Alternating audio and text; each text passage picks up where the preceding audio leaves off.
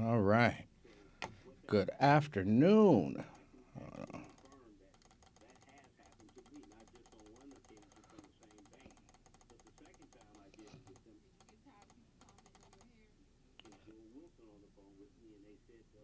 I didn't know people were. Oh, yeah, no, I'm wearing the hat. This one Janice knitted. Yeah, she knitted this and mailed it to me.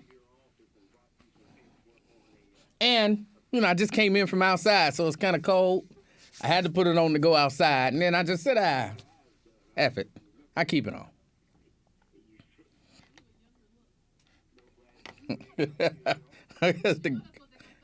Because the gray hair gone. You still got the gray in the face. Still got the gray in the face.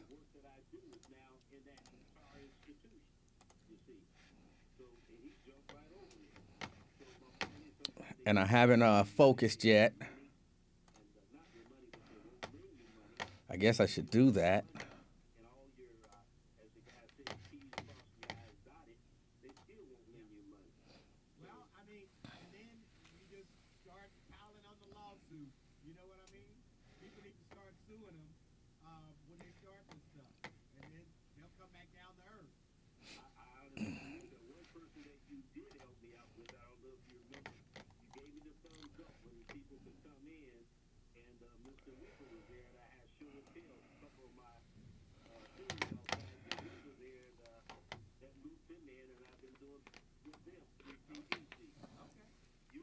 Yeah, I had to run outside.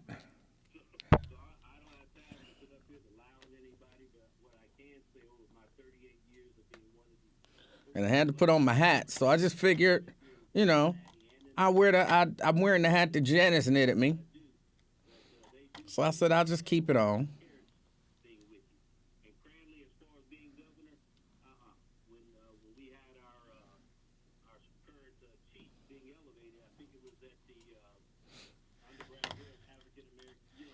So good afternoon, everyone.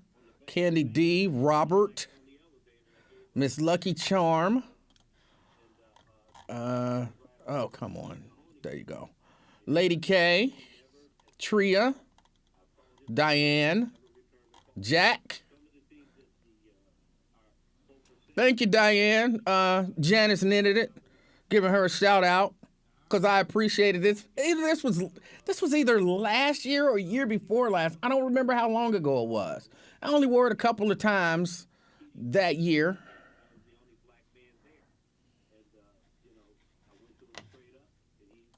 And I thanked her on the air, but I figured I'll wear it, kind of show it off for Janice. Because she hooked me up.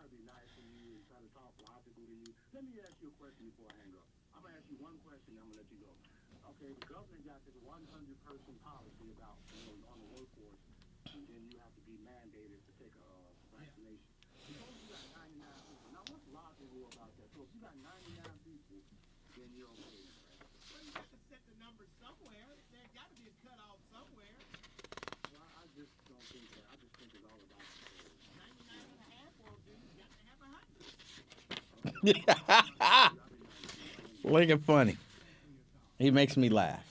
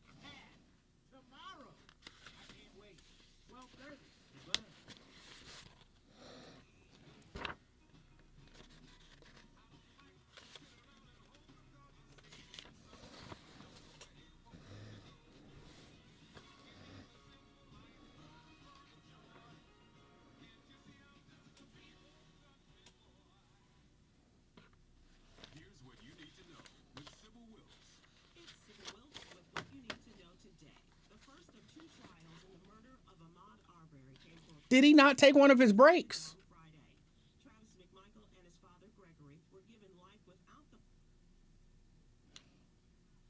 What?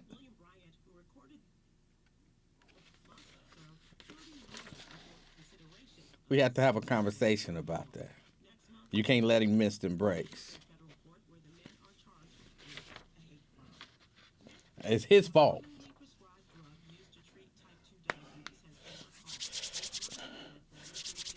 Woo! It feels warm in here now. I think because I got the hat on.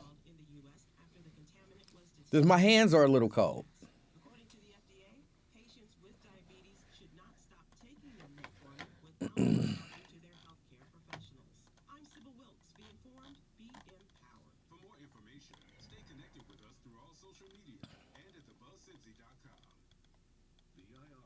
My OSHA, Sabrina, Akeem.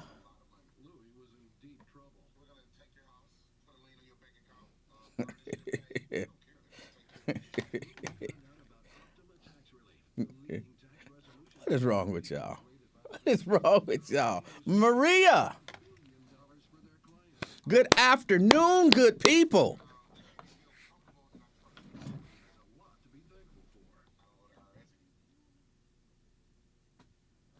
Yeah.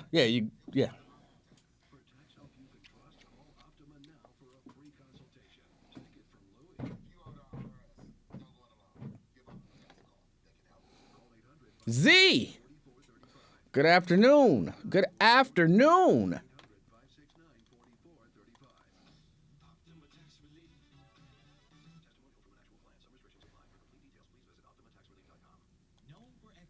What? Hopefully what goes away? Oh, I'm sorry. I didn't.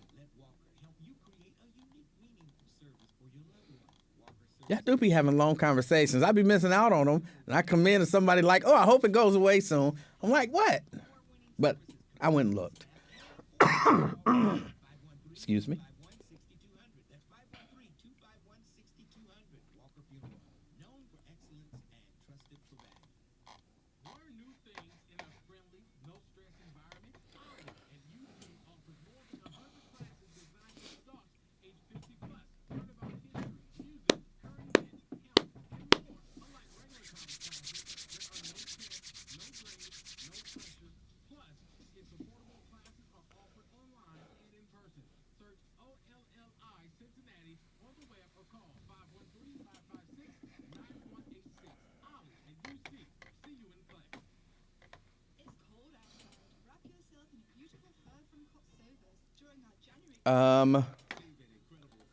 Wow.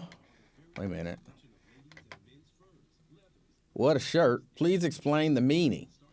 I don't know if you can see the whole thing. Hopefully you could there. Just losers. They lost. The Confederates. Suckers. Those people were suckers because they voted for Trump and supported him. And he don't care nothing about them.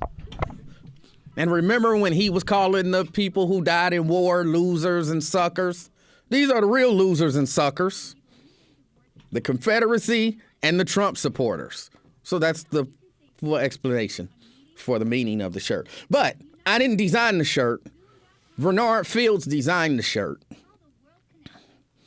He came to church one day and he was like, I got this idea for a shirt. And I was like, what? And he showed it to me. And I was like, all right, well, I think I added I think his just said losers. I think. And then I added the suckers. So.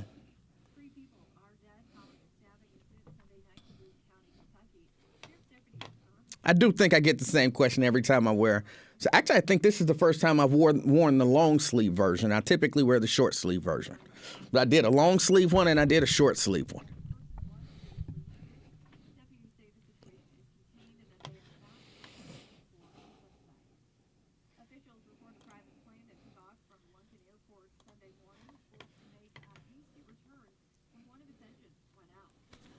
So I'm giving Bernard his credit. And I'm giving Janice her credit. So there you go.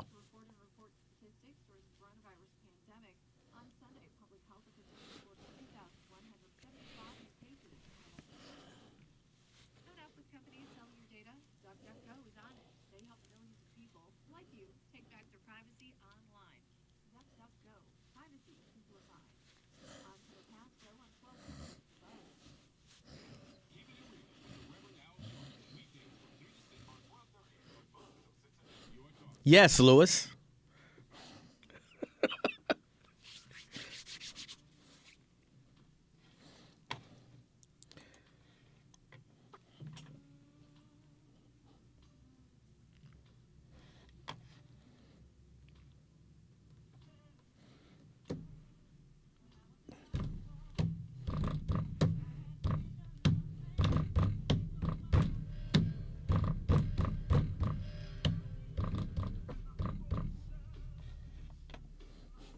I'm sorry, I'm hitting the bass line.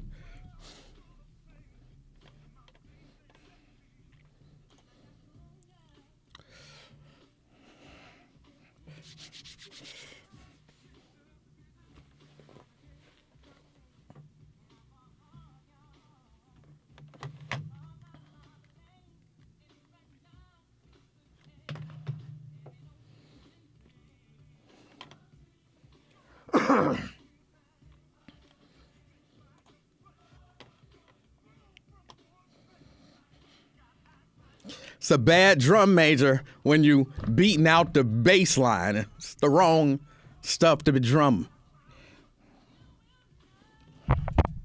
7 minutes after. It's the afternoon experience. My name is Emanuel Livingston. I am with you until 3 o'clock this afternoon, 513-749-1230. That's the number to get on board if you'd like to. And yes, I am back. Thank you, Raven Monday, for holding it down on Friday. You're welcome. She's over there on the other side of the glass. She's still here. She's still here. We're doing a hat thing.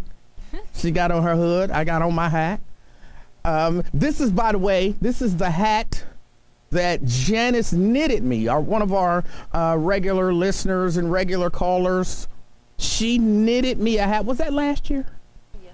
Yeah, last year she said, "Can I knit you a hat?"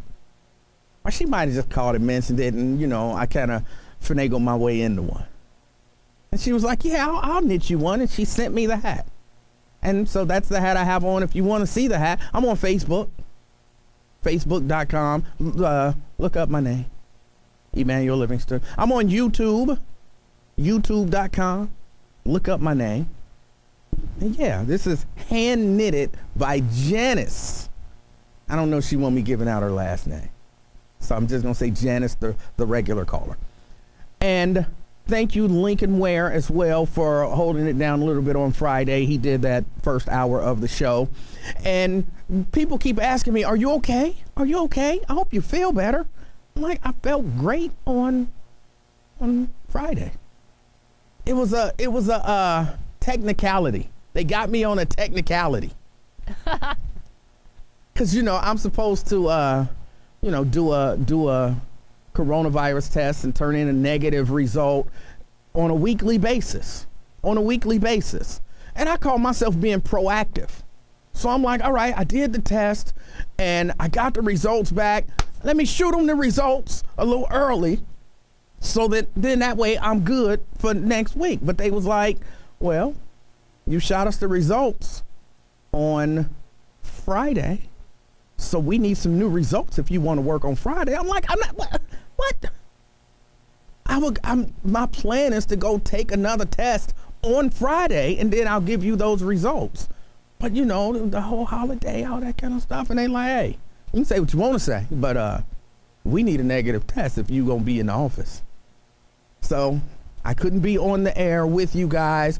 My heart was with you, but that was it. And so was your show prep. And so, yeah, I had to go get that test in, but I was smart. I actually got the results back quickly, but I said, I'm not sending these results in until Monday morning. Fool me once, shame on you. Fool me You're twice. not supposed to be public with how you tricking the system, bro. It don't matter. You supposed to keep that to yourself. Hey, it don't matter. Yes, it do. You fool me twice, I'll beat your ass. I think the saying goes something like that. No, well, according to George Bush, is fool me twice, can't get fooled again. Well, I like mine better. 513-749-1230. That's the number to get on board. I do have a few things that I want to discuss. I do have to give you the disclaimer. If you do not want to talk about the coronavirus, if you do not want to hear about the coronavirus, this might not be the show for you, because I think it'll come up once or twice today. All right? So, you govern yourself accordingly. That's what they used to say in church. Govern yourself accordingly. Let's see. What do I start with? I want to start a little bit with violence. We are still seeing violence in the community.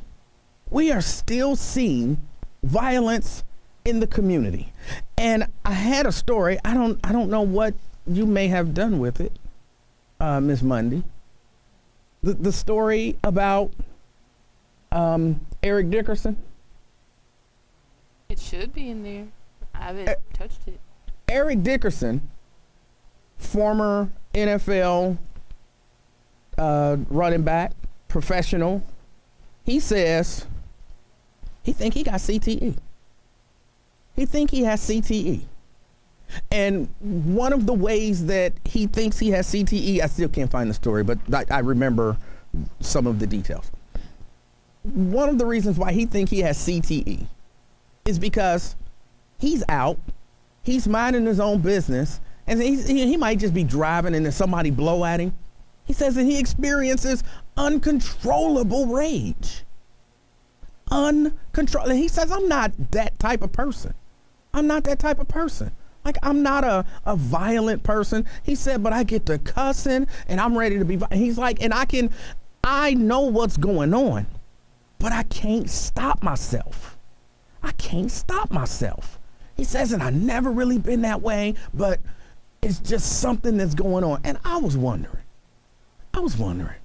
Now, not that a lot of our younger people are running around with CTE, but I was wondering, is there something else going on with our young people? Like, we like to think it's just anger management issues or a lack of discipline. But I wonder if there's more. If there's some undiagnosed mental issues. Because when we see this, and just look, bear with me for just a minute, because I have to talk this thing out and I have to think this thing out, and then I have someone coming in to help me. But there aren't a whole lot of people out in the streets committing acts of violence. It seems like it because, we talk about it all the time and you hear, 2 people were killed or 3 people were killed or something like that. And, we hear that and we're like, oh my God, there's so many, why are all the young people so violent? But how many homicides did we have last year? It was less than 100, wasn't it? I don't remember the number. I think it was less than 100. But that's 100 people out of how many black people live in the city of Cincinnati, and how many of those people are young? So even if you say every homicide in the city of Cincinnati was by a young black person, even if you say every single one was by a young black person, that's still not a whole lot.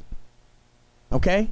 Still not a whole lot, which means the number is really low, percentage-wise.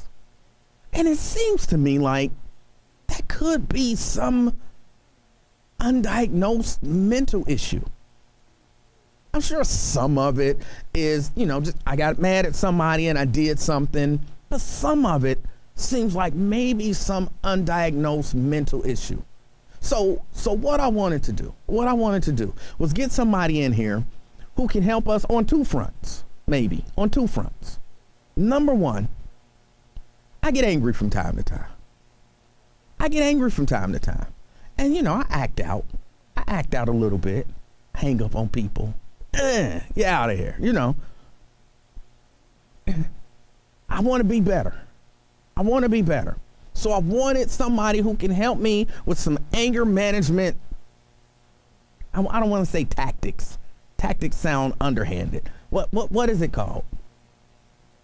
Some anger. No.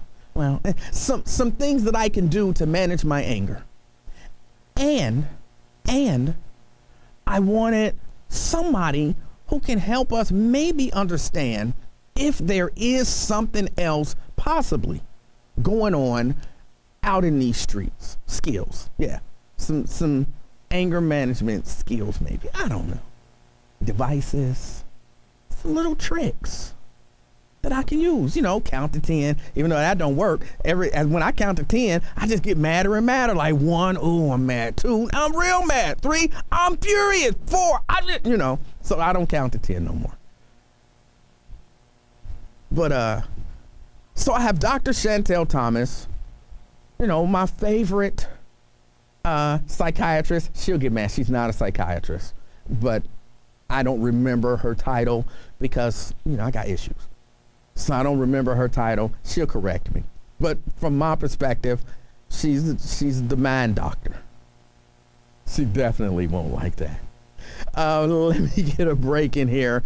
Come back. Dr. Chantel Thomas, she's going to give us some coping skills or something, hopefully. And we'll talk about if some of the violence that we're seeing is just people being mad or maybe some undiagnosed mental issues. So let me get a break in. It's the afternoon experience. I'm Emanuel Livingston. I'll be right back. In case you missed the Russ Parr Morning Show, here's what you missed. Time for Russ Parr's Everyday Grocery Giveaway. 1-877-PAR-SHOW. Hello.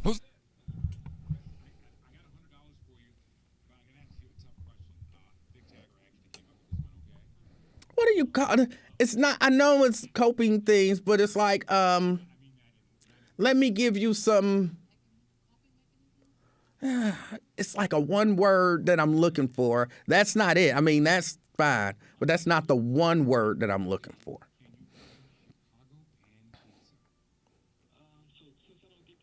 Not tactics. Tactics sound underhanded. I don't know. Strategies. Maybe strategies work better. Yeah. Some strategies. Yes, that's the word I was looking for. Strategies. She can give us some anger management strategies, and then we can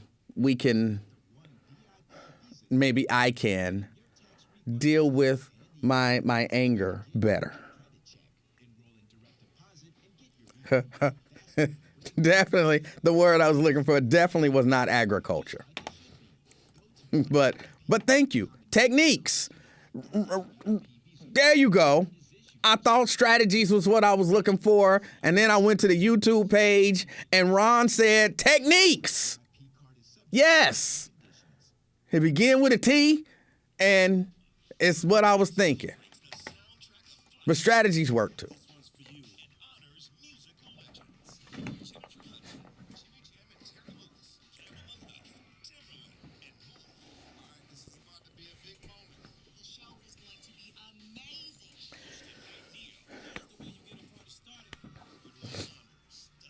And I got to vent just a little bit. I could have used some of these techniques on Friday.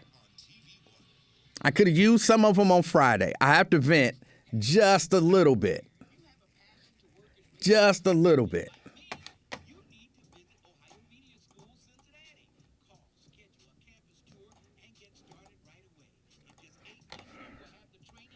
And what's this community standard stuff at the bottom of my Facebook thing?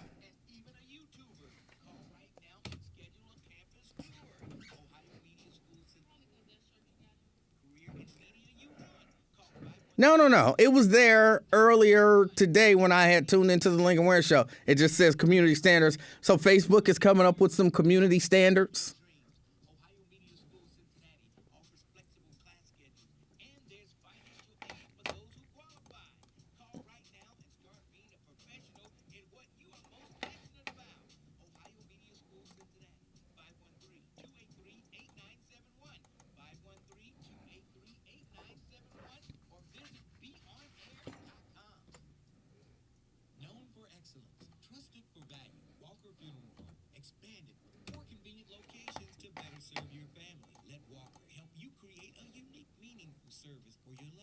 I'm trying to give y'all a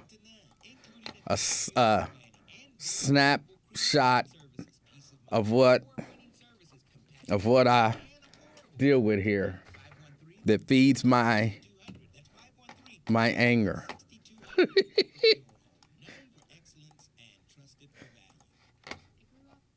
I can't go as fast as they come in.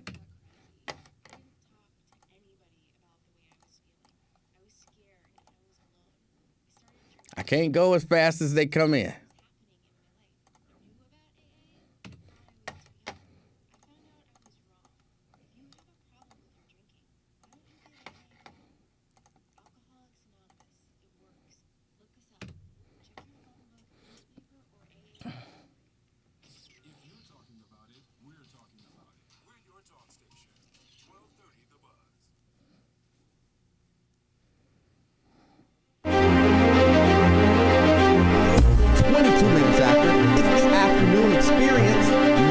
Emanuel Livingston. I am with you until 3 o'clock this afternoon. On the line with me, Dr. Chantel Thomas from A Sound Mind Counseling. Dr. Thomas. Hello. Hello. How are you doing today? I am doing well. I am a clinical counselor, Emanuel. I don't know why you can't get that right, but it's cool. We're cool. A clinical counselor. Here's what I know. You know stuff, and you don't mind telling people they wrong. That's right. And I've experienced that personally. Dr. Chantel Thomas, help me understand something. First, let me talk about the young people in the street. I don't think it's all anger. And I see the murders and the homicides and the violence, and a lot of us think they just angry, they just so undisciplined, it's just the microwave generation, so on and so forth. You, I would imagine, deal with and talk to a lot of young people. Yes. Is there maybe something other than that underneath all of that? Yes, there is. So I'm glad that I'm here today talking with you because a couple of things. We're seeing so much of it. We can't even handle it, how much anger is happening with our young people in the streets of Cincinnati. So I started a nonprofit to offer free therapy for the young people. So if anybody, wants to call, it's called Center for Healing the Hurt. Yes, it's a nonprofit. So people can't say, I can't afford it, I can't come. So I just started that at the end of last year, and we're offering some free counseling right now in some of the schools, dealing with the anger and the trauma. So a lot of people don't realize, anger, there's a spectrum. There's like 12 different types of anger that are out there. And so you have like loud anger, and you have subtle anger, right? So loud anger is like hatred, racism, verbal abuse, cursing, people just being mad, yelling at you, flipping out off you, road rage, throwing things, physical abuse, murder, right? Physical death.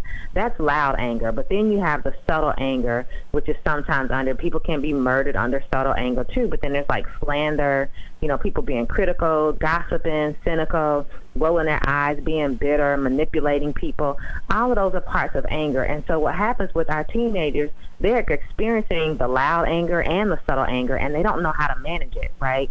So when they don't know how to manage it, all of the other stuff that comes into play, the social media, causes them to go from, I'm hurt to I'm going to kill you to get rid of you because I'm in pain.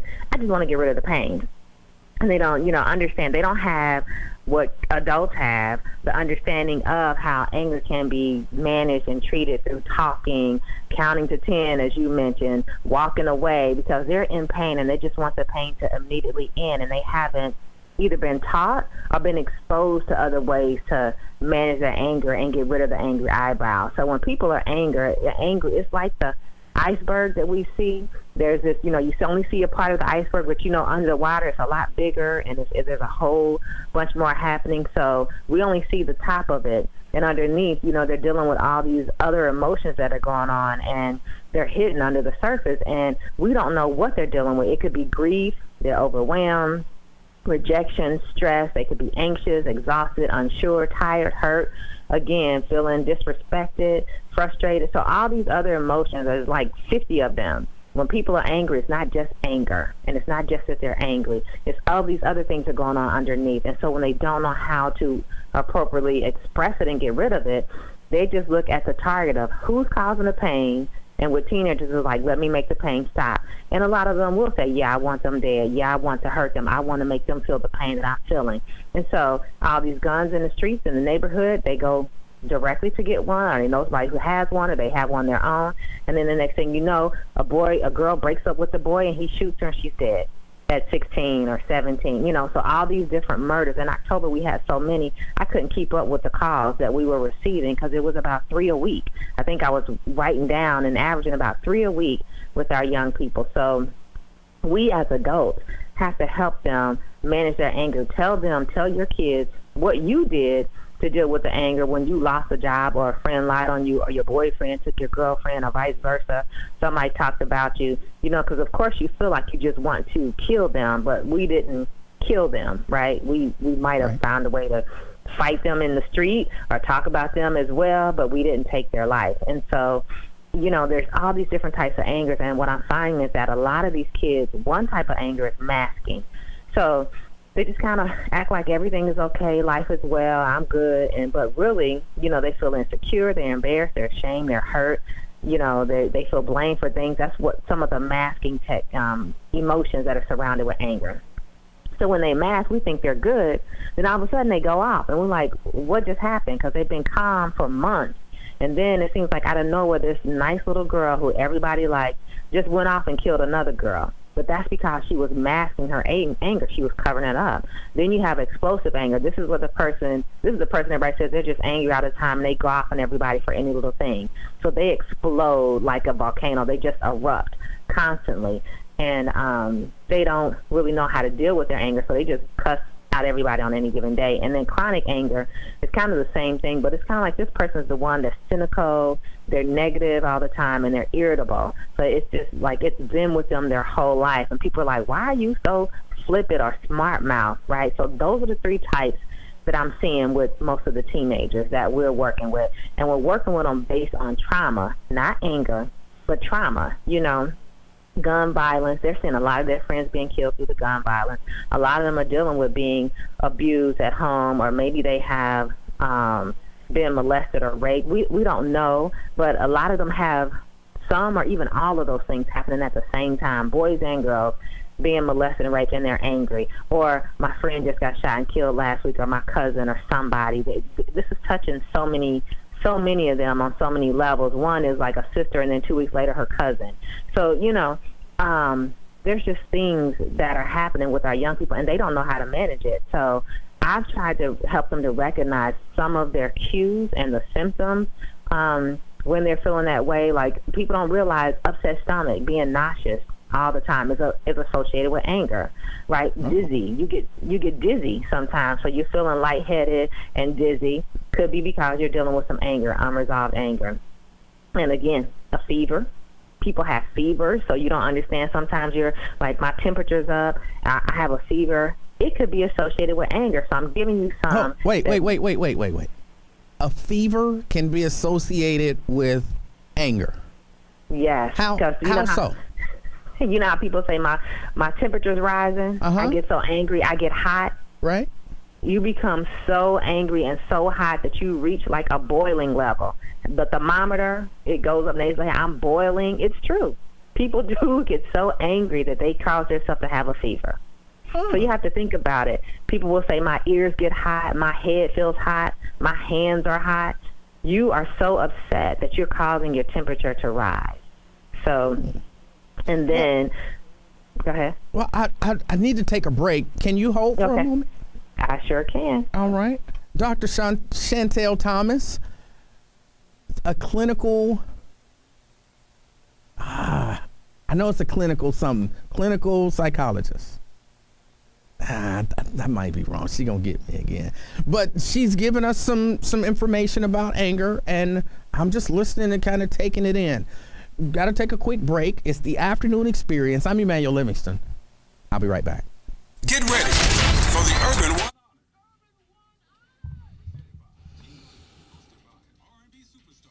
clinical counselor. I don't know why I can't remember that. Clinical counselor. She's a clinical counselor.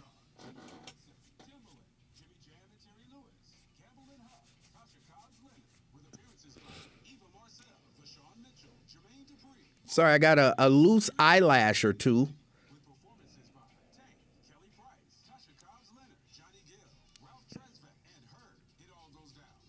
It's still there.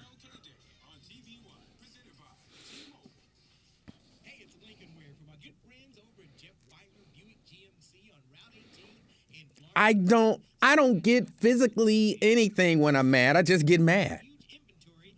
I don't. Jason says, nice hat. Thank you. Janice knitted it. Janice, she gets on here every once in a while and give me a hard time about that daggone vaccine. But she knitted this hat. She knitted it, and then she mailed it to me.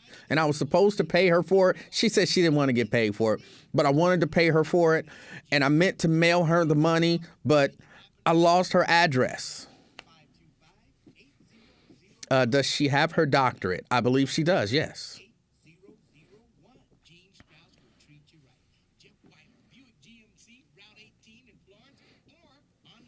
I remember when she was in school, I think pursuing her doctorate, and she was on Sister Speak, and somebody called her doctor, and then some hater like tried to report her to the board or to whoever they report to. Like, she's calling herself a doctor because, you know, people haters. People are haters. Not everybody, but, you know, there are haters out there. And so she had to come on and, well, I guess she didn't have to, but she chose to come on and clarify. She was like, I am not a doctor. I do not have my doctorate.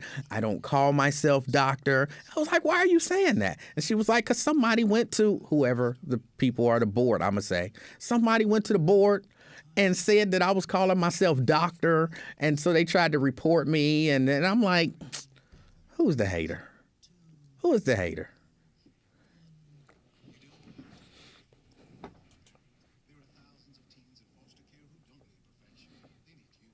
I gotta find her address so that I can get her I'm gonna find the address. I wrote it on a piece of paper and I put the piece of paper somewhere, and then I couldn't remember where I put the piece of paper, but it's somewhere in my office.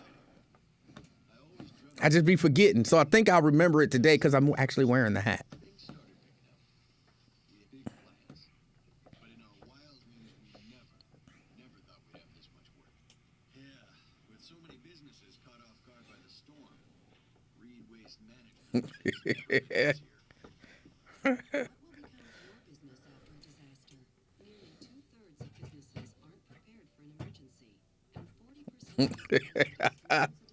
Mr. Big might have Janice's address. Janice, yes. Yeah, I wear it. And it does look good on me. Thank you very much. Again, you got to give me your address because I got to get you this money that you never asked for and you said you didn't want, but I still want to give it to you, but I lost your address. I lost the address. I know more about cooking dinner for a party of 12 than I do about packing a lunch for a 12-year-old. Or I guess I should say I can't find it. Like, I went through my text messages. I was like, were we talking via text message, via email? I know it wasn't on Facebook. I was like, it might have been a Facebook message. And then I know I got it and I wrote it down and I put it somewhere. I have to have my ear free so that I can put this back in and then I'll cover it back up. So I don't just got it tilted to the side for fun. I got to put this in my ear. So I had to have it kind of free. But Janice Robertson, if you're on the Facebook page, Janice Robertson is the one who made the hat. Knitted it by hand. And I want to say she asked me, like, do you have a regular size head, a big head, or a Lincoln size head? And I was like, I think I got a regular size head.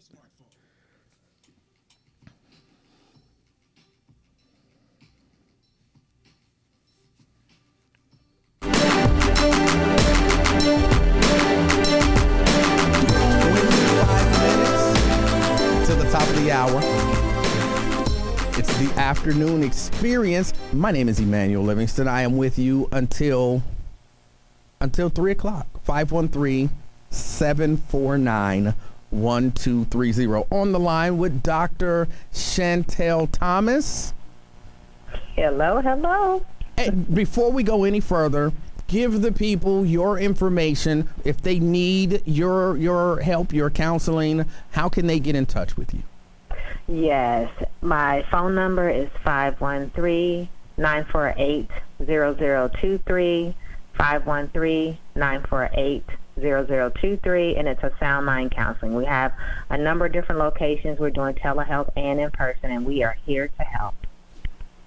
And I was wondering, before I go any further, we were talking about anger. So just the real quick answer then just becomes, I guess, it's just anger, because I'm thinking there might be something other, like some serious mental issue that's contributing to the anger, like some undiagnosed mental illness even that's contributing to it. But it sounds like you're saying, no, it's pretty much just anger.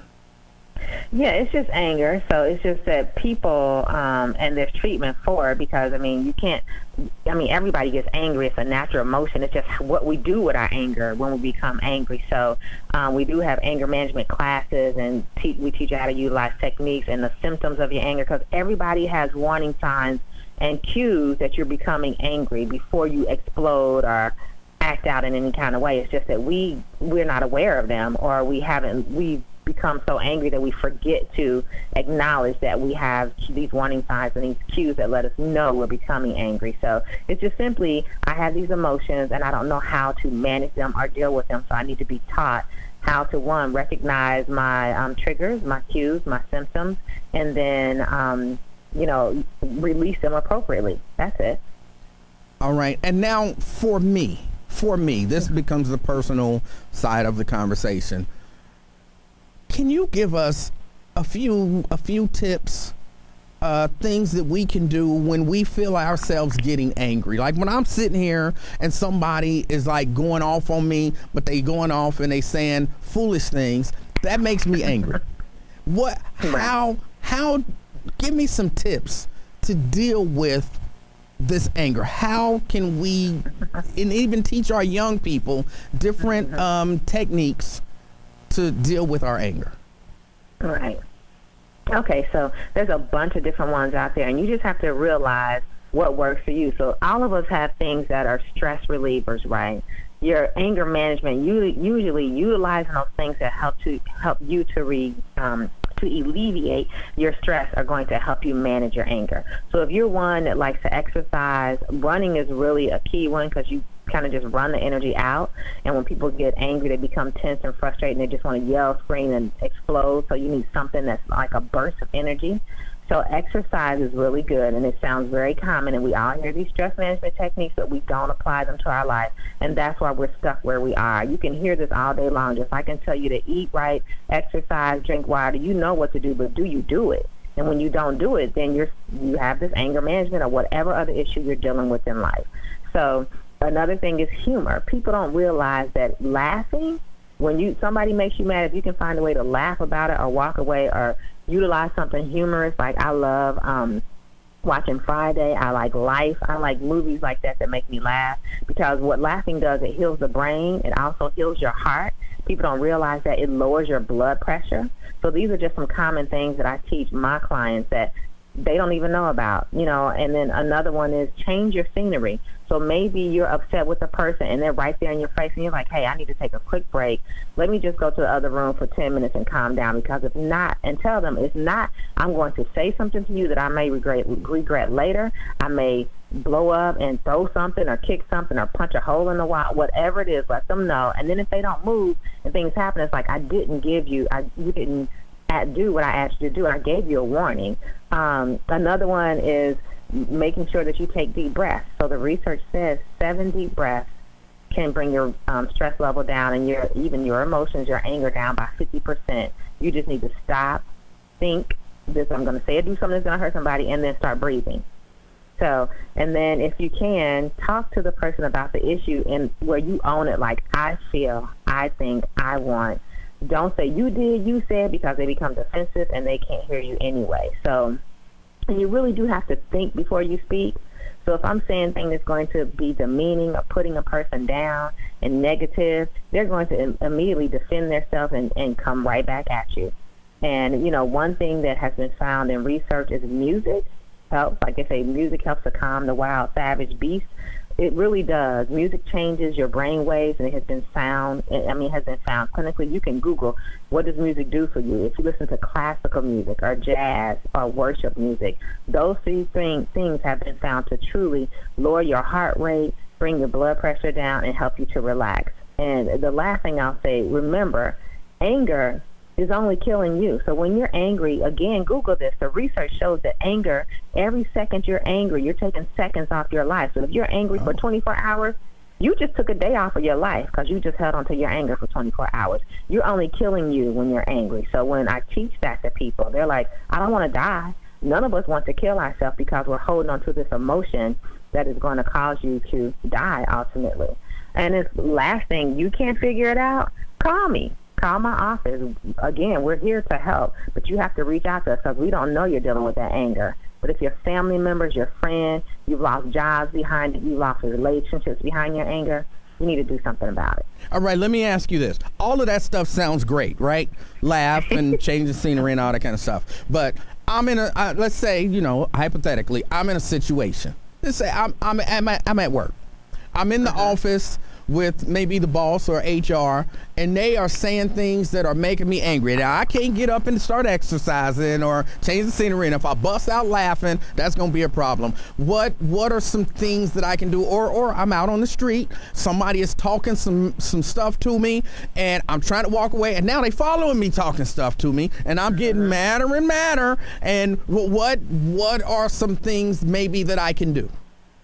So if you're in that office with your boss or someone like that, you have to use it's called having a courageous conversation. And there are actually techniques that I can't teach you, but you start with what the issue is, you get some data, you go through what you think, what you feel, what you want, and an actual action. So there's a whole process to that. And I've used it out. I've been in a restaurant where people were yelling and screaming, and my friends were like, Shan, go diffuse it. Because I'm trained in the technique and I've been using it for years, I was able to diffuse the situation between the owner of the restaurant and the customer who was living and come to a resolution. It's a practice technique that you have to learn, but you're really just stating, like, this is what the issue, stay on the issue, and own it. I'm feeling a little frustrated right now in this conversation, if you're with your boss, because my needs aren't being heard, and then this has happened in the past, and what I think needs to happen is this, I'm feeling frustrated, angry, whatever. What I want is to be heard, and then what I want is to raise whatever it is, and I'm thinking that we need to come to a conclusion, or else I'm going to go find another job, whatever it is.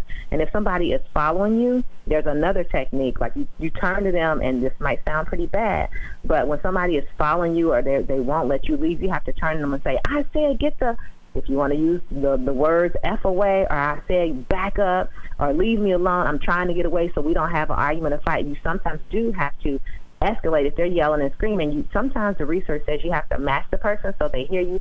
Other times you lower your voice and talk calmly, and then they usually will back away. It depends on who you're dealing with, and you know the person that you're arguing with. And so you say, I'm leaving right now, or I'm walking away. Do not follow me, right? And then when you try to diffuse the situation and walk away, if they don't let you, then sometimes you do have to say, and I've had to say this, well, they tried to leave the room. They told you they were upset. They told you not to follow, and you followed anyway. So now you can't be mad when they cuss you out, get mad, slam something, because they did all the techniques they were taught. In some situations, you do everything you can the right way, and the person leaves you no choice. And in that situation, that's when people call the police, or, they have the fight or whatever it is, and the relationship ends, or you quit the job, or they fire you. But most of the time, if you try those techniques and use them the right way, they do work. 90% of the time. Now, they're not going to work with everybody, but they may. All right. Well, again, give your information out one more time. All right. Number is 513-948-0023, 513-948-0023, and the website is asoundmindcounseling.com, asoundmindcounseling.com, and I'm Dr. Chantel Thomas, a clinical counselor. Clinical counselor. And real quick, because you dropped this on me like when you first came on, and I don't know nothing about it. What's this Center for Healing the Hurt? You said it's a nonprofit. What exactly do y'all do and how? Yes, so Center for Healing the Hurt is a new nonprofit that I started at the end of last year, and it's just for teens and kids who have experienced trauma in their life. So trauma, like I said, the gun violence, abuse, family members that are incarcerated, and we're providing free therapy for them right now. And right now there's a couple of therapists that are in schools providing that free counseling for them. Some of the charter schools that where the kids have experienced a lot of it. But if you have somebody who you have a teen that has experienced some trauma and you're saying, hey, we don't have insurance, we can't afford to pay, then you need to give me a call. And you can call the Sound Mind number. Since right now the actual phone number is 513-550-8733, 513-550-8733 for Center for Healing the Hurt. Well, thank you very much for calling. I always feel calmer after I talk to you, and I feel better about things until I start taking calls and they start hollering at me, and then I get all worked up. Tell them to breathe. You breathe and they breathe. Thank you for having me, Emanuel. All right, Dr. Chantel Thomas, a Sound Mind Counseling, 948-0023, and also the Center for Healing the Hurt, 550-8733. Those are the numbers where you and, maybe a young person that you know of can reach out and get some help, some counseling from clinical counselor. So there you go. 749-1230. That's the number to get on board. Let me get this break in here. It's the Afternoon Experience. I'm Emanuel Livingston. I'll be right back. All the news and information you need.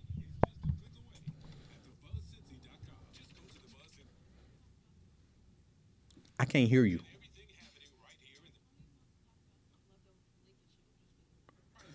Okay.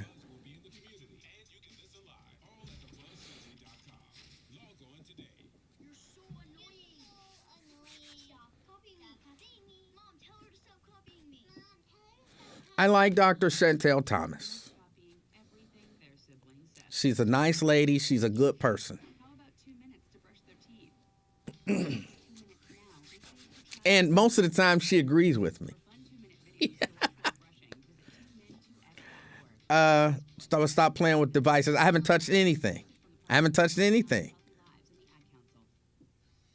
you're a single man under the age of 35, you'd probably like to know what the ladies are looking for on an online dating site. So if you got static, I don't know.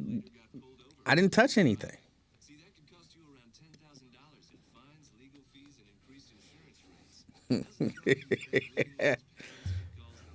roommates just scream, Mr. Right. Buzzed, busted, and broke. Because buzz driving is drunk driving. A message from the National Highway Traffic Safety Administration and the Ad Council. In 50 feet, turn left. Why are you driving so slowly? After a few drinks, I'm taking it slow. Well, you're not fooling the cop behind you. What? When you had your left hand on the radio mic, maybe adjusting the side screws, the static and cracking happened. Oh. Well, are y'all still hearing static? Because if y'all still hearing static, then there might be a problem with the XLR cable.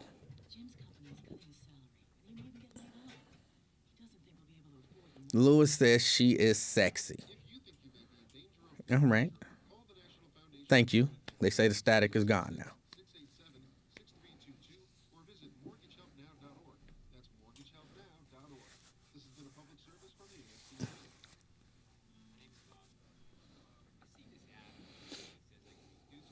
All right. Well, hold on. Tell me, do this aggravate it? Do this make the static happen?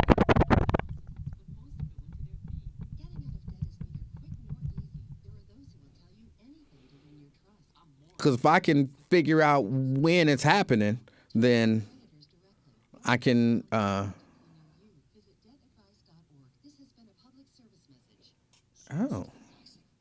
on this mic.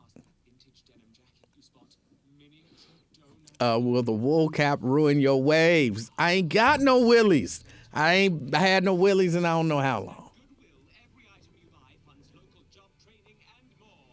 So bring home those donut earrings and bring home so much good to your community. Goodwill, bring good home. Brought to you by Goodwill and the Ad Council. News and views you won't hear anywhere else. We're 1230 The Buzz.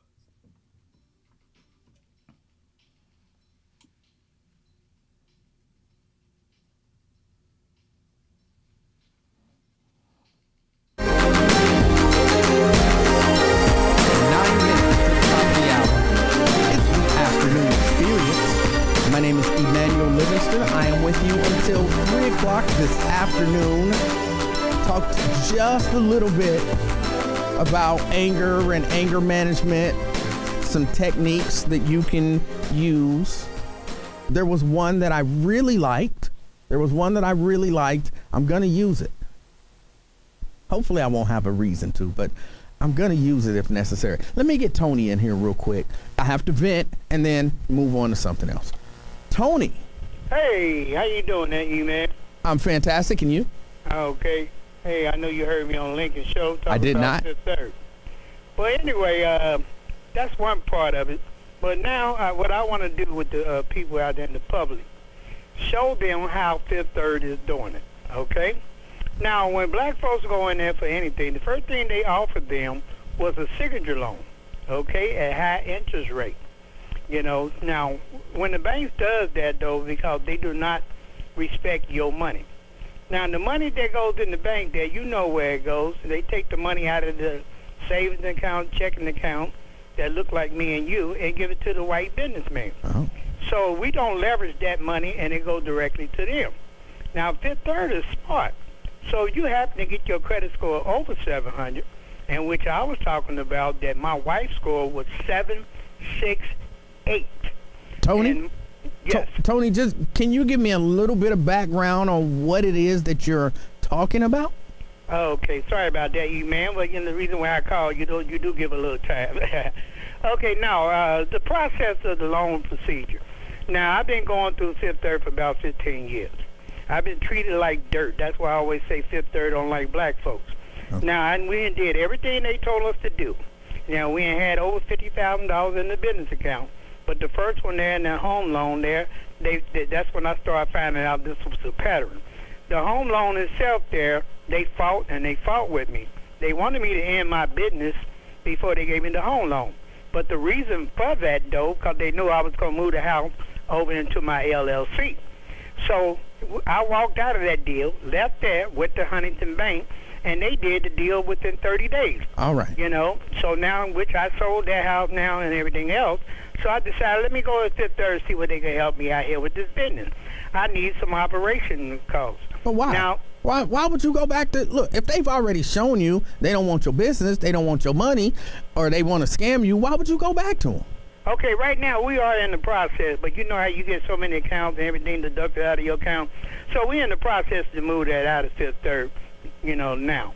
But the reason why, you still have to be treated right, you know. And they always say this, hey, you know how they do, put their name on the jazz festival and stuff like that.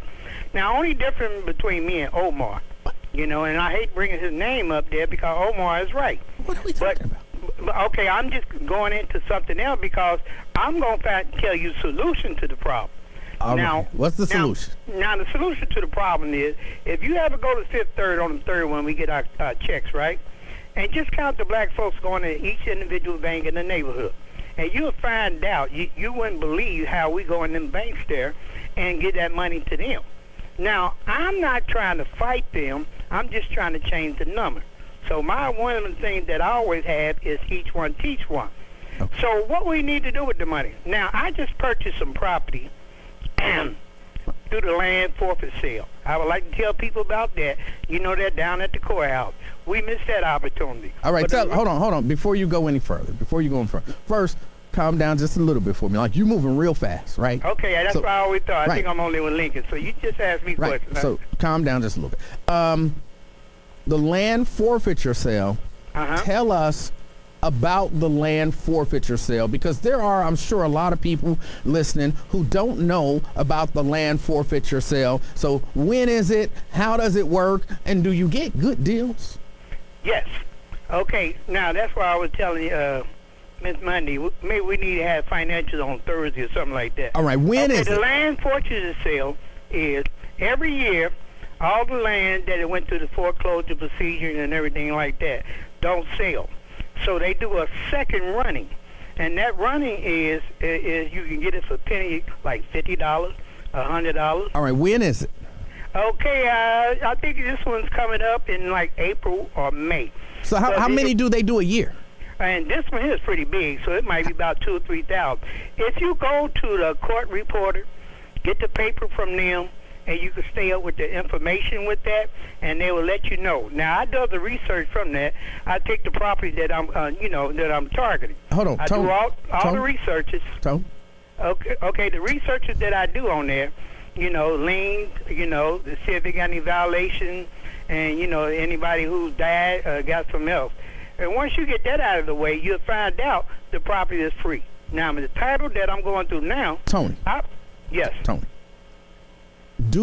Is the land forfeiture sale once a year? Is it once every quarter? Is it once a month? The big sale is once a year. But you can go down to the foreclosure sale every Wednesday at the courthouse in room 260. Every at Wednesday 11 at the o'clock. courthouse. Wednesday, 11 o'clock at the Right. courthouse. Now, what that is the foreclosure is you're going to make a minimal bid, and they start to bid from there. So if this house worth $300,000, and they minimal bid is probably be around about $110,000, and they start to bid there. Do you have to have financing in place? Do you have to pay with cash? How does that part work? Okay, that can work in many ways, but most likely you must have it in your account because you are going to put down a deposit to make sure the deal goes through. But if you go to the bank and work out your financial plan, they can also give you a guarantor, and that you got finance in place. So there's many ways you can do it with that. But the reason why I chose not to do that now is because I'm going to do it in another way. So the land that I own now is only zoned for a single-family house. But see, that single-family house, I know I'm not going to put that on it in 2 years. So I'm going to make money off the land, which I'm starting a garden, some fruits, vegetables, and stuff like that with a greenhouse, and teach the kids in my family how to grow it, how to sell it, how to make soups, sandwich, and that. Okay. But see, on this street that I purchased, there's about 4 other property there that the city cleared the land out, which you don't have to pay that fee. They didn't knock the house down, so that fee you ain't got to worry about. It's just empty, plotted land. All right. Now, I say target zone 15. You know what that is, right? I do. Okay. Now, the reason why I'm going to 15 because you know what's in the head that way. But, Tony? Yes. I think we lost our way just a little bit. Okay. But also, let me say this, not Lincoln. But I also do others. I do candle trading. I do options. I do stocks. I do interest-bearing accounts. Yeah. So if my money is sitting somewhere, I'm getting the interest rate, so my money going to work. So if I got to go to work, my money going to work. That's how I look at it. All right. Now, I would love to educate. And matter of fact, I do, and I hate saying this.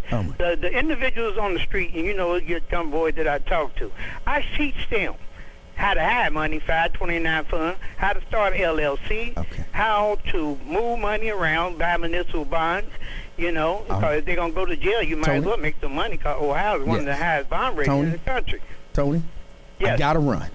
I appreciate it, but I will be calling back about ways that Fifth Third does things and find the solution to the problem. I appreciate for letting my call get in. All right. Thank you. All right, that was Tony. If you into properties and stuff, they tell me you can go to the Hamilton County Clerk's website and you can figure, they got information on there about the housing sale. I don't know exactly what you call it. I'm not into the real estate thing, so there you go. 513-749-1230. That's the number to get on board. Let me get a break in here. It's the afternoon experience. I'm Emanuel Livingston. I'll be right back. WBBZ, Cincinnati.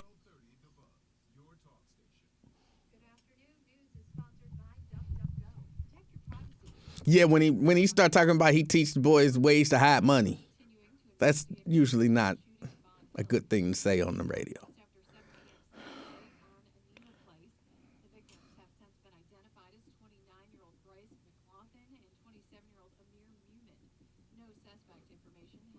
Tony had a lot of good information. He just couldn't put it like he wanted to talk about his specific situation. And he wanted to give like really general, like I really had to pin him down, like when is the sale?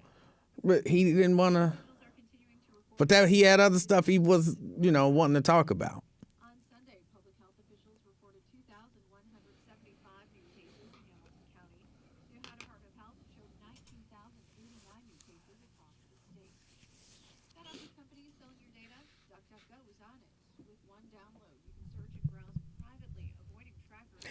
See, now something is wrong here. All of that looking, Monday, all of that looking I did for the story, the story is right on top. It was not. It was not on top. It was not.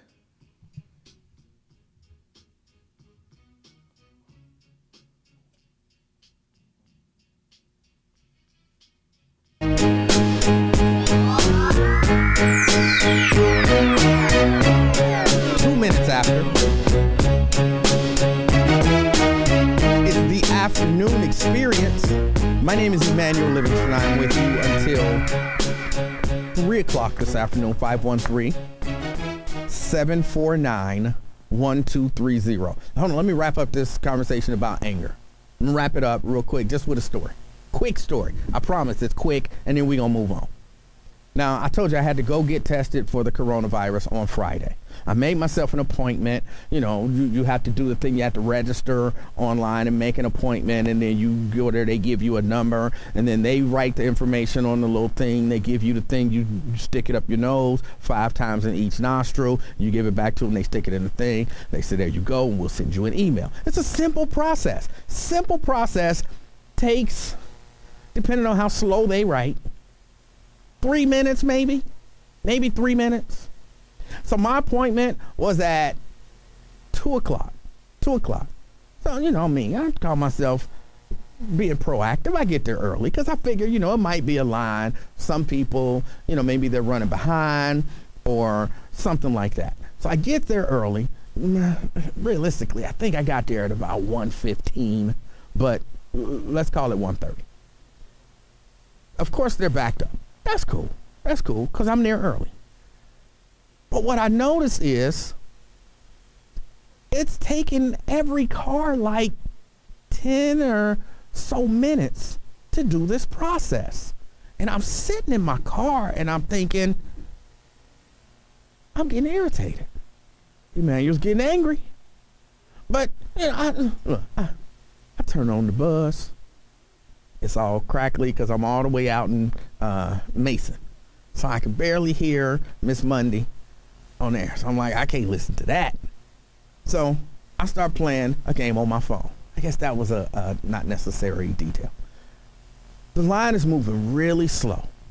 Then, because there were 2 lines. So in the other line, a lady comes out. She's got a little device in her hand. And what she began, I roll my window down just a little bit. What she begins to ask the people is, are you registered? Because here's what's happening. Here's what's slowing the line down. The people are just in line. They're not registered. So they get up to the front and the people are like, all right, give me your number. And they like, what number? And then the people have to walk them through the entire process of registering to get the test. So the other line got a little more proactive. And she began to walk down the line, ask people, are you registered? Here's how you register. Go to this website, so on and so forth. And then she goes to the next car, and she does the next car, and so on and so forth. She gets about 10 cars deep, and then she goes back up to the front. Now, their line is moving at the rate that it probably should. Like maybe 2 to 5 minutes per car. Boom, they out. Boom, they out. Boom, they out. And then she keep going to the cars behind them. Are you registered? Make perfect sense. Our line, not proactive at all. So I'm sitting here behind these people. I'm now the third car back. And I've watched in the other line at least 30 cars go through. And I'm not exaggerating. At least 30 cars go through while I'm sitting 3 cars back. And when I tell you that I was getting heated, I wanted to jump line. I'm registered. I got my number. But can we get a line for registered people and then a line for the dumb A people that didn't register or they can't figure out how to register? So what should have taken me 5 or so minutes. That's why, when you see these lines and they're like, these lines to register, to get this coronavirus test are down the street and people are having to wait for 2 hours and 3 hours it's not because it's so many people. It's because, look, y'all, if you go to take a test and they ask you to register first before you get in the line. Or, I don't know what the or is. Register first. Some people just not tech savvy, and so they don't feel like doing all of that stuff. I do it for everything, like even for regular doctor's appointments. I go to UC, so you can check in. You can do like all them questions they ask you at reception when you get to your appointment. You can do all that stuff online if you have my chart, and I do that every time just because I know if you don't do that stuff, you're gonna be sitting there waiting in the doctor's office for like a good hour before your appointment. So just like it's again, I'm a quote unquote young person, at least for the time being, and so I understand that I can just get on my phone and register and do my e-check-in, and then I'll breeze through. There's a lot of older folks who don't.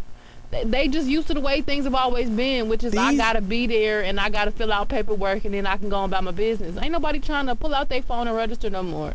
Like at least I find that with older folks. These weren't older folks. These was all different ages. Just not paying any attention. And just doing whatever they want to do. Oh, I was heated. I could have used some of those techniques. I really wanted to holler out the window. Can y'all get the people who registered first and make the dumbass people who didn't register wait? I was like, that would be mean. I'm at a church. You know what I'm saying? I'm at a church. I don't want to be. That's terrible. But I was so mad. And it happens that way like everywhere I go. Like you said, the doctor's office. When I go to Kings Island, I hate going to Kings Island because people don't do what not lines like to get in the ride, but just the line to get into Kings Island. When I'm at the airport and they like take all the metal out of your pocket, put it in the thing, put all your stuff there, take off your shoes. And you always got a few fools that don't want to take their shoes off, or they forget to take their keys out their pocket, and then they slow everybody else down. It's irritating to me. Just pay attention, people. Do what you're supposed to do. Make it easy on everybody else. All right. Oh no. Let me think of something. She said laugh, and that was creepy. calm me down. Can you stop? That's creepy. It's not working, Dr. Thomas, but let me keep going. 513-749-1230. That's the number to get on board. The new Manhattan DA, Alvin Bragg, he says he ain't pursuing no fare beating, no resisting arrest, no non-violent, non-felony charges. He said he not doing that. He said, look, when I ran for office, I told the people I wasn't wasting resources pursuing these low-level charges. He said, I intend on pursuing violent felonies and domestic violence. That's what I intend on pursuing in terms of charges. And the police union, they are angry. They are furious. And people are trying to play it like, oh, well, if you don't, I watched him do an interview on CNN. And the guy was asking, I want to say, he was asking him questions. And the questions that he was asking him, they were irritating me. Like, well, if you're not going to charge people for stealing bananas, then why should I pay for a banana? And I'm like, what? This is y'all just want to see people get locked up. But he was pointing out that, look, we've been pursuing all of these minor charges, locking as many people up as we could lock up, and none of that stuff is bringing down the crime rate. None of that stuff is bringing down the crime rate. He said, look, if you steal a banana because you can't afford a banana, here's what my office is going to do. My office, you'll probably still get arrested or cited, but instead of pursuing charges, my office is going to get you in touch with the services that you need so that you don't have to steal a banana. That's what my office is going to do. If you don't pay your fare, then you know what my office is going to do? My office is going to figure out why you can't afford to pay the fare. And we're going to get you in touch with the services that you need. That's the reason why I'm doing this. But the police union don't like it. They don't like it one bit. And I have to ask the question, if this was here, if this was Hamilton County in Ohio, the Cincinnati area, would we be okay with this? Could you elect a person for Hamilton County prosecutor who said, I'm not pursuing charges for petty theft. I'm not pursuing charges for non-violent, non-felony charges. I'm not doing that. If you get arrested for some of these things, we will get you in touch with the services that you need so that maybe you don't do these things again. Could you vote for somebody like that? Does that sound like a good policy? Let me get a break in here. I want to go a little more into detail about what the police union's problem with it is. Even though I think we all kind of know. But let's talk about it. It's the afternoon experience. I'm Emanuel Livingston. I'll be right back. It's like deja vu.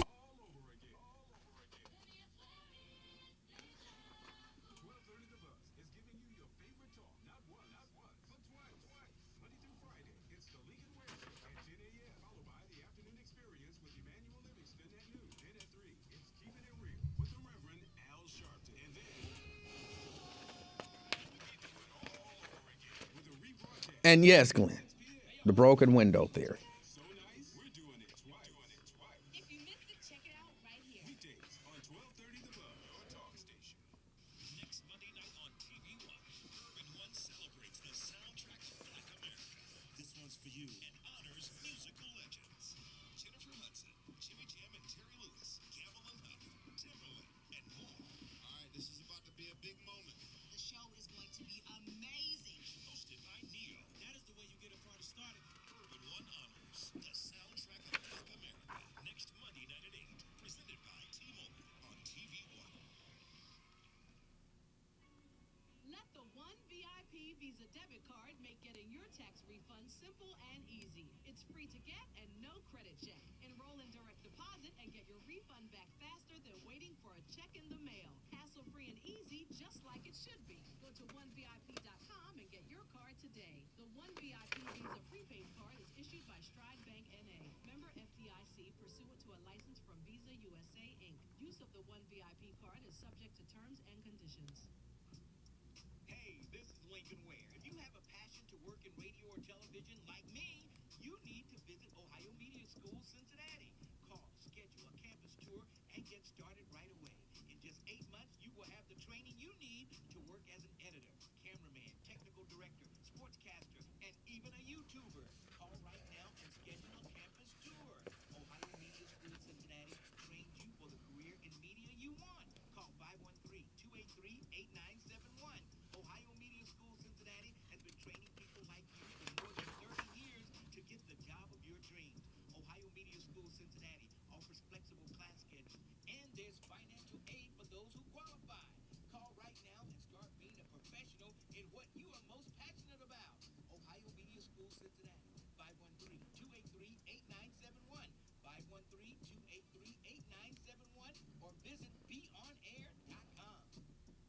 Oh, wow. I didn't know that. Days until your next paycheck. Getting your car warmed up on a cold day. These are all things best shorter. Just like my computer career. Now you can complete the evening program in 30 weeks, almost 30% shorter. You can start your new life as an IT pro in I'm sorry, y'all. I'm reading, so I'm not doing very much. Go to mycomputercareer.edu and take the free career evaluation today. Financial aid is available to those who qualify. It's not rocket science. It's mycomputercareer.edu. Open calendar. What's my schedule looking like? Next Thursday, you will be caught in an emergency flash flood between Park and First Street. What? No, that doesn't work. I'm busy then. Decline. Decline. Floods don't exactly work around your schedule. Disasters don't plan ahead, but you can. It starts with talking to your loved ones about making an emergency plan. So don't wait, communicate. Get started today at ready.gov/plan. Brought to you by FEMA and the Ad Council. Getting your child home safely Capital views together, sweet time. is just a click away. There's no place like home. But making sure your child is in the right seat is just one of the steps down the road to safer travels. Find the right seat for your little one's age and size. There's no better way to get home safely. Know for sure that your child is in the right seat. Can I ever thank you enough? Get all the facts at safercar.gov/the right seat. Brought to you by the National Highway Traffic Safety Administration and the Ad Council. Would your business survive a disaster? Nearly 2/3 of businesses aren't prepared for an emergency, and 40% of businesses that experience a disaster never recover. Make an emergency plan now before it's too late. For a free online that helps you I don't know what you're talking about, Lewis. keep your business up and running should disaster strike. I don't think your screen was stuck. I was reading. Brought to you by the Federal Emergency Management Agency, the Red Cross, and the Ad Council. I'm sorry. I know that doesn't make for exciting watching. B-Rab, E-Man, are you going to talk about the Biden administration taking his case to the Supreme Court about vaccine mandates? I did see that, and there were some of the legal experts are saying that, y'all know how I feel about experts, but some of them are saying it looks like they're going to strike down his vaccine mandate. Make your kid laugh today. Go to fatherhood.gov. Brought to you by the U.S. Department of Health and Human Services and the Ad Council. Adopt U.S. Kids presents So we'll see what happens. We'll see what happens. GOAT, G-O-A-T, acronym, stands for greatest of all time. As in spaghetti sandwiches for dinner. They're my fave. Dad, you're the GOAT. You don't have to speak teen to be a perfect parent. Thousands of teens in foster care will love you just the same. Visit adoptuskids.org. Brought to you by the U.S. Department of Health and Human Services, Adopt U.S. Kids, and the Ad Council. 1230 The Buzz. On your radio at 1230 a.m. Online at thebuzzcincy.com. Follow us on Twitter at 1230 a.m. WDVZ. On Instagram, BuzzCincy. And like us on Facebook at 1230 a.m. Somebody asked about the symbol on the bottom of the shirt. Talk Station. 1230 The Buzz. The Trump flag.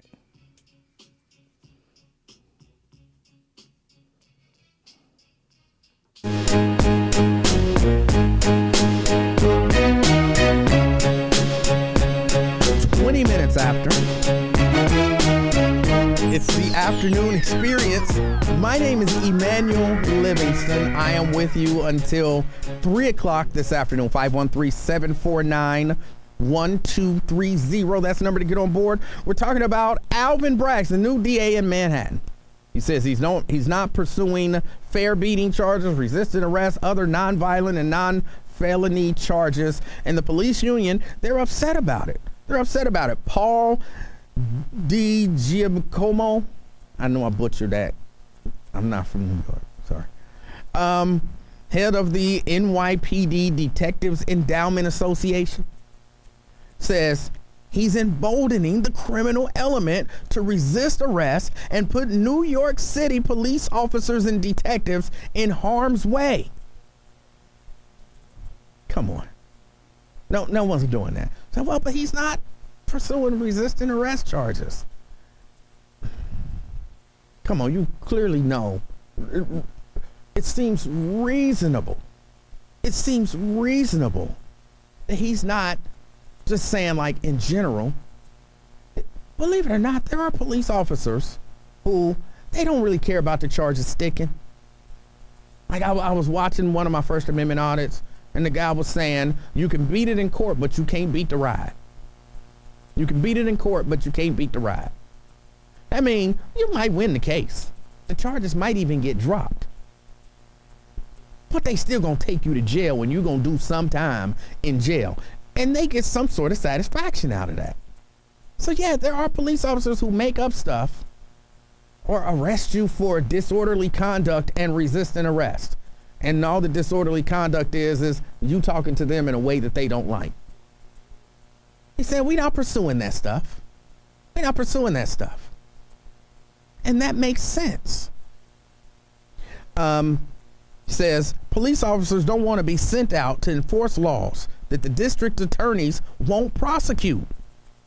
And there are already too many people who believe they can commit crimes, resist arrest, interfere with police officers, and face zero consequences. Yeah. So the police officers union anyway, they are not happy about this. They're not happy about this. Bragg, he said his policies will improve public safety and curb crime. He says data and my personal experiences show that reserving incarceration for matters involving significant harm will make us safer.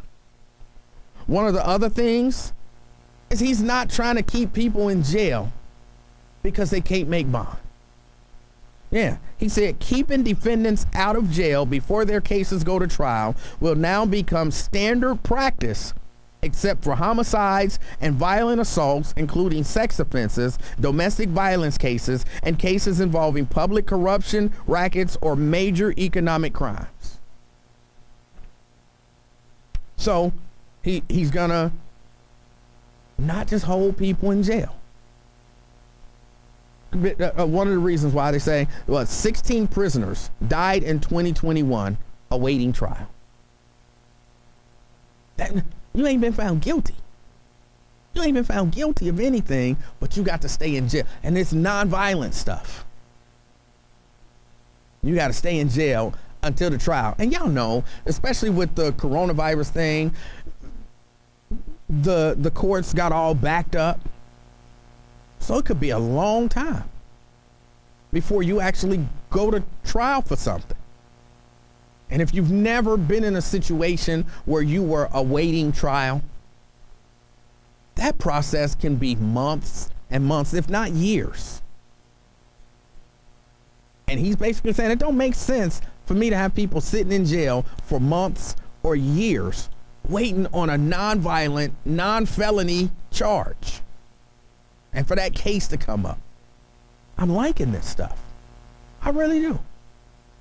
And the new administration will strive to limit the number of young people tried as adults, which Bragg said evidence shows will lower recidivism rates and make communities safer. Now, I'll be honest. I don't think he could get elected in Hamilton County. I don't think he could get elected. They'd call him soft on crime. This community would call him soft on crime. I mean, no, they wouldn't support him, but I don't think a lot of us would support him either. Because, we like to show that we tough on crime. We like to show it. We tough on crime. No, you out there doing stuff. Need to go to jail. We like that. So I don't think a number of the people listening to me right now would elect this guy here in Hamilton County either. But I'm glad he's up there doing what he's doing. 513-749-1230. Blade. What's going on? How you doing, sir? Pretty good. Hey, King, you got some good topics going on your clinical psychiatrist. Maybe if some women, if their stomach hurt, they might be pregnant. You ever thought about that? What? She said when a female stomach hurt, that means they mad. Maybe they might be pregnant. You never know. Hey, but check this out. It's deeper than emotional feelings than with psychiatry and imbalance of the mind. I think some young people got the Tyreek syndrome. They think they're smarter than grown-ups, and that's why they kill people. You ever watch 50 Cent's little movies? No. I got to tell you, I watch it for the creative writing. Whoever's writing them scripts are very intelligent and really kind of telling us what's really going on. Not all. But in every generation is like that. We got a group of young people that think they're smarter than adults at this point blank. And they can get away with what they can get with because, you know what? Some of them are smarter than adults. New York. That's usually things around New York, California, it's going to go down. Yes, they're going to let some people go, but how long are we going to continue letting people get off on soft crime? You got crackheads robbing pharmacies, getting away with it, shooting people. So then what they'll probably do, based on what I heard this gentleman say, and I've watched him in a few interviews, what they'll probably do is if you go rob a pharmacy because you're addicted to, whatever substance, right. if you haven't committed some act of violence, and when you say shooting people, well then, yeah, you probably get prosecuted for shooting people, but just the robbery, instead of prosecuting you, they probably get you in a treatment program to deal with your dependency. You're smarter than that, aren't you? I don't think so. For the last 6, maybe almost 10 years, they wrote policy where they did not prosecute white junkies. Now we got black junkies coming along. The reincarnation of what happened in the 80s, in the 90s, is about to happen to us. So, yes, we got black people doing it, but do you think, King, all the time, you talk about it on the show all the time, white privilege. Who you think they're going to lock up first? The white junkie or the black junkie? Well, according to this gentleman, who's an African American guy, he's saying we don't really want to lock up either one of them. We want to get them treatment. Okay, you actually believe politicians, King? I believe him. Yes. Okay, it sounds good, but for real though, they're about to start. Because you got the 2 top prosecutors in number 1 positions. They are about to do what they're about to do. They're not playing checkers, they're playing chess. They're about to start rounding up black people because it's getting kind of ridiculous. California, New York, Chicago, San Francisco are democratic cities that are on fire in this winter. We got here. I don't start on day one. We got here over 300 murders. 7 people got murdered in the last 7 days. They said somebody's getting killed here every other hour. So and it's getting high in your little city. You failed to realize what's going on. For the past year, we've been crying about our youth. They're started about to purge our youth because reincarnation bills are going in place. They are going to start locking black people up because we want it. Every other caller to call you, they are scared of the youth. So we got played again, King. It was the black people that sicked the law on us in the 90s. Now we doing it again. Peace out, King. All right.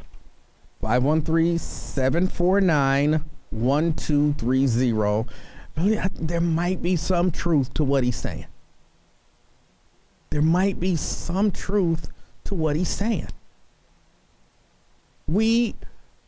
There are some black people who are, and look, there's nothing wrong with saying crime is bad and criminals should be punished. There's nothing wrong with saying that. But you're just going to end up with what we got now. Overcrowded prisons and overcrowded jails and backed up court systems, and that's what we're going to have. You got to do a little something different. And I don't think it makes you soft on crime to say, what was the reason that the crime was committed? Well, the reason the crime was committed is because this person is addicted to substances. Get them some treatment for that addiction. And if we get them a treatment for that addiction, then there might not be a reason for them to commit that crime. What you said the reason was poverty? How about we try to work on getting them out of poverty? And then that'll get rid of that crime. What? That makes sense to me. These are logical things.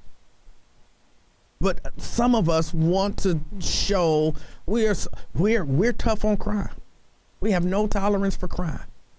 And if you try to think, or people like outside the box, if you try to think about how you do away with the root causes of some of these petty crimes, then what? Glenn says, I wonder what victims of crime think. All right. So you didn't pay your fare to get on the subway. What do the victims of that think? As opposed to sending you to jail for 6 months or a year? We look at it and we say, you need a job. So we put you in a program to help get you some job training, and then you get a job, and then you don't have to skip your fare. And what do the victims of that crime think? Hopefully they think, good, he won't be, oh, you stole a banana. What about the victim of that crime? Well, what if we can put you in a situation where you don't have to steal bananas? What about the victim, the guy who got his banana stolen? Well, you won't be stealing no more bananas. You won't be stealing no more bananas. This is the stuff that he's talking about. All right, let me get a break in here. 513-749-1230. It's the Afternoon Experience. I'm Emanuel Livingston. I'll be right back. Radio 1 Cincinnati and the Ohio Media School.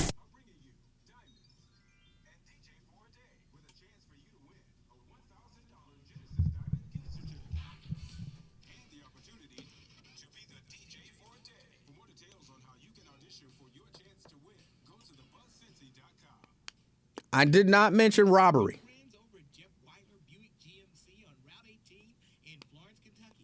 Unless you're talking about the addict who goes in and steals from the pharmacy. Now, if he's not using a weapon or anything like that and he just goes in and he steals from the pharmacy, again, yeah, that's bad, but get him treatment, or her. Get him treatment. Get him off that stuff. Oh, but how do the pharmacy feel about that? I'm sure the pharmacy probably want them on stuff, but on stuff that they sell.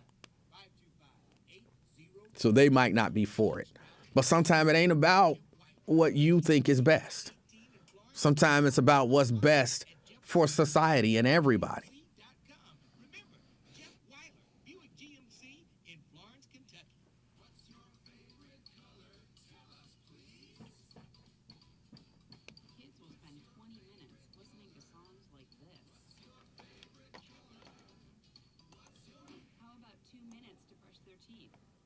Brushing for 2 minutes now can save your child from severe tooth pain later. For fun 2-minute videos to watch while brushing, visit 2min2x.org. 2 minutes, twice a day. Stay at the time. A message from the Partnership for Healthy Mouths, Healthy Lives, and the Ad Council. 180 over 111, and I had a stroke. 145 over 90. Glenn says, you mentioned an addict robbing a pharmacy. It happened to my niece at the Walgreens in Swifton. She was shook by the event. Did that person get prosecuted?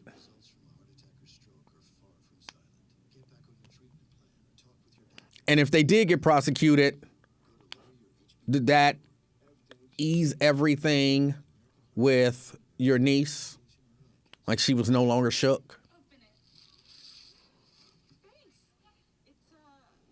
Because prosecuting them don't ease the shakenness, and treating them ain't gonna ease the shakenness.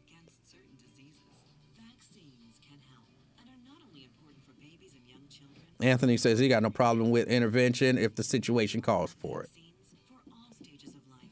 Glenn is hopeful that fool went to jail.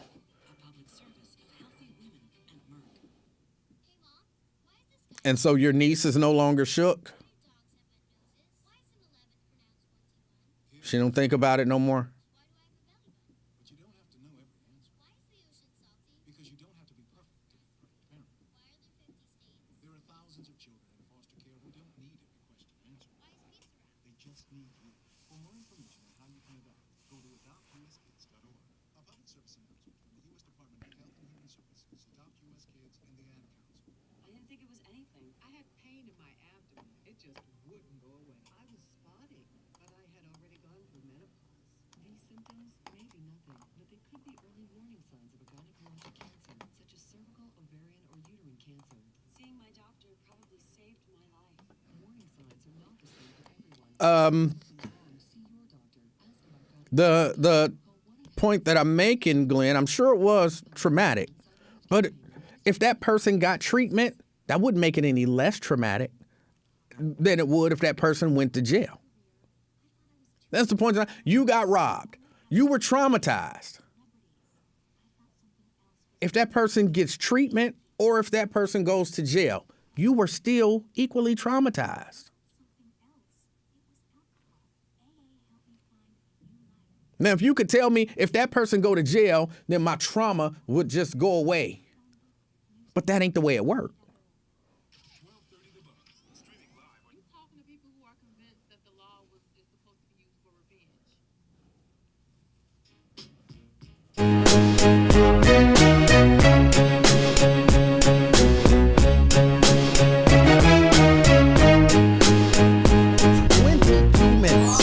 To the top of the hour. It's the afternoon experience. My name is Emanuel Livingston. I am with you until 3 o'clock this afternoon. Oh, I got to talk just a little bit about the sentencing of them McMichaels and what's the other, Bryant and the McMichaels. You know, I don't know if you guys, I know we aired it here on the Buzz, but everybody didn't see and hear that they were sentenced to life in the McMichaels, life in prison plus 20 years. Life in prison without the possibility of parole plus 20 years. That was the sentence for the McMichaels.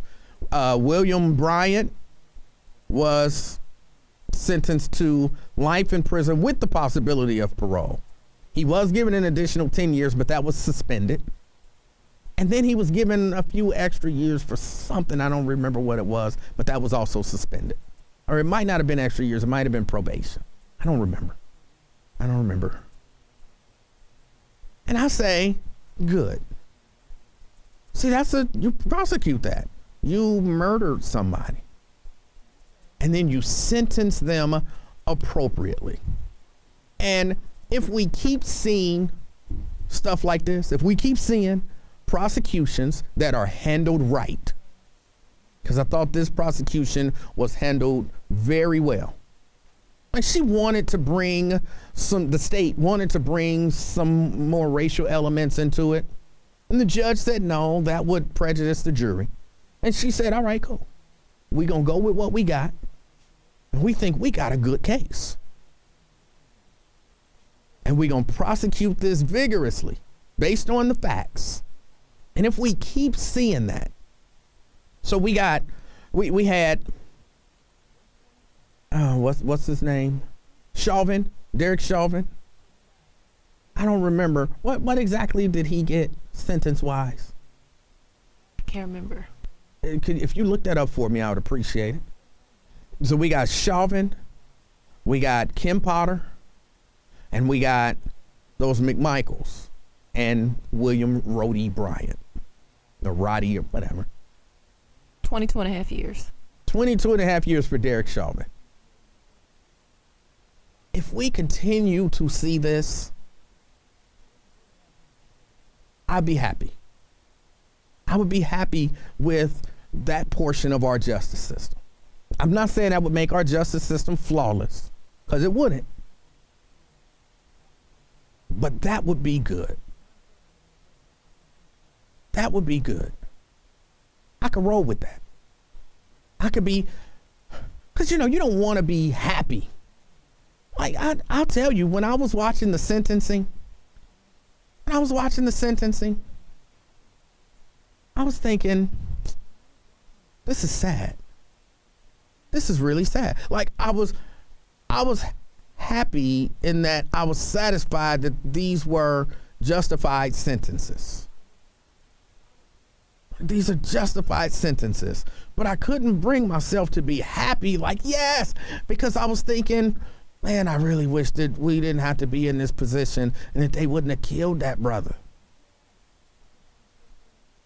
And so my celebration was very muted, even internally, because I guess it was kind of the sadness that I felt for Ahmaud Arbery, for that loss of life. And, you know, how do you, because, I mean, it was one brother and he was like, you know, doing the fist pump type of thing. And I understood it. But I was thinking in that moment, you're not actually thinking about Ahmaud Arbery, maybe. I said maybe. Because I was like, like I knew the brother, like, oh, Ahmaud, man, I'm sorry it had to come to this. But this is justice as best as we can provide it for what they did. But I couldn't just flat out be like, yes, I'm happy. Because I wasn't. 513-749-1230. That's the number to get on board. Glenn? What's going on, man? How you doing, sir? I'm all right. But going back to what you just said, I was happy for the mom and the dad. It really was. I was happy for the family. Mm-hmm. I was more happy for them as much as I was disappointed in the Botham John family and them hugging it out with Amber Geiger. Yeah. Remember how that made you feel? Yes, I do. Like, why are you hugging this woman? I still get upset when I think about it. I do too. I'm like, believe me, and everybody out there listening, if I get killed on some stupid stuff like that, I don't want none of y'all hugging anybody. No forgiveness. I don't want y'all giving any compliments. I don't want y'all saying, we're going to pray for you, none of that stuff. Mm-mm. I want y'all to say, Glenn would want you to go to jail. Flat out. I'm putting you ahead of that, Emanuel. Hey, I'm with you, and I'm going to probably take it a step further. Glenn will want you to go to jail and go to hell. Definitely burning hell. Yeah, no forgiveness, no hugging, no mercy, none of that. You kill me like Amber Geiger killed Botham John. Yeah, none of that stuff. I don't have any prayers or forgiveness for the McMichaels and none of that crap. Yeah. I hope they die in jail. And I guarantee family members probably do too. You see the pictures of Ahmaud Arbery with his mom. Mm-hmm. You know, yeah. I mean, it's like I said, enough to make you want to holler. But let me go back to what I was telling you about my niece at Walgreens. Let me tell you how long ago it was, Emmanuel, because hell, Swifton's not even there. But she's what? My niece is 33 years old. Yeah, 32 years old right now. She'll be 33 in August. And she was working at the Walgreens store in Swifton Commons, a store I actually worked at my senior year when I was going to Woodward High School. And guy came up to the counter, jumped over the counter, and had a knife. And she just completely backed up. And, you know, we saw the videotape and everything. But here's the killer, Emanuel. And, you know, this is a sidetrack from what we were talking about. But when the police got there, of course, they called my mother. You know, D's up there like in a minute. And the police officer, my niece is shaking and everything. You know, she's like really shook about this. Mm-hmm. The police officer asked her if she's okay because she's not used to these type of things going on, never heard gunfire. And you know my mother went off. Like, what the hell is that supposed to mean? Like, no, she's not used to it. Basically, the police officer was asking her, like, she not used to that life? She ain't never robbed anybody, never seen anybody get robbed? I know. That's exactly. Believe me, you know, he went off. We've all experienced that, Glenn. It's a daily event. You ever seen a man get killed? I've never seen a man get killed. I mean, I worked on plenty killed people, people that died when I was at the coroner's office. But yeah, like I said, Emmanuel, my mother went off. She's like, what the hell that's supposed to mean? You know, my daughter. I mean, my niece, she what? She had just graduated from Woodward. She went through when it was the technical college. You know, they don't know about the whole Woodward front circle stuff. But, yeah. But yeah, she was stuck by it, man. She really was. And So- and look, I understand that, Glenn, but he had a knife, so that was an armed robbery. I would imagine that will get prosecuted. But it has to. Right. Yeah, he did. So But that's you know what? To be honest with you, I didn't follow up. To follow the trail. Blah blah blah. Like I said, we were there for her, and of course my sister eventually came because my mother came because my sister was at work at the time, and we're not too far from Woodward High School. Where I live right there by Xavier, but but it was dramatic for her. Again, that was what 12 years ago, I guess you could say. But the point that I'm making, Glenn, is that wouldn't be considered a non-violent misdemeanor. You know what I'm saying? So that's what I was trying to differentiate because I thought you was kind of making light of it. And I got to call in to defend my niece, but B, okay, I'll give you an example. The young girl, had she been of age, who ran from the police, remember the fat officer fell on his back or something, hurt his back because he couldn't run and he tased her? You're talking about at Kroger? Yeah, at the Kroger. Well, that teenager, man, we grew up in a day where, I don't know, they called your parents, they came and got you. Maybe you had to do, community service, blah, blah, blah, when you're below the legal age. But, I don't know, man, Emanuel, have you ever thought about robbing anybody and then thought about, these consequences might put me in a JC, I don't know, for a week until I get in trial? Well, hold on, let me be honest. Yes, I thought about stealing. I thought about stealing from a store. I thought about stealing some potato chips. And, I had some friends that used to. I had friends that used to. You were young then. Yes, probably, yes. Doing stupid stuff. Okay. Yeah, I was young. And I had some friends that used to do it. Now, I didn't do it, because if I would have got caught, I was convinced that my mama would have killed me. Would have killed me. Yeah. But me too. But the friends that I have, had they gotten caught, to again this DA's point, prosecuting them for that would have done juvenile. What? You would have went to juvenile, right? But I got a prime example for you. Right. Like I said, I went to Woodward High School. Right across the street was Zares, so that tells you how long it was. All right. A friend of mine, about four of us, we go into Zares. One of our boys decided he's going to steal one of those little jugs. You remember the little jug juices with the aluminum foil top? Yeah, little hugs. Yeah, little hugs. Yeah. He decided he was going to take us a couple of them. They stopped all four of us. Mm-hmm. Called the police and everything. Took y'all in the back. It was... Huh? Took y'all in the back. I didn't hear you. I said they took y'all in the back. No, actually, we stood right there in front of the store before really? And then the police officer got. Really? You know what they did? When I got stopped, they took me in the back. But go ahead. Yeah, he talked to us. A friend pulled it out of his backpack, and we didn't even know he did it, Emanuel. Mm-hmm. That was the messed up part. It was like, it was almost like, I don't know, cuz, but we were boys. But yeah.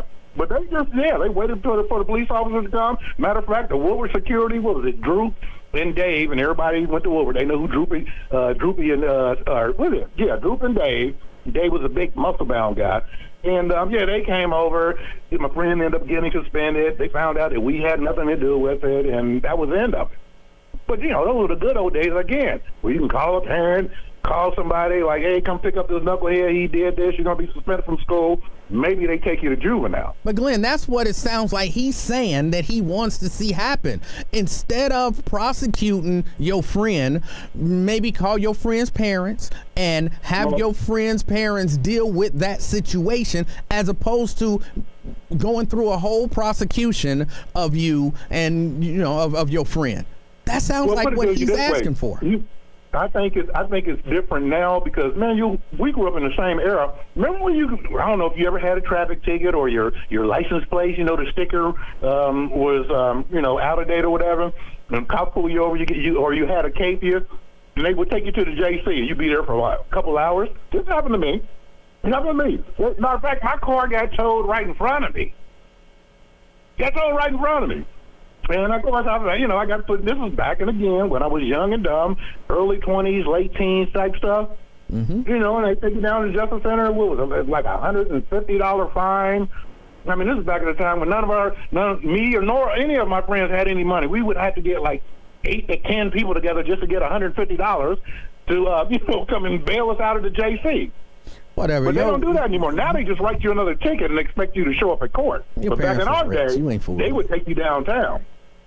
All right, Glenn, I got to run. Hey, you have a good one, bro. Hey, let me just say this. You and I, we talked about this before. There's a Dan Hills in every city, man. There is. There is. Hey, you All have right. a good one, bro. You do the same. All right? Glenn parents was rich. He didn't have to get nobody together to get no $150. Let me get the break in. Perry and Vaughn, I'll get you guys in after the break. It's the Afternoon Experience. I'm Emanuel Livingston. I'll be right back. Here's what you need to know with Sybil Wilkes. It's Sybil Wilkes with what you need to know today. The first of two trials in the murder of Ahmaud Arbery came to a close with sentences. How was that rich shaming? I'm not rich shaming. I'm just telling the truth. The possibility of parole for Mr. Arbery's shooting death. William Bryant, who recorded the video from his vehicle, must. Yeah, no, I was stopped coming out of there once. They thought I had stolen something. They stopped me. They had me go to the back. They interrogated me. I'm going to say default searched me. They didn't really search me. The dude told me to empty my pockets. And I felt like I had to. So I emptied my pockets. And then he saw I didn't have nothing. And then he was like, oh, well, we thought you took a Reese cup. I'm thinking, no, I didn't take a Reese cup. And then they sent me back out into the store. I went and found my mama, and I told my mama what happened. Wait a minute. No, I went and found my mama, and I never did tell my mama what happened. Because I didn't tell her because I felt like I would have got in trouble. Like, why did they think you stole something? So I kept that to myself.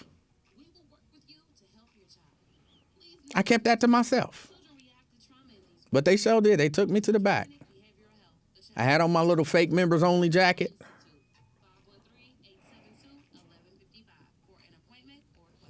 Unzipped it. I had gloves in the pockets, and I guess that's because the pockets was kind of, puffed out. They thought I had product in there, but all I had was gloves. Lewis says, you sounded dumber than Donald Trump advocating treatment for an armed robber. I never advocated treatment for an armed robber. Again, if you would have listened, I said that's armed robbery, so that person would probably get prosecuted.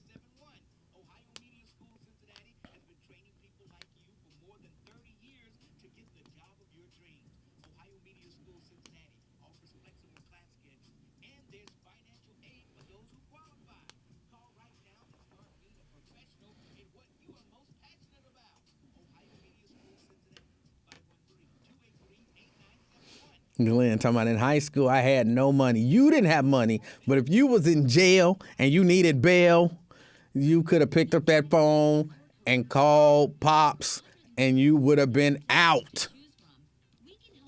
That's pocket change. Guaranteed your mama had that much in the bottom of her purse that she didn't even think about.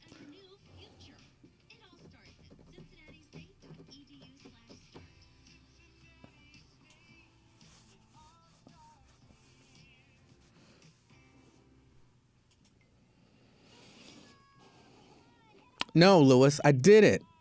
Lewis says, you did say we should be any less traumatized if he got treatment instead of jail. You didn't comprehend what I was saying. I'll try to make the point to you. Hopefully it makes sense and it eases your mind. If the question is whether or not I'm traumatized by it, being prosecuted or not prosecuted, this is the point I was making, doesn't make you any less traumatized. If you go to jail, if the person goes to jail, you were still traumatized. If the person doesn't go to jail, you were still traumatized. So for the person who is the victim, it doesn't negate the trauma. That's the point I was making. I know and it's questionable, but still a point.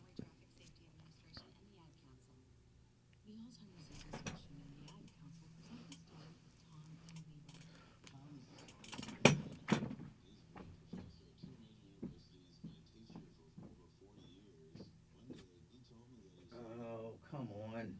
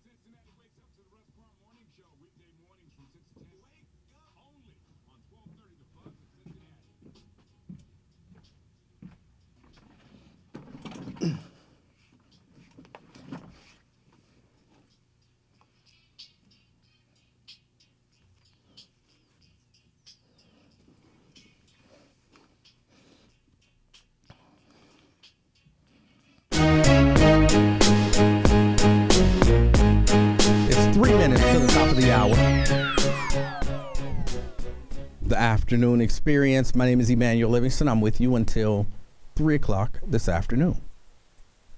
749-1230 is the number to get on board. Perry, you're on the bus. Hey, how you doing, Emmanuel? Perry, I'm doing all right. How are you? Oh, pretty good. I just want to tell you about this experience I had with Cincinnati police. All right. And because I understand what you were saying about what was going on in New York. There was a young lady that came on my house. This was a few years ago. And so I'm, I was living by myself at the time. So we sitting there chilling. But she was drunk when she got there. And so she came on in. So she was talking crazy. So I said, well, won't you just leave and go home or whatever? Well, I ain't going nowhere. So you're going to have to put me out, call the police or whatever. I said, I don't want to do that. So, so I gave her a few minutes, calm down. So I get up and go in the bathroom, and next thing I know, the police has knocked at my door. She called them. And she said, well, I guess she told them that I had a gun in the house, and we were having an argument. Actually, it wasn't an argument. All I asked her was just to leave. Anyway, the police came, and once they got there, then they said, well, you got a gun in the house? And I said, yeah. I said, so where is it? I said, it's back in the bedroom. He said, well, can I go back there and see it? Where is it? I said, it's right beside the bed. So he went, one of his officers went back there and saw the gun, that it hadn't been or anything like that or whatever. So at that point, so he says, they found out that I had a K-Fierce on me. And so we sitting there, and he's talking. So I guess they trying to get her. I say I just want her to leave. So the way he said, you need to put on your shoes. I said, put on my shoes. I was in my pajamas. I said, put my shoes. You got your cases on. I said, well, what? Perry? Just retight. Something is happening to your phone. You kind of fading in and out. Okay, is that better? It's about the same. Go ahead. Okay. Anyway, they I said, well, I just got my pajamas on. So he said, shoes. I got my shoes. Well, what do you need my shoes? We take you down. So I went down. Perry. Yes. You hitting buttons. It's okay. I'm sorry. I didn't realize I was doing that. Can you hear me now better? I can. Okay. Well, hold on just a moment. Hold on. I'm up on the break now. Let me get the break in, and we'll hear the rest of Perry's story. We'll talk to Vaughn and you if you give me a call. It's the afternoon experience. I'm Emanuel Livingston. I'll be right back. WDBZ Cincinnati, home of the afternoon experience with Emanuel Livingston and keeping it real with Al Sharpton. Weekdays on 1230 AM. The Buzz of Cincinnati, your talk station. If you came across someone struggling with hunger, how would you recognize them? By their clothes, their age, the way they speak? Would you notice a 16-year-old boy who got his first job? Friends were spending money to help feed his little sisters. Or a mother who's in between jobs and sometimes goes to bed hungry so her kids can have dinner. Or a 14-year-old girl who signs up to every after-school activity not to make friends but just to get something to eat. Or a retiree who fell ill but had to choose between getting medicine or groceries. I am the 1 in 8 Americans who struggle with hunger. People you pass by every day but never knew were hungry. I am hunger in America. Hunger can be hard to recognize. All right. Sorry, I had to go over on the other side and fix something. I had to get up and move, do a little exercise, change some scenery, and laugh. And laugh, to clear my head because of that, because of the problems that we're having with this phone. Miss Lucky Charm said, "Where's Raven at today?" Raven's here. She right over there, doing what she do, minding her business. And that's not. I felt like it sounded like I was saying that, but no, I'm saying she's over there. She just minding her business. Rodney says, "You must have my comments blocked or something." Why would I have your comments blocked? I haven't seen anything from you that I should have read. What did you say?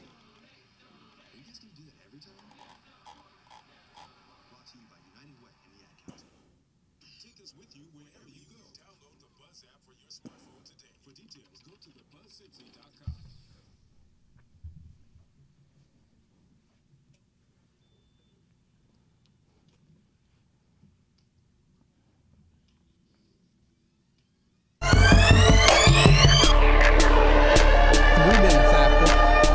It's the afternoon experience. My name is Emanuel Livingston. I'm with you until 3 o'clock this afternoon. In case you didn't know, my title is the King of Talk. And I found out last week I'm also a chaos agent. So that's something. If I'm a chaos agent, I need to take over the organization. On the other side of the glass, Raven Mundy, she's here. And we were talking to Perry. Perry was giving us some information about a situation. Had sound like Perry was getting ready to go to jail. Perry. Hey, how you doing? Yeah, yes, I did go to jail. And anyway, like I said, I said I had my pajamas on. And so I said, well, can I grab my pants and put on, you know? He's like, no, you can't do that. I was like, man, you mean I can't? You gonna send me out here like this, you know? So they wouldn't let me put my pants on and just said, grab your shoes. I grabbed my shoes. And just they put me in the car with pajamas. And so there was a lot of white cops there, and the sergeant was white, and there was one black cop there. So he made the black cop take me down. And so on the way down, I was like, well, I said, isn't this a citable, recitable arrest or whatever? He said, yes, it is, but it just happened that the sergeant had to show up, you know. I'm like, wow, this is embarrassing. This is bad. Wait, so hold on. What were you actually arrested for? It was a ticket, unpaid ticket. All right. And who was the chick that was at the house? Did they leave a chick at the house, or did they? No, absolutely not. No. They took her out before they took me out. And like I said, we were just sitting there and we were just talking. And he said, well, you get your shoes. I was like, wow, you know, what's up? But anyway, so I'm talking to the cop on the way down. I say, man, this bad. Why you guys had to do all this? He said, well, you know, the cops and sergeant was there. He said, this is a recitable arrest. He said, but you'll be out in the morning. And so I went on down, you know, and then got out the next morning.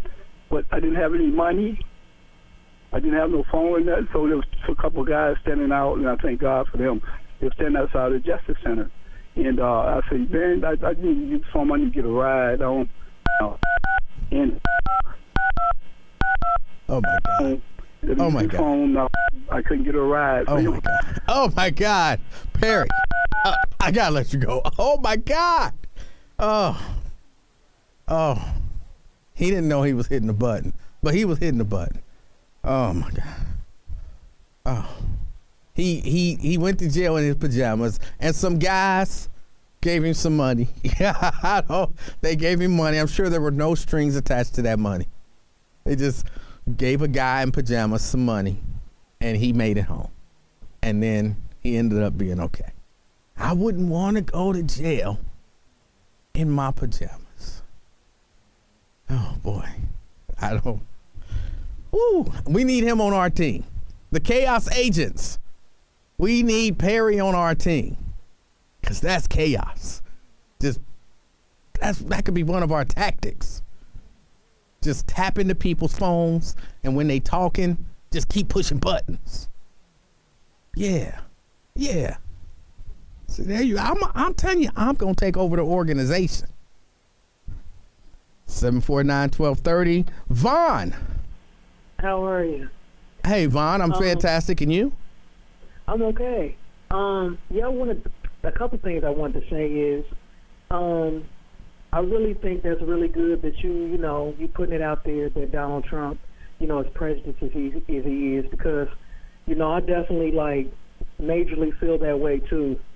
And it's just disturbing that, I hope this doesn't cause people to call in or whatever. But I have to say this, but it's I was really disappointed in the fact that, like, with Emmett Till's mom, that Donald Trump couldn't even stand up and do nothing righteous for her. None of them did, with this lady while they were in office, and it's just disturbing that they just won't do nothing real. Like, and I'm still waiting to the day for them to do something real, not just standing up there like Joe Biden. He was mentioning. Vaughn. Yeah, go ahead. What do you want them to do? Like, they need to be real. They know what happened to these people. They know the unrighteous stuff that happens to these people, and they need to stand up and say, we're going to do the right thing. And that's when America's going to be liberated like it's supposed to be. Until then, like, we're not getting liberated. And it's disturbing. Wait a minute. That lady had his mother, it's disturbing that his mother had to live like she did. And this country, none of them presidents didn't stand up and have the balls to treat that lady right and do that lady right and make that white lady apologize to her like they should have. Donald Trump, he could have been one of them. We're not looking at his color. I don't look at color. I look at dignity and guts and balls. And he could have done that. He could have been one of them to show, in spite of his, I don't care how racist a person is, you can still have some heart. Like, and it's like him and other people, they need to learn to do things like that and quit standing back. We're not passing on good legacies, and it's not fair to humankind at all. And Vaughn.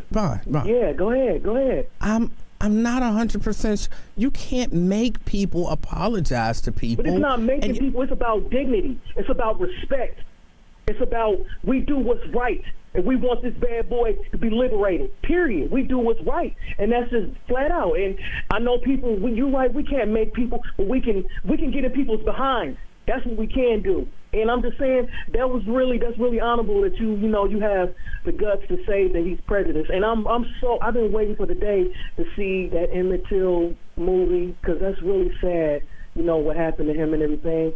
But we, like I said, now you might not want this bad boy liberated, but I do. I want this country liberated. I know we're dealing with Corona and all, but I want it liberated. But Vaughn, I promise you, I don't understand. I want it liberated too, all right? So I'm with you. Let's liberate.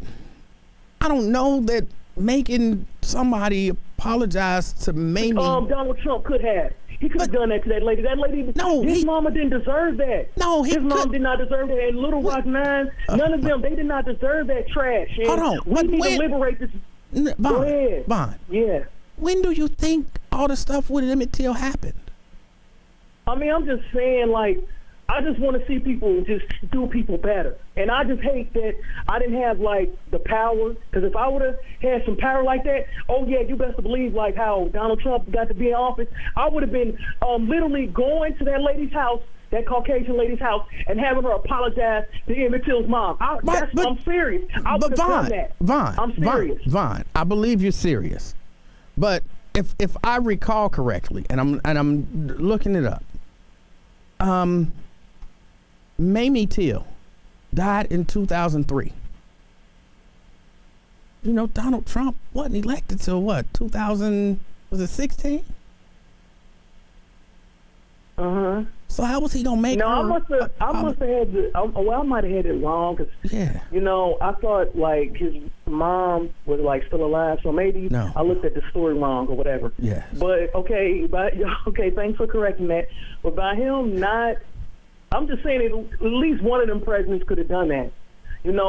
By them finding out so late, it's just disturbing to see stuff like that. Like how people just sit up there in their own skin and lie like that, lie on that young man, and it's just disgusting. Now, I know I understand what you're saying. Thanks for correcting that, and I appreciate that you did that in an honorable way, but I just, maybe I had a little bit of the story wrong because I thought his mom, like, recently died like a year or so ago, so maybe I looked at the story wrong. Look, I believe that. And I don't know about the statute of limitations. They may not be able to prosecute her because I'm not even sure that she's still, like, I know a few years ago I had looked up something about her and she was alive, but she might have passed since then. But what happened to Emmett Till was horrible. And it's good that the movie or the TV series is coming out now and more people are learning about it. And what because somebody said to me, when this had come out. I saw a comment. They didn't say it to me. I saw a comment that said, "What's the point in all these movies? The point in all these movies ain't gonna do nothing but make people mad." And I think one of the people say, if you don't know your history, you're doomed to repeat it. And there are a lot of people that don't know some of the things that happen, and they really think that when we see an Ahmaud Arbery get gunned down, that we're seeing something new, that racism is at a level that it's never been before. And no, this stuff been going on for a long, long time. Something. My daughter here, she's 24. Okay, one night, this is not a lie. Okay. One night up there by UC, she saw some of them guys, they had on white hoodies. Okay? So don't let it fool you. This whole country got low-key Klansmen all through this bad boy. Don't let it fool you. It exists. It's just that we're not doing the right things to get a lot of stuff corrected. Just like how we're letting other blacks that look like us kill our people, and we don't do nothing. Then we let the Black Panthers go down like they did. And if people want to say, I had somebody tell me one time before, like, with the Black Panthers, well, they were doing bad stuff.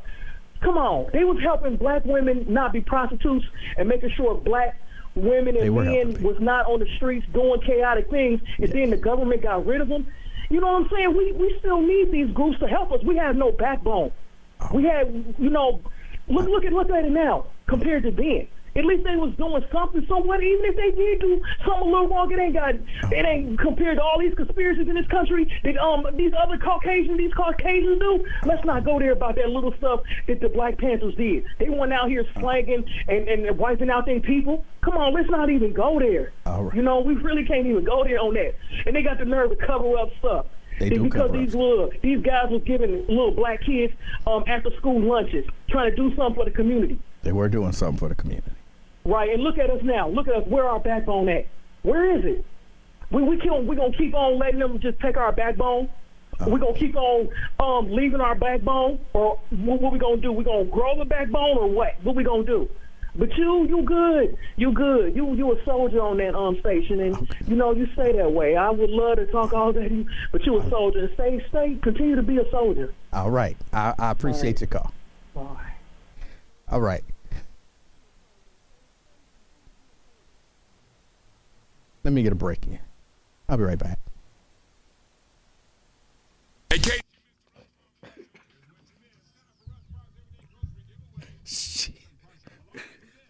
She was passionate.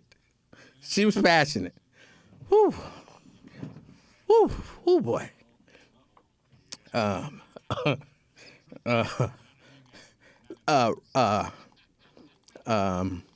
on. Where are you, Wyatt?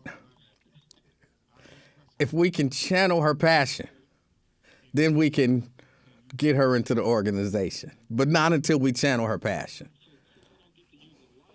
But I'm glad that she's learning this stuff.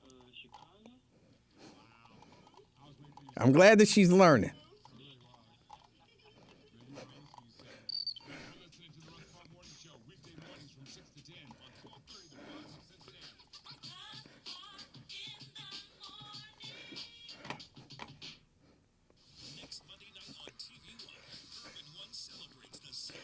Dana says that man, that's a woman.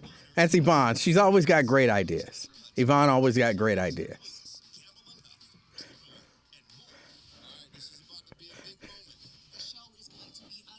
Yes, that was a she. Yes, that was Yvonne. Yvonne is a she. A woman.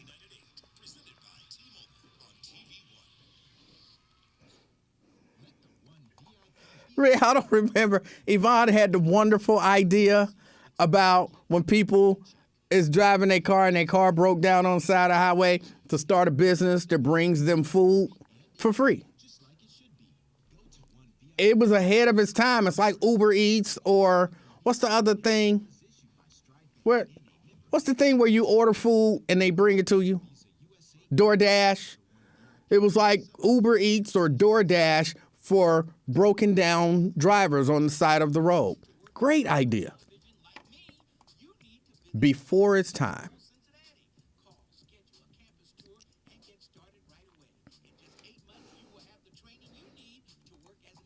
That was not a man. That was a woman, Shahira. that was 100% a woman.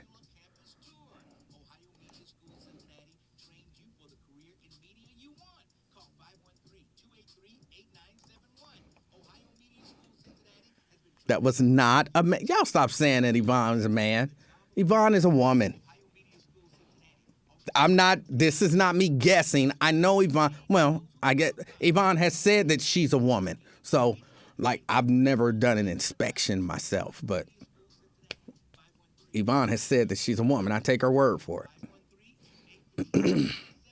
She's been listening for years.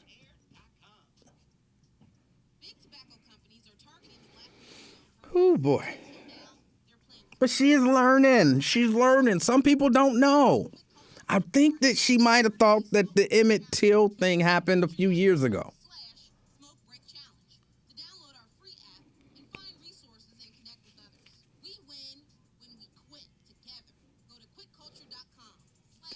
I have to read them. I guess I don't have to read them out loud, but unless I don't see them, I have to read them. I don't have the ability to look at something and not read it. Like if Raven puts something up on the screen, then I have to read it.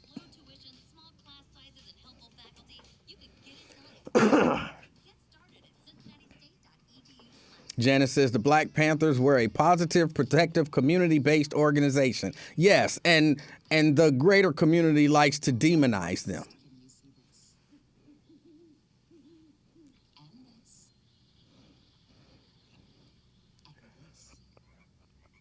Jerica says, I can't stand your smart ass mouth. Read that.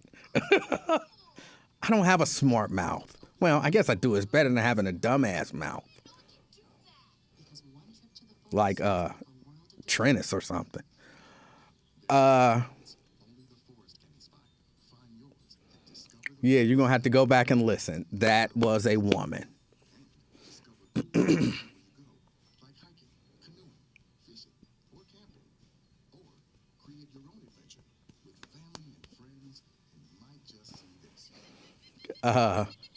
J-Dub says the man was censoring himself when he was pushing the buttons. I don't know what happened.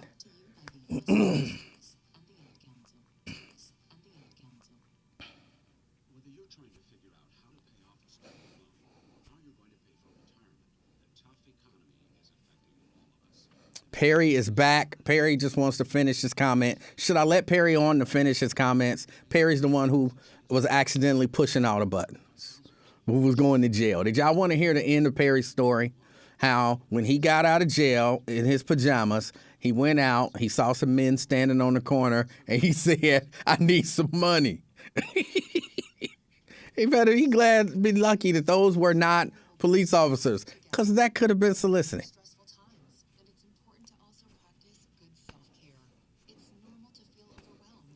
Yes, nope, not really. No, we don't want to hear him pushing the buttons. Yes, no, yes, no. Another no.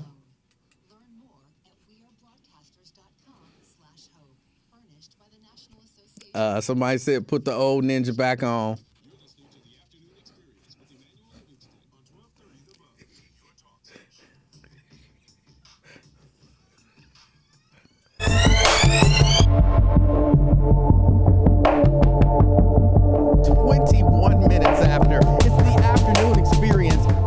Emanuel Livingston. I'm with you until 3 o'clock this afternoon.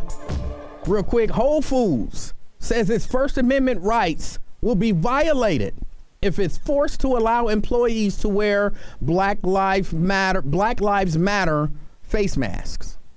Yeah, apparently there was a group of employees at Whole Foods who filed a complaint or a lawsuit or whatever. They filed a complaint. They said they want to be able to wear their Black Lives Matter face mask, because what was happening is people could wear, gay pride face masks and all that kind of stuff.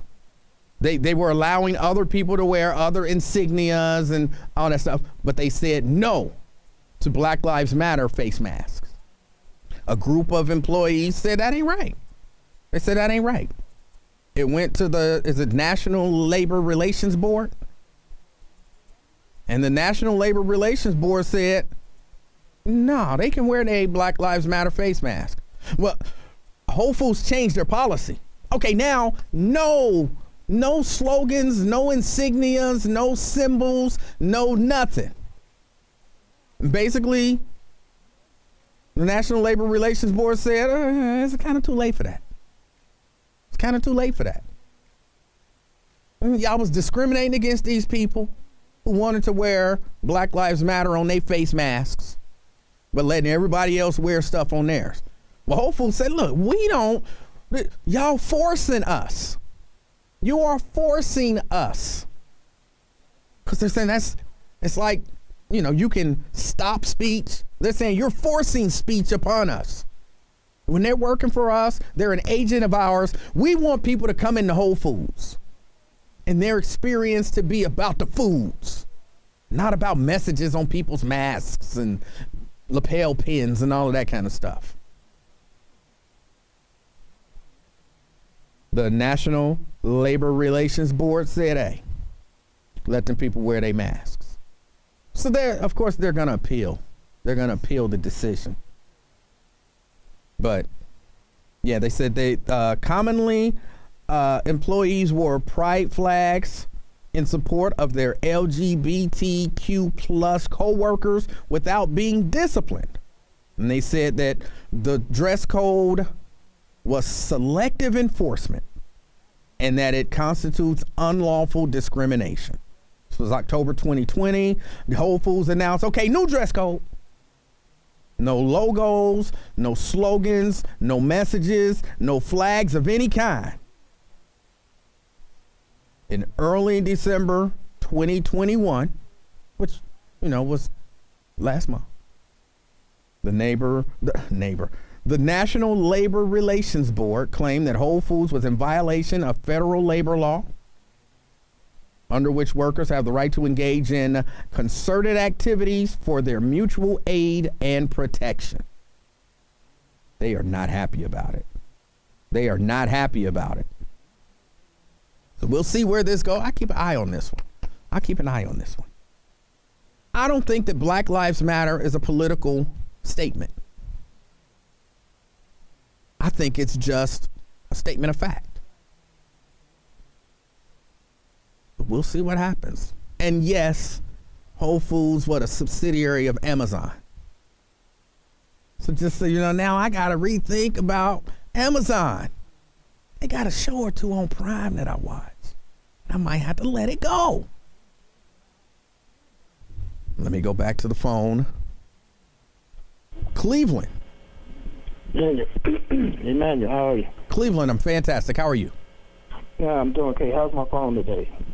You sound muffled just a little bit, but the phone is okay. Okay. Yeah, it looks like it might be time to boycott Whole Foods and maybe Amazon too. That's kind of crazy. But I heard Dr. Chantel call about the youth, the killings and so on and so forth. And I heard her mention something about trauma. I wish she had talked a little bit more about that, a little bit more in detail. But what I'd like to share and say is that if you have proven to be an advocate for our young folks, so I would think that this might interest you also. All right. But to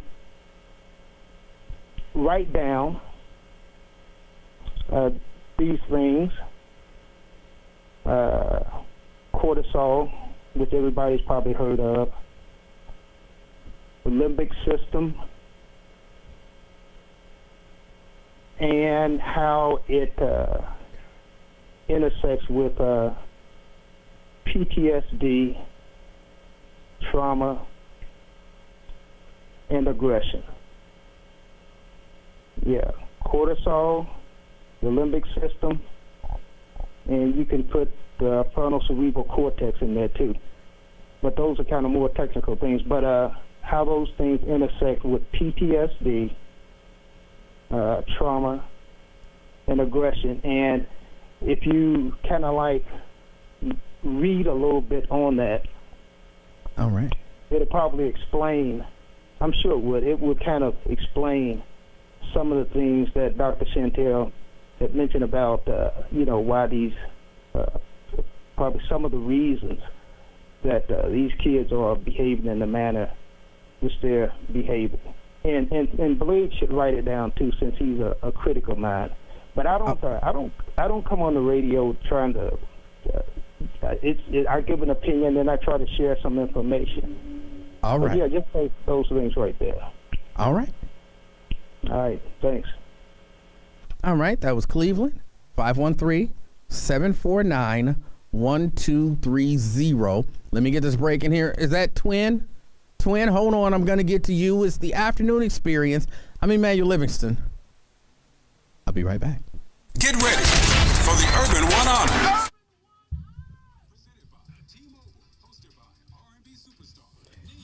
I know he wasn't on for 5 minutes, but it feel like it took him 5 minutes to say that.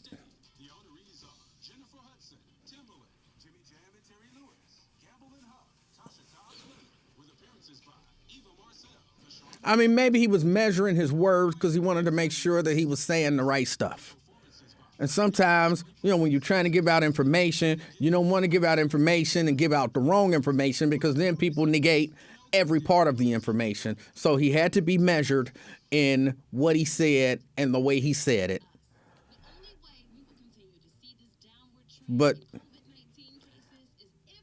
I want you to write down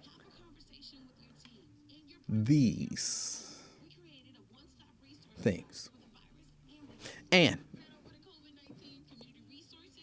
it might help you understand this better.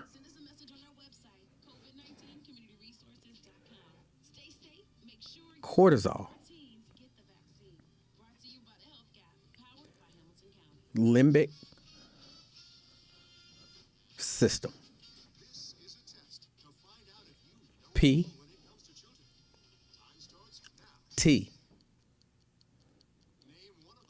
S, D, trauma, and aggression. Why do it take you that long to say that?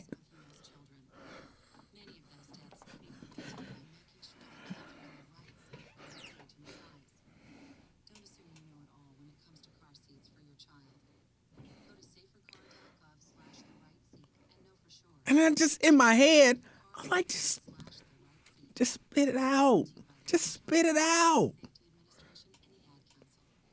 Your home is a big investment, and protecting that investment is a big responsibility.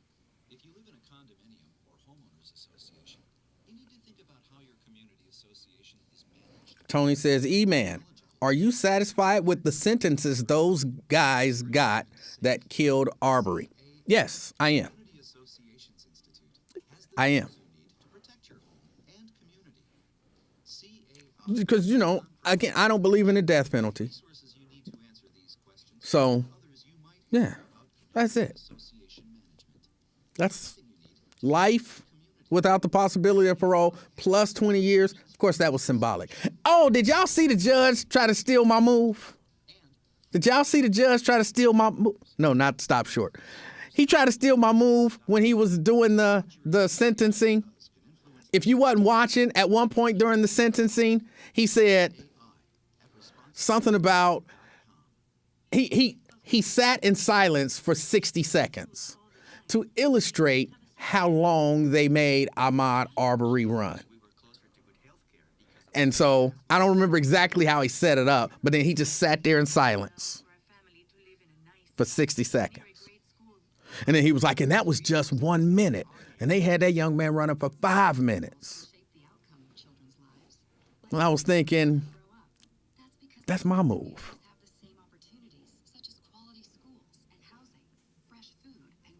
All he needed was a sound effect of somebody running. But it was still powerful. It was still powerful.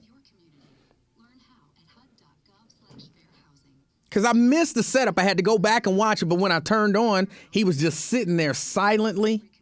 And I was like, is he trying to not cry or something? Like, is he choked up?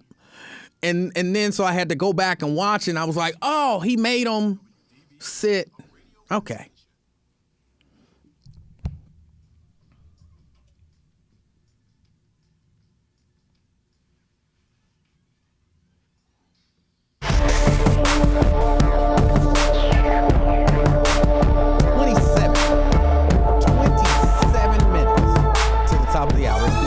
Experience. I'm Emanuel Livingston. I'm with you until 3 o'clock this afternoon. 513-749-1230. That's the number to get on board. Got a few things on the table. Talking about anger and how we manage it and how we teach our young people to manage their anger. Talked about Whole Foods. They don't want people to wear Black Lives Matter stuff. They didn't mind the LGBT and all that stuff, but when people start wearing Black Lives Matter, they was like, Well, they sued and now they can wear it. Talked a little bit about the prosecutor in Manhattan. Says he's not prosecuting petty crimes and nonviolent crimes. Kind of learning that a lot of people think, you should prosecute them and put people in jail for that stuff. I don't agree with y'all. on that. But you have a right to your opinion, no matter how wrong it is. Twin. What's up, Emanuel Raven? How you doing, sir? I don't think he should prosecute nobody. And I'm no goofy, petty little stuff like they be doing and everything, man. I just don't know. Some of that stuff they be bringing could be BS too, man. Bag of weed or some crazy, stupid stuff. On that girl that called about him and Till, his mama did get recognized. She died 03. He died in what, the 70s, 60s, something like that. I believe it was the 50s, but not something like that. Yeah, but she got recognized. This whole when they recognized him, I think it was late 90s, I want to say, or before then. They I think it was, I want to recall it was Clinton or Bush, one of the two, recognized. Plus so-called Obama did something too for and everything. A little presentation. Then they made a street out because the whole 71st Street in Chicago is named after him, Emmett Till Way. So they did do a little something for him. But the lady, she denied the whole time that she lied about it and everything else. They should have, even though it was I forgot what they called it, way back then, whatever. But still, they should have prosecuted or whatever. They was going after these other Klansmen and everything. What they did when they was 80 years, 90 years old. Well, but Twin, what would they prosecute her for today? That's perjury, lying.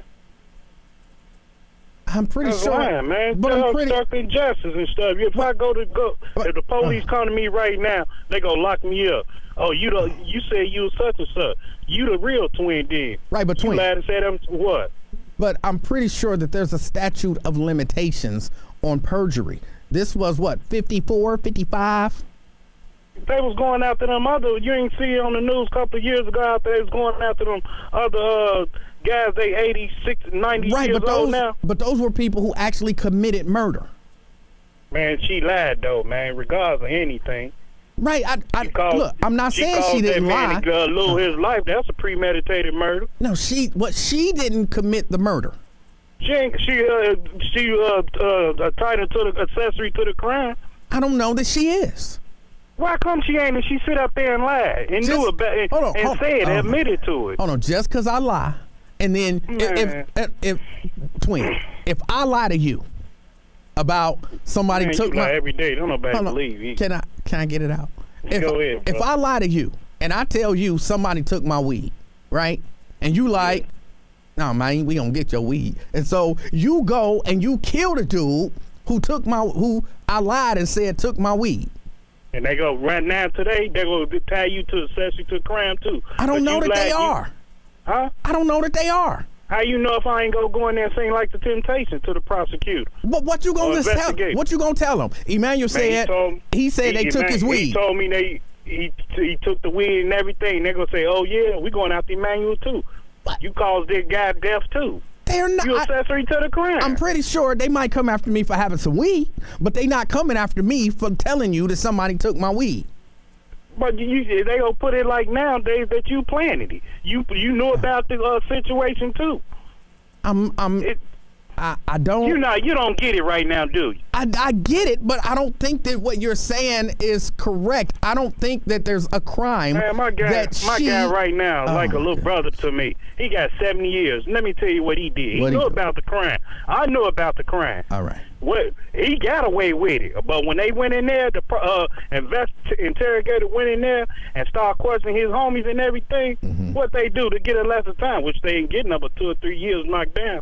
They got a years that say 2070 outdate.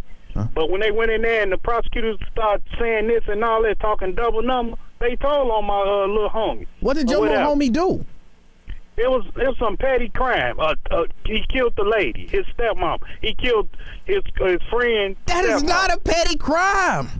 He killed somebody. I'm saying it's not petty, but I'm just telling you that nowadays, if you, me and you and man, we go out there, you took his weed, and then I go in there and sing like the Temptation, they gonna come after you too. You accessory to the crime. Hold on, but don't you understand? I understand a whole lot, but I'm trying to tell you what's gonna take place today. Oh my God, you're wrong. God ain't got nothing, huh? You're wrong. How am I wrong? First, break it down in dummy terms to me, Dean. Okay. How am I wrong? First, killing somebody is not a petty crime. That's first. Second, because I tell you something that strikes something in you to make you make the decision. Like, I didn't say go kill him. I didn't say, hey, let's plan some get back. I just say to you, man, that's the dude that took my weed. And then 2 days later, right, then 2 days later, you go kill him. I didn't have anything to do with you killing him.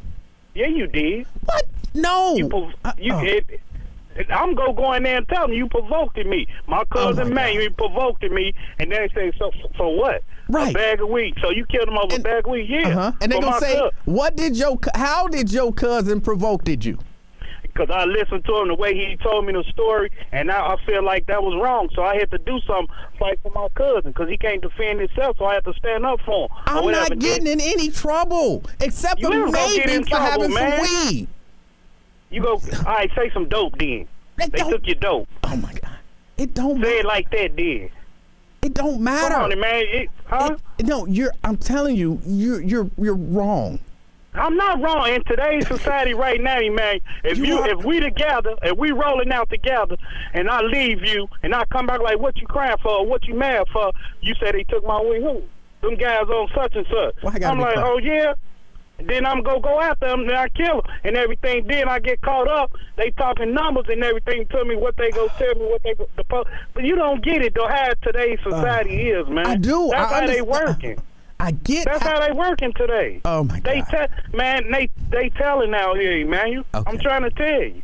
All right, twin. They ain't about to do how much that you. If you know the streets like I know the streets, you'll know. Twin. You ain't live that life, Emanuel. Twin. You stay in the studio. Oh my goodness. Twin. Come on, man. I'm trying to tell you what's gonna happen today. Go ahead, Twin. Emanuel. Look.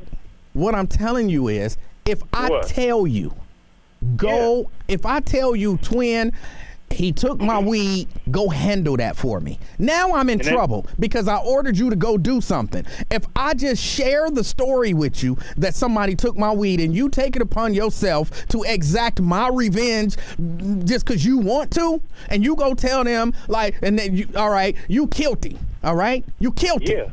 And then they got you and they're interrogating you.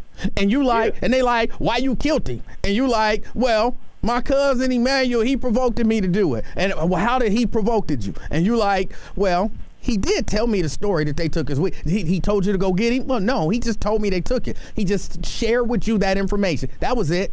Bruh. You're accessory to the crime, Emanuel. Oh my. Yes, you is, because you told me, and I got provoked by your mind, said, or whatever, the way you tell me. Mom already heated up for something else. And you don't understand. That's how they go get. You go, hey, the same story you telling me, you go tell one of them prosecutors, Cecil Thomas or one of them, old police officer or something. Go tell them the same story, see what happened. All right. See the results out of that. Go ask Lincoln. He might know. He know everything else. All right. All right. Mr. Wonderful. Go. I'm trying to tell you how it is go work. How it's go work today's society, man. That's how it's go work. So you want them. So you want them to prosecute that lady, who I don't remember her name, but you want them to prosecute her. Well, how many years has this been? 50, 60, 70 years later?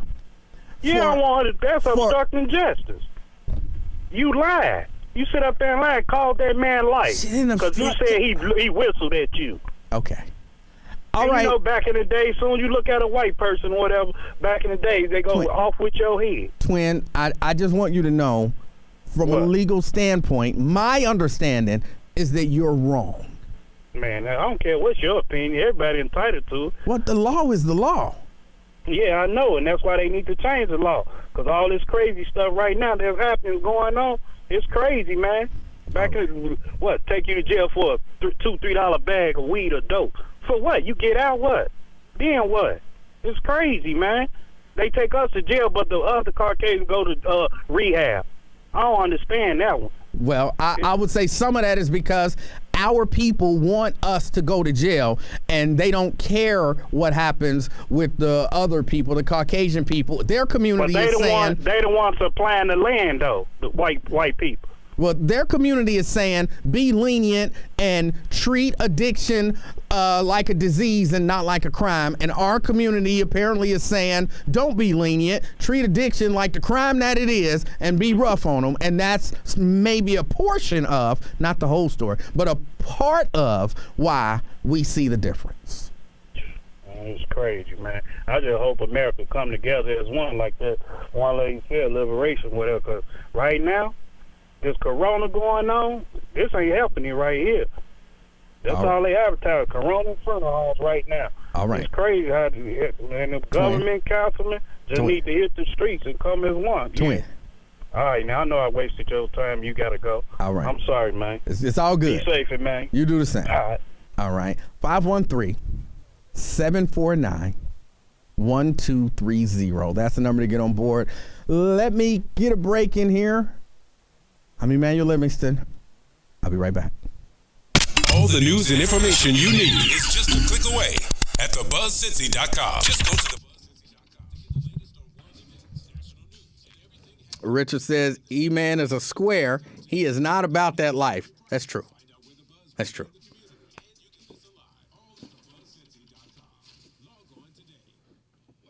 Since the storm, it's been crazy busy for us.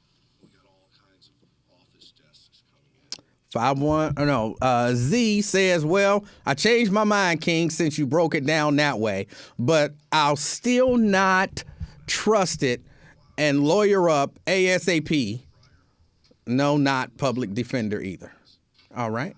Most businesses weren't ready for a storm like that, but our work's really piling up here at Roberts & Son Salvage. What will become of your business after Nearly 2/3 of businesses aren't prepared for an emergency, and 40% of businesses that experience a disaster never recover. Make an emergency plan now.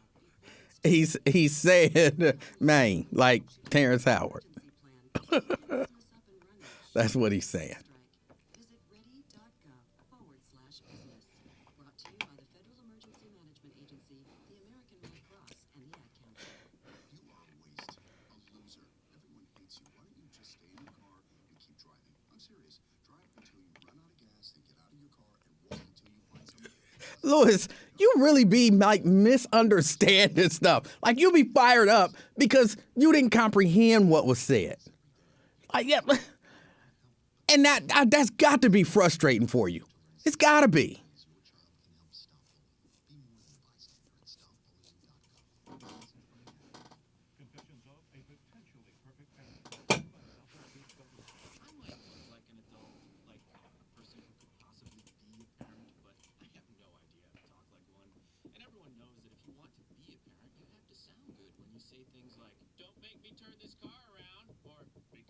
Twin knows all about that life. You better listen to him. Jabbar Rose says, good afternoon, Buzz YouTube family.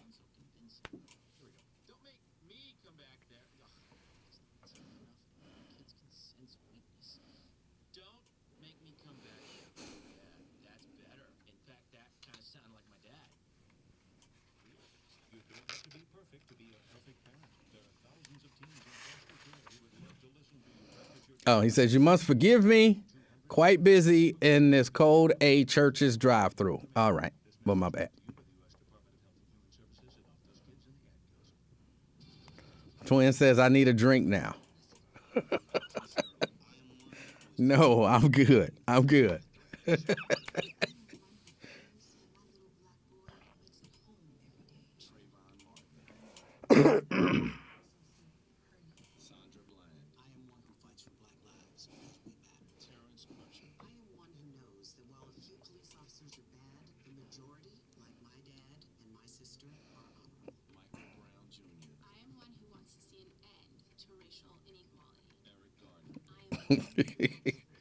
Told you I just wore this hat to show off Janice's hard work.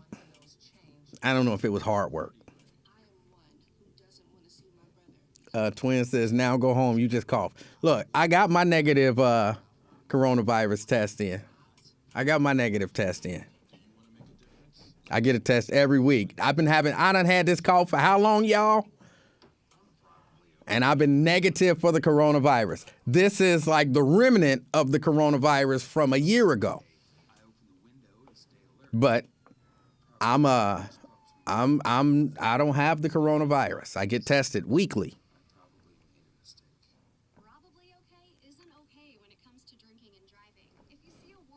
It is just a snapshot in time, but if I get it every week, eventually if I had it, it would show up eventually.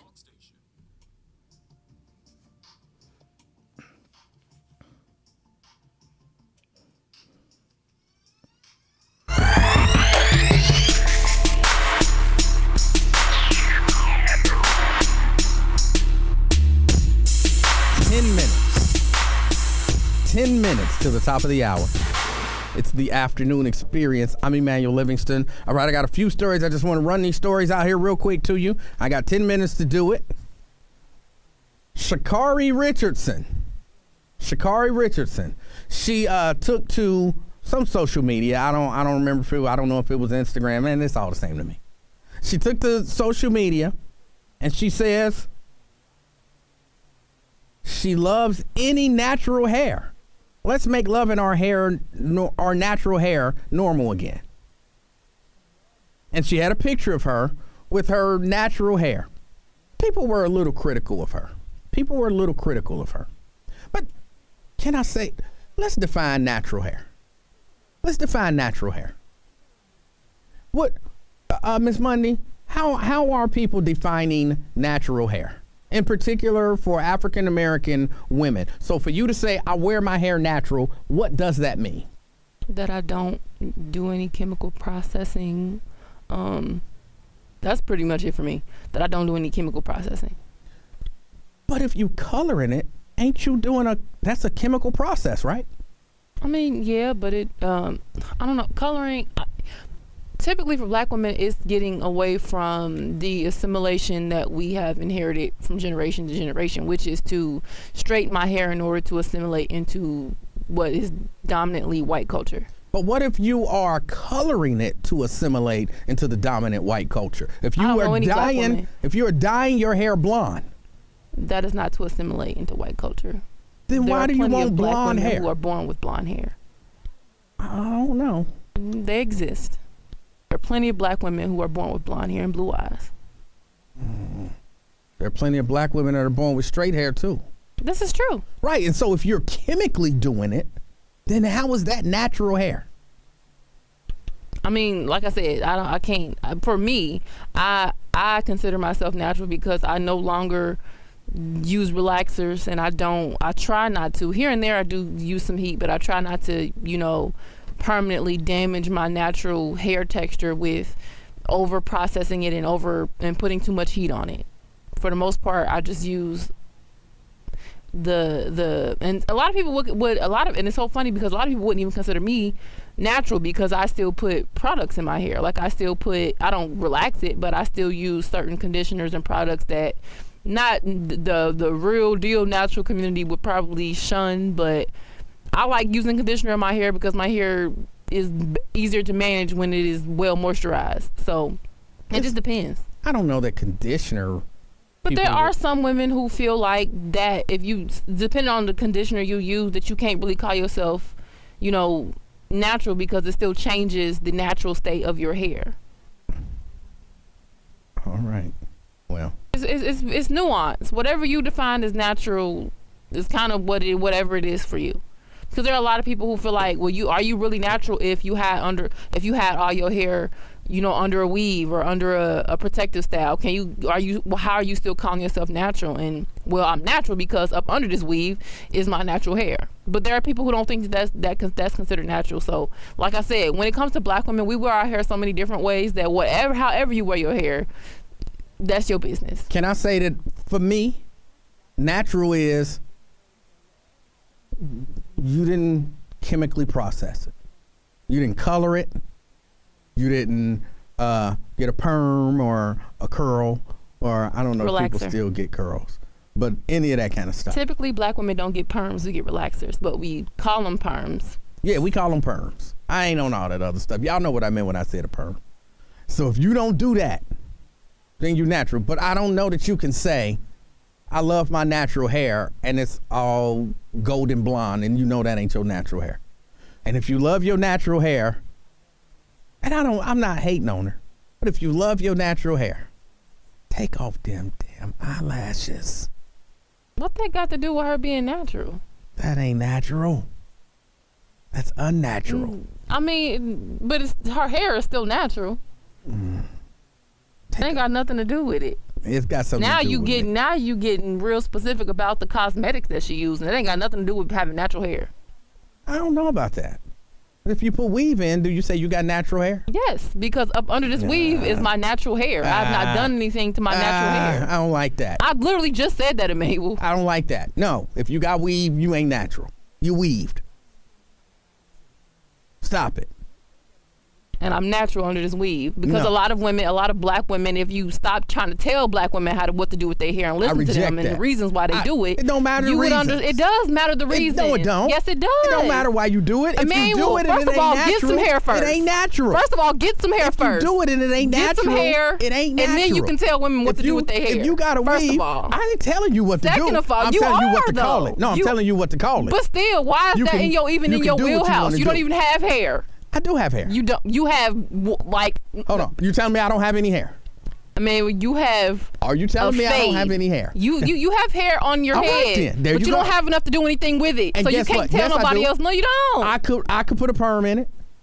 Okay. I could. Okay. I could get a curl or texturizer. Okay. I could dye it black. Okay. You surely could. Right. But at the end of the day, don't nobody care what you do with your hair. Nobody cares. So why do you care? People care. No, they don't. Nobody cares what you do with your hair. And if I put on, I saw this video, right, where this dude got fake locks. He got fake locks. They was, they went through the whole process. If I got fake locks, walking around here, book, all that kind of stuff, because I got fake locks. That's just offensive. How was that offensive? I don't have time to explain it to you. And I got fake locks, but I'm talking about I'm natural. And then you find out this brother got fake locks. You're going to be like, you ain't natural. You got fake locks. I wouldn't care that much because it ain't none of my business. It ain't about whether you care. It's about, but am I telling the truth? But you clearly care if you're that focused on it. You care. No. You if you're that hyper focused on something, you care. No one's hyper focused on it. You kind of are. If you put out on here's what bothers me about people. If I go on social media, right, and I say, hey, look at this hat that Janice made me. And then people start commenting on the hat, and I'm like, why you worried about my hat? What you mean why I'm worried about your hat? You just did a whole post about your damn hat. I wasn't thinking about your hat until you did a post about the hat. So once you do a post about the hat, guess what? I'm going to be thinking about the hat.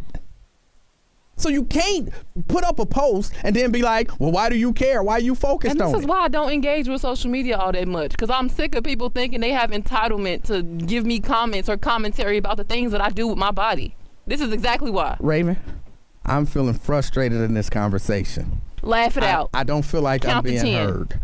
Laugh it out. Count to 10. That's what. Whatever Dr. Chantel Thomas told you to do. That's what she told me to do. Don't post it if you don't want people to talk about it and think about it, and it ain't natural. If it ain't natural. It ain't natural if it ain't natural. Let me get Marie in here. Marie. Yes, hi. Well, one thing, I really agree with you today. I really do. I don't agree with you all the time, but I agree with you today. I agree with you about the weave, the dye, all of that stuff, because in order for anything to be natural, it has to be natural from the scalp bone up. Once you put weave in it to make it curly, or once you tint it to dye, it is not natural hair. Even tint turns your hair. So it's not natural. Yes. So me being a woman, I really agree with you, Emanuel. All right. Thank you. I appreciate it, Marie. All right. That mean I'm right. You know that, It really don't. you? I'm gonna let you in on a little secret. Miss Marie don't like me all that much, so she gonna call in to disagree. Oh, let me get ready to get out of here. I appreciate y'all hanging out with me. I appreciate y'all talking to me. Raven, as always, I thank you for everything that you do over there. I appreciate it. Everybody who called, everybody who listened, thank you from the bottom of my heart. Don't forget, you can, I don't have time to run through the whole lineup. Lincoln Ware, 10 a.m. to noon, Monday through Friday. And coming up, Al Sharpton, he's on from 3 to 6. It's been the afternoon experience. I'm Emanuel Livingston. Until next time, I'm out, y'all. Peace.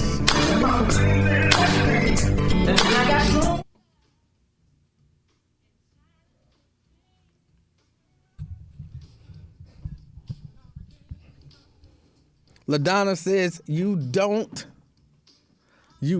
agree with the weave part.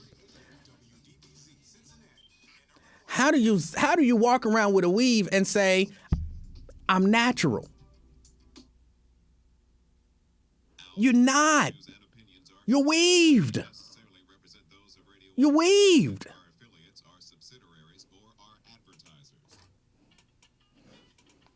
That weave is not growing out of your scalp.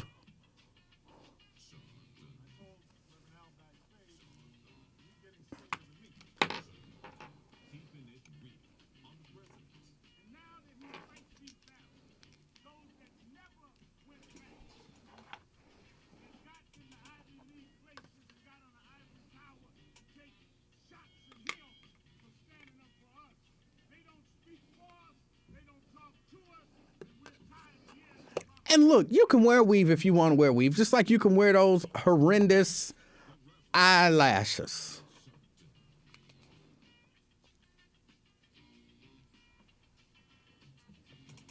And I don't even judge you for it, which I probably should, but I don't even judge you for it. Talking about those eyelashes. But natural is natural.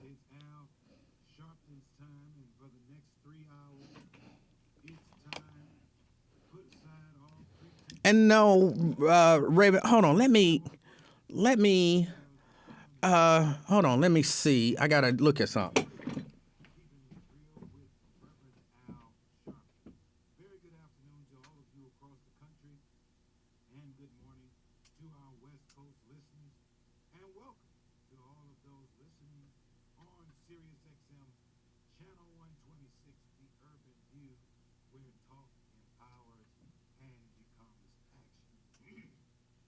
No, I don't have a memory card in. Oh.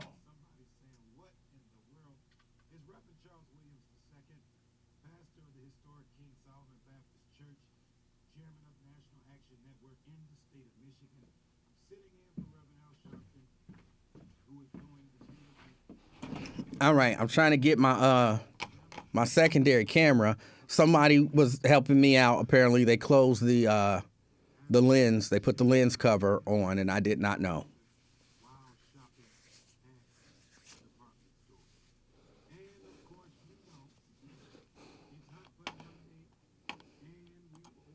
There we go.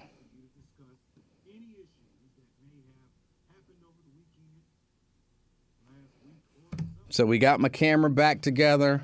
I was trying to put Raven on the air so y'all could see her, but the camera was covered up. So that was why it came up black, and I was frustrated.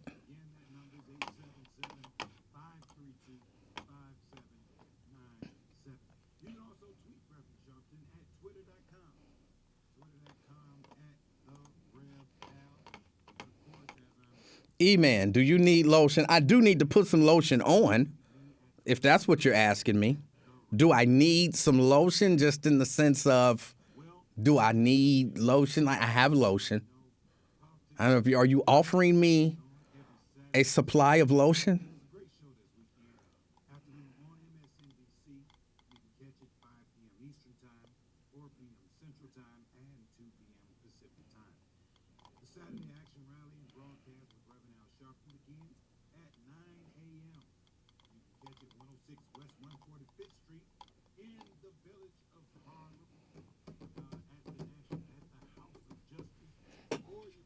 Y'all ain't never seen none of them brothers get the fake locks? Oh, Miss Mundy, why is that offensive?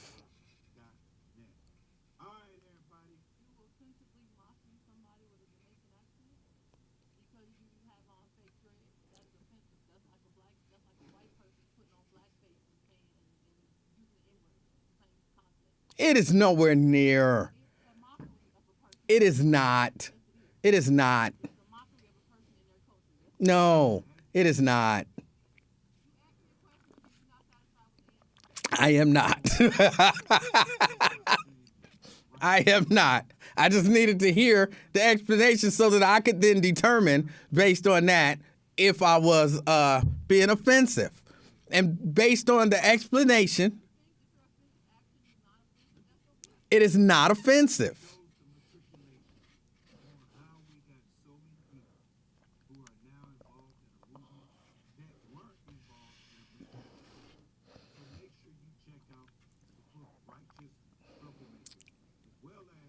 Myosa says, I watched a YouTube video showing a completely bald male get a lace front face.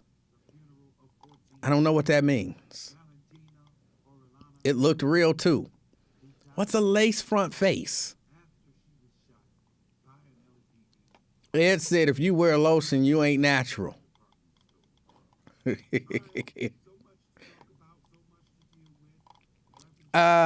That's foolish, Ed. That's foolish. That's like saying if you put moisturizer in your hair, it ain't natural. That's foolish. Oh, fade. Okay. I was genuinely confused. Like, what's a lace front face? I thought it was something I had never heard of. Miss Lucky Charm said, I think people get carried away with them eyelashes. Yeah, they do. They do.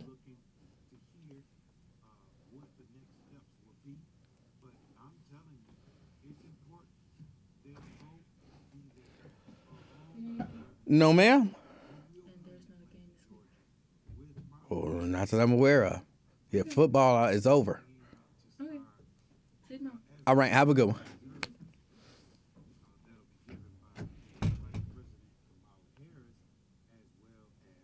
Jeannie says, I seriously don't understand the faux locks. Those of us that have let our hair lock naturally over the years have meaning behind it. It's not a trend. Well, for you, it's not a trend. For them, it's a trend.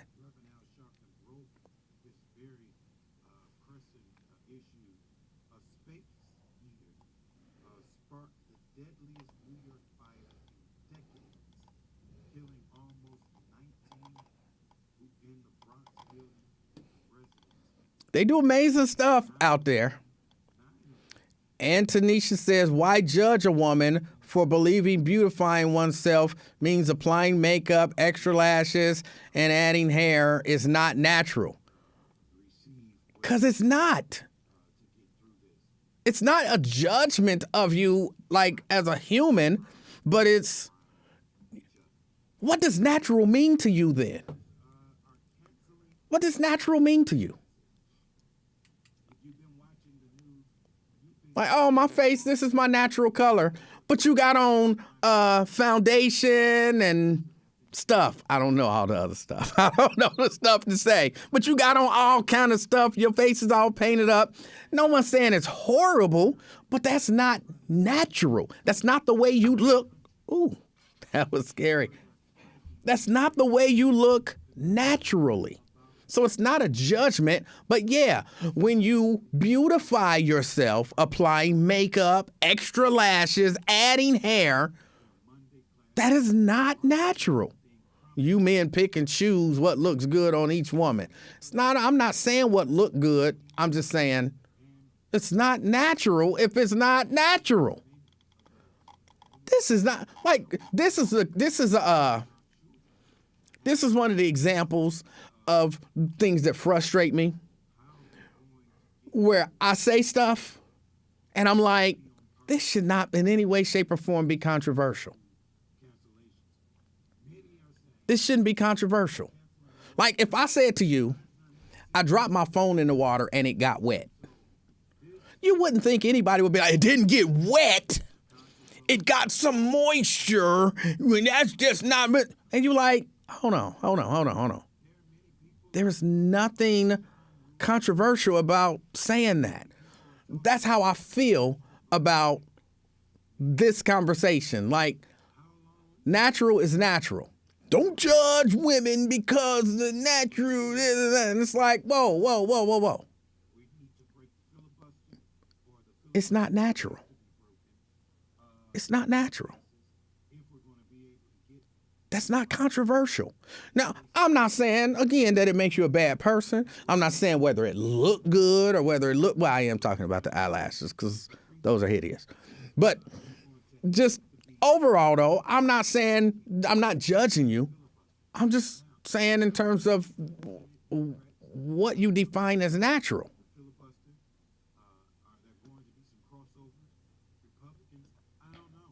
There are women who walk around, they might comb their hair, but they don't wear no makeup. They don't wear no eyelashes. They don't wear no weave. They don't color their hair or any of that kind of stuff. Those women are walking around natural. When you put on some makeup, that's not what you look like naturally. So that's not natural. It's not necessarily bad, but it's not natural. That's not controversial.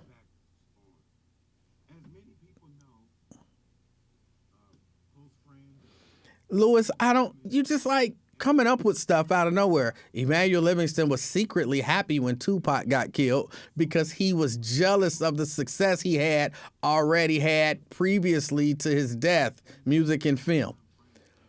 What the hell? I don't even know what the hell that means. What the hell does that mean? Lewis, I'm feeling frustrated in this conversation. I just want to be heard. I don't even understand what that means. How could you come to that conclusion based on the idea that, because again, what we're talking about is natural hair. How does that equate to me being happy that Tupac is dead? What? I'm going to introduce you, Lewis, to my friend named Black Wolf Fish. and together, y'all can accomplish some stuff. Oh, my God. I don't even know what you're talking about.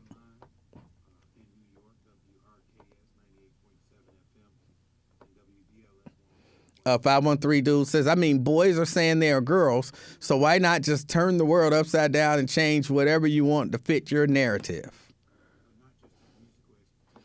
Speaking of that, I had this story, but of course I didn't get to it. Where is it? It's hiding. It's hiding. It would be in this stack here.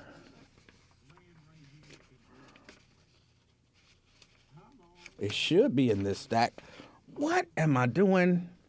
There it is. Why did I move it over there when I didn't mention it? Leah Thomas, a Pennsylvania swimmer, set the women's swimming records, this season after previously competing as a male, right? So, hold on a second. Just roll with me for a second. Leah Thomas was a male. Leah Thomas then said, I'm not a male. I'm a female.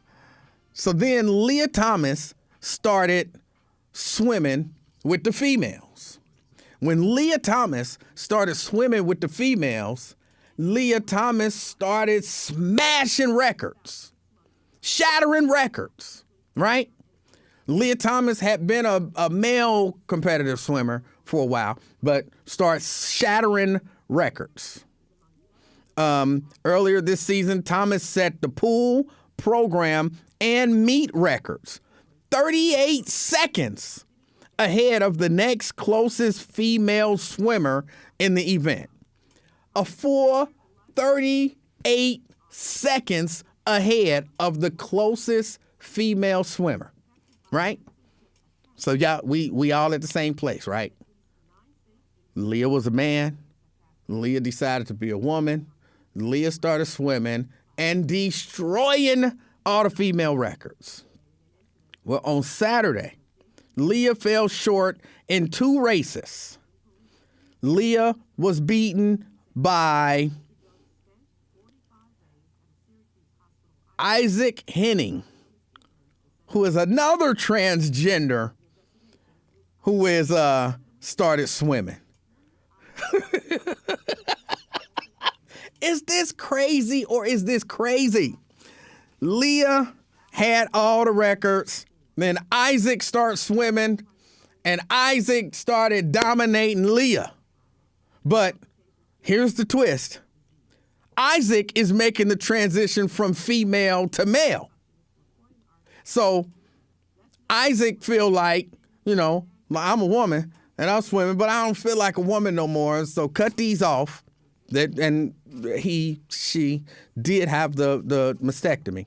Cut these off and let's start some hormones. Well, they say because the hormone piece haven't really started yet, they still consider Isaac as a woman for the sake of the swim meet. So now Isaac, who was a woman but now is a male, is swimming against the women and the man who's now a woman. And so Isaac is beating Leah. And Leah is, just, is this crazy or is this crazy? And this is an actual story. Record-setting transgender swimmer bested in meet by another transgender swimmer. It is women in sports. If you got a girl in sports in a minute, they're going to have to just create a whole transgender. There's going to be the male team, the female team, and then the trans team. Because everybody got to swim with the women when you start transing. Oh, this is crazy. It's crazy.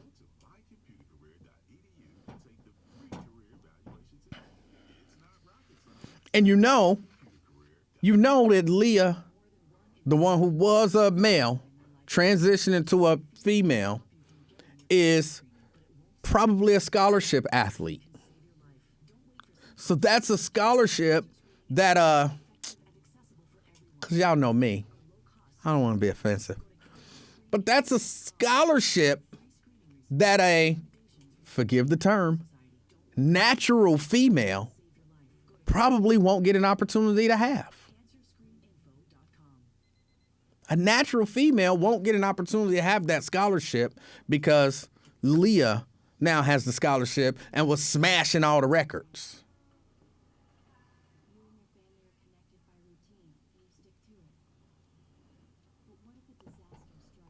When you beat the entire rest of the field by 38 seconds in a race, something ain't fair. Don't ask me what, but I mean, in this case, we have an idea what, but that means something ain't fair. But that's the world we coming to. And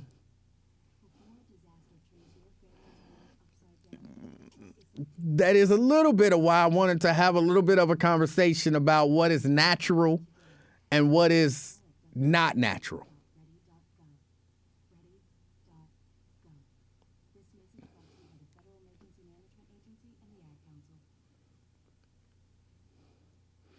Kenneth, I don't understand what that. Oh, I hear silence.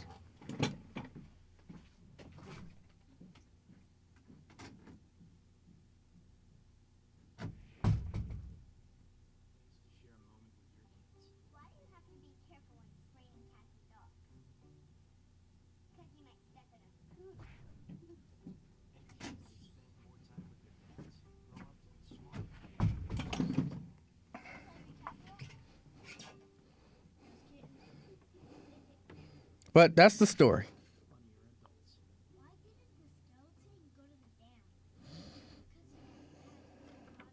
That's the story, and it is a weird story. And I do want to ask y'all, can we judge sex workers? Is it wrong to judge sex workers? Or do we have to be okay with sex workers? Just a legit, straightforward question for right now.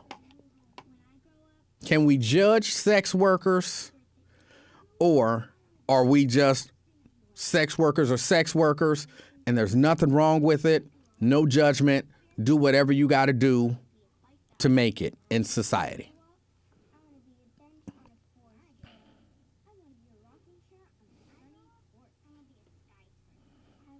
Did you know you can make money on Amazon by giving them ideas and they print the shirts and ship them?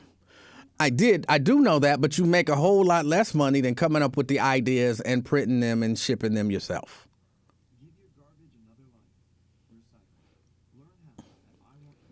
513 dude says, judge sex workers how? I mean, judge them. Do we look at sex workers in society now? Because, there was a time when, people kind of looked down on them no, sex work is, kind of bad, immoral, harmful to society, all of that kind of stuff. So can we look at sex work, or not can we? Do we look at sex work that way anymore? Like it's kind of low tier, harmful to society and immoral? Or do we look at sex work and say, hey, sex work is on the same level as a doctor, a lawyer, a talk show host, a factory worker, a sanitation guy. Work is work, and it don't matter how you making your money. That's what I'm asking. Do we tier this thing anymore, or is everybody just on the same? Jericho says, we can judge sex workers, ladies of the night, like we do drug dealers. Myosha says, why would you judge something being done by two consenting adults? You're trying to answer with a question. I'm just asking, do we judge? But to your question, so do you look at a drug dealer on the same level as you do, say, a sanitation worker or a talk show host or a doctor or a lawyer or an accountant? You're like, all right, y'all all the same to me. Whatever you do to make your money and it's two consenting adults, I'm cool with it. I'm asking, do we judge? 513 dude says that time is gone. All right. He says, I feel like it's a job it's a job I ain't gonna do, but if somebody else wants to, that's them. All right.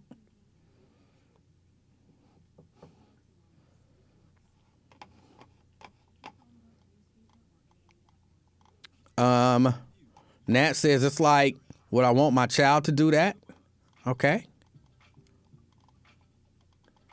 Why is this thing acting up? I got to get a new mouse. This mouse be acting up.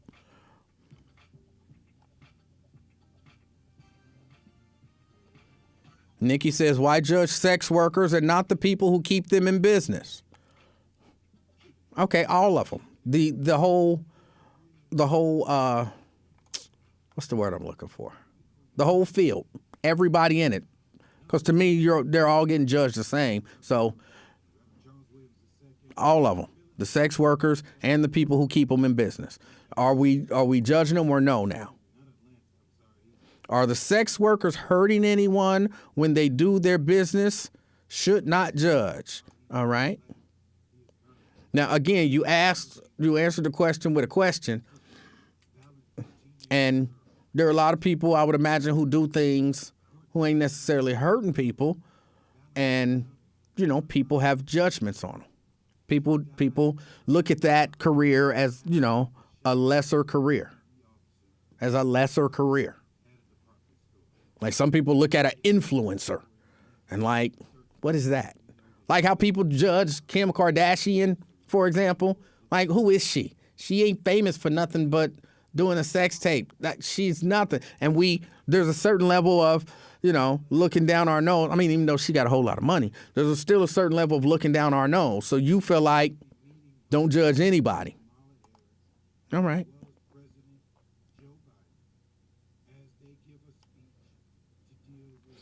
Myosha says, I don't think drug dealers are necessarily bad people, but it is illegal. Some sex work is illegal.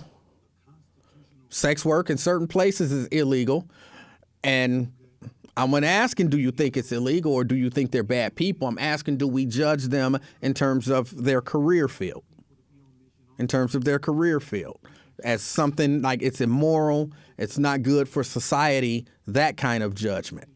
Not judgment in terms of they should go to hell. Well, I guess the immoral, some people might even look at it that way. Nikki says, don't judge.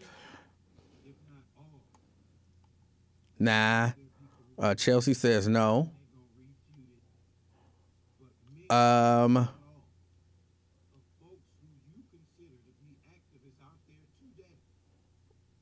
Gladys says they will do it anyway. That wasn't a question.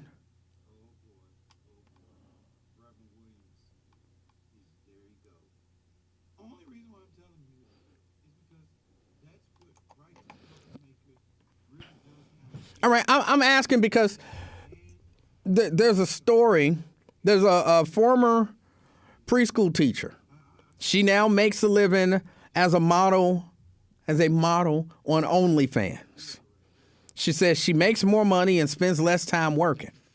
She spends less time working. She says if you'd asked me 5 years ago, I wouldn't have guessed I'd become an OnlyFans model. She says she made the career switch after being a nanny for 2 years and a preschool teacher for 5 years. She says she loved working with the job. And being lead teacher was the best job she ever had. She said, but the hours were long. This line got me just a little bit, but the hours were long. She says, I was working around 40 hours a week and was starting to feel a little burnt out. And like 40 hours a week is like the norm for most people. But in her mind, 40 hours a week is too many hours to be working and making money. So she said once the pandemic started, she felt like things got out of control. She said the school closed a couple times due to coronavirus. She didn't feel safe or cared for. They didn't feel safe or cared for. The teachers butted heads with the director. They had safety concerns and all that kind of stuff. She says, and during the pandemic, they felt underappreciated as ever and made no extra money. She says she was earning less as a teacher than she had been as a nanny. She says she quit her job primarily because of concerns about catching the coronavirus to focus on modeling. She says she has started making money from modeling at the end of March. She said at first she wasn't sure that it was the angle to pursue. She thought maybe she could do something sexy, but then she would have to lose weight because she's a larger woman. She says, but after she started posting on Instagram, she realized that it was a huge audience of people that loved her body exactly the way it was. And she realized there was actually a market that she could tap into just by being herself. So she decided to try out Big Beautiful Women Modeling, BBW, using the name Devithik, Devithikk. She uses OnlyFans and a site called curvage.org. And sometimes she get tips through sites like Cash App. She works around 20 hours a week, but she makes even more money than she did at the school. And they say that the people who wrote this article, they say they verified that she makes 50% more doing this 20 hours a week than she did being a teacher. She says she's in control of her own career. She's in control of her earnings. She can make her own schedule, and she don't have to worry about catching the coronavirus. That part is questionable. I think we all have to worry about catching the coronavirus. But I guess I get what she's saying. She's not just around the general public. She gets to decide who she's going to be around. She says in the autumn, she had a brief stint working at a craft store to make a little extra money, but she quit within a month. She said they were understaffed and they was trying to use her to fill in the gaps. She was feeling overworked and she had to deal with rude customers. She says the same day she quit the retail job, somebody told her that they thought that online sex work was exploitive. I'm sure I'm pronouncing that right. Exploitative. She's being exploited. But she said, you want to know what's really make me feel like I'm being exploited? When I come to jobs like this and they don't care about me and they don't want to pay me what they need to pay me and I feel overworked and mistreated. She say that's when I feel exploited. She says in her work now, she don't let people treat her poorly. She can set her own boundaries with customers, and if they break those boundaries, she just don't do business with them. She says she's going to keep doing online sex work, and she plans to increase the hours because she's trying to save some money so that she can buy a car. She says, in the long term, I thought about returning to school to maybe study biology or setting up her own soap business. But no matter what, she definitely don't want to ever go back into retail, the service industry, or an office. Now, do we look at that and do we say, yeah, that's bad? Because if you ask me, take away the sex work. She just sound lazy to me. But that's take away the fact that she's a sex worker. 40 hours a week is too much. And y'all, you working part-time at a spot basically for the holidays because they're short of workers because of the holiday bump. And now you don't understand that they hired you as a temporary part-time worker to fill in the gaps. And you feel like, y'all using me. That's what you went to work for. So to me, she just sounded a little lazy. And,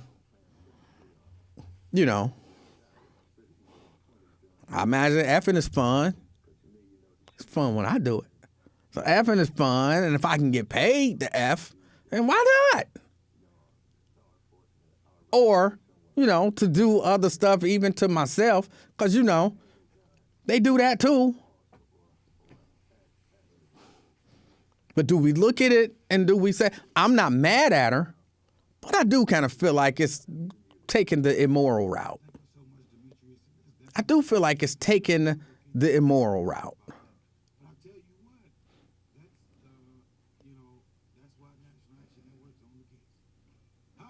But she got a right to do it. But I don't know that she's necessarily effing. But that's why I said, you know, if you ask me, she probably ain't effing because that take too much energy. I think she lazy.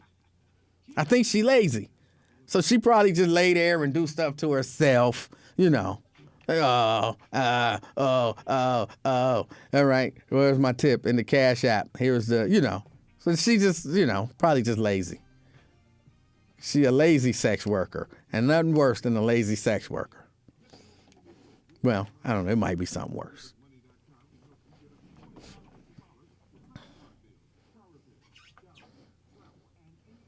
But yeah, she probably ain't, because it's, you know.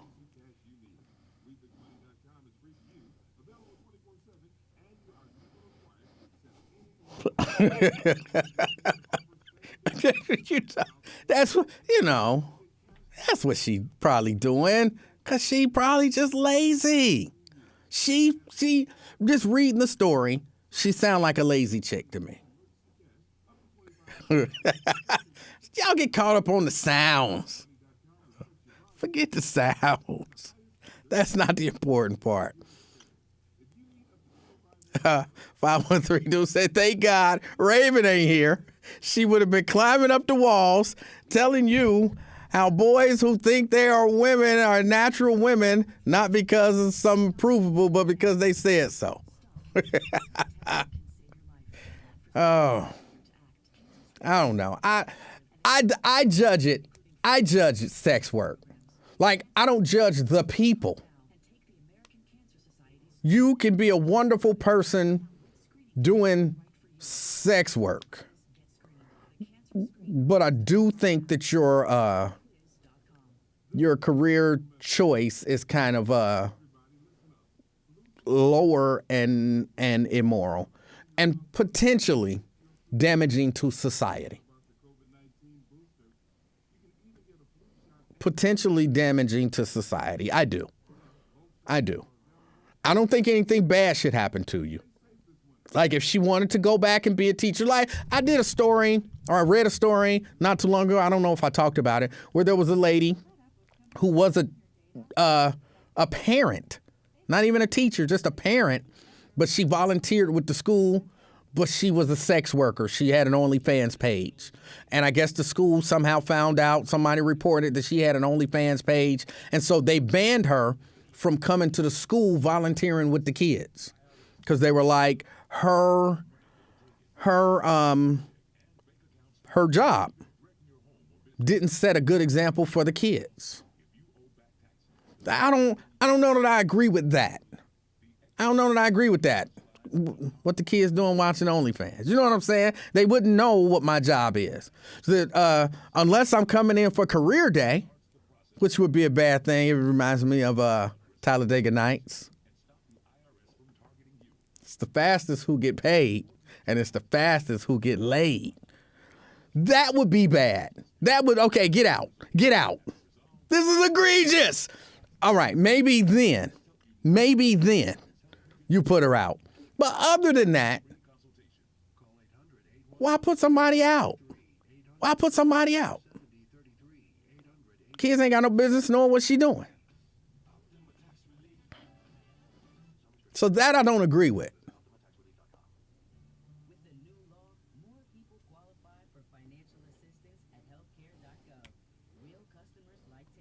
So yeah, I don't judge them as people. Like, I'm judging her as a little lazy because, again, just based on the different things she said in the article, I feel like she's lazy. She might not. She might be, might have been a hardworking lady, but she seemed lazy to me.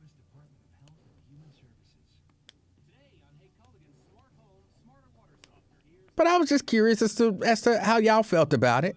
I asked these questions because I just be trying to get a feel for what the people think.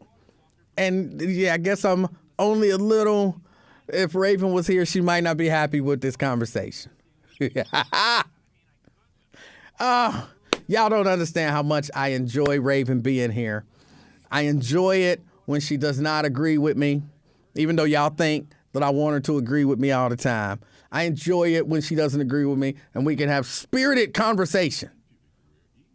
And I have a feeling that we would be having a spirited conversation surrounding this. Would I marry a lady of the night? Hell no. Hell no. I wouldn't marry. I'm sorry, I got to take off the hat. It's getting a little hot in here. I wouldn't marry a lady of the night. I wouldn't marry I want to say a sex worker. I wouldn't marry a porn actress. I wouldn't marry anyone who had sex where I wasn't involved in it. Now, like, say, this ain't fair because it's not true. So, like if Mrs. Livingston said, hey, let's start a OnlyFans page.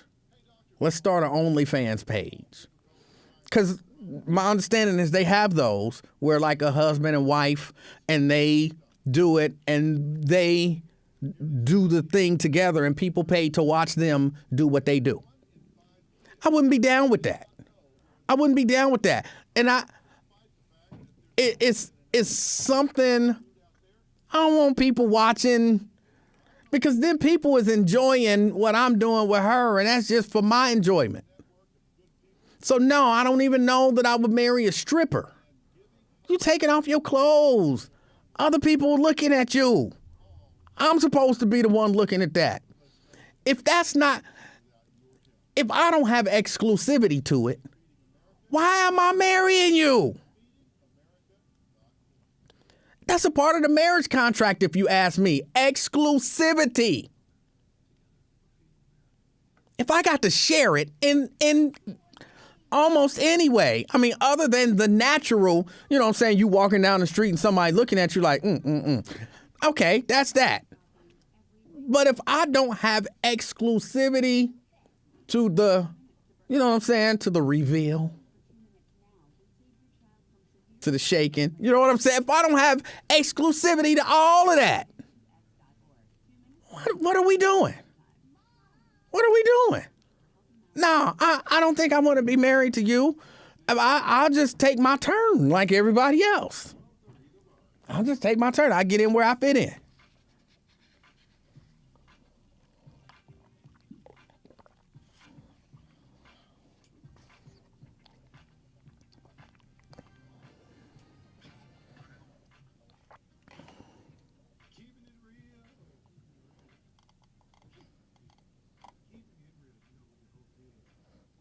Would you be down playing the background and working the audio and setting up the lights?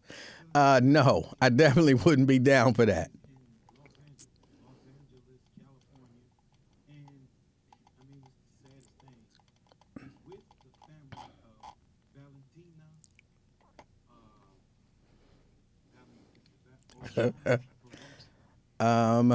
Chelsea said, I don't think anybody wants to work 40 hours a week, and that doesn't make them lazy.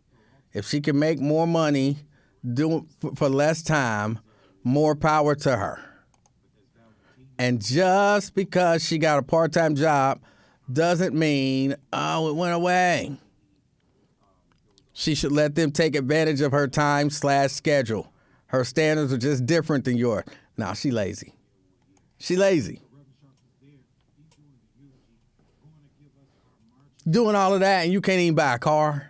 So it ain't like, you know, it'd be different if you like, oh, boy, she getting paid. She can't even buy a car.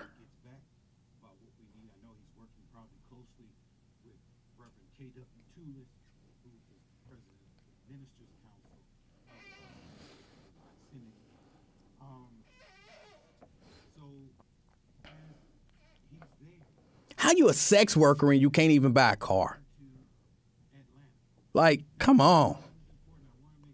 Trust me, if I'm out here slinging the D, I'm going to be driving a car. You know what I'm saying? I'm not catching a bus and I'm slinging D. Even if I'm just standing on the camera wagging the D. You know what I'm saying? You paying me, pay me enough money, my D is worth a car. If I can't buy a car, I need to just go get a regular job. I can get a regular job and buy a car.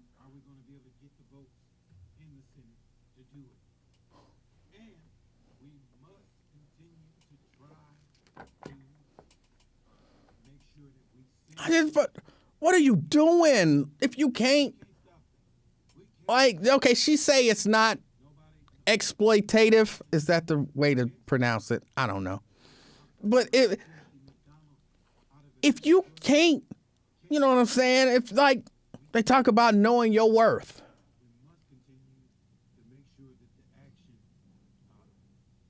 Shoot, you saving for work 40 hours then. You know, do the same thing, just work 40 hours. You saving to get a car. You saving to get a car. What else is you doing? What else is you doing? You on OnlyFans.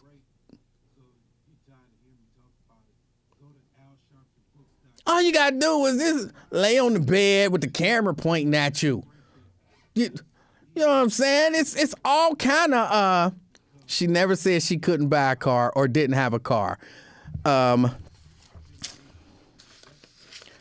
This is from the story. For now, I am going to keep doing online sex work. I plan on increasing the hours I spend on it so I can buy a car. I don't make this stuff up.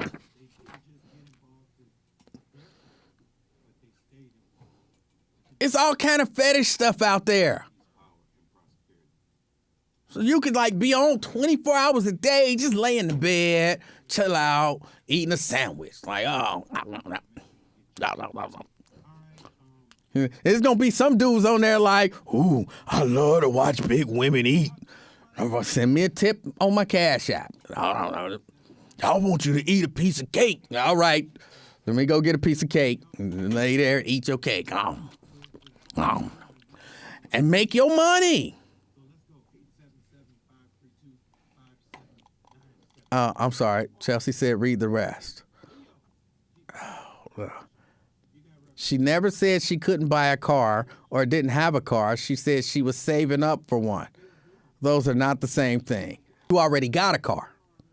You don't say I'm saving for a car if you already got one.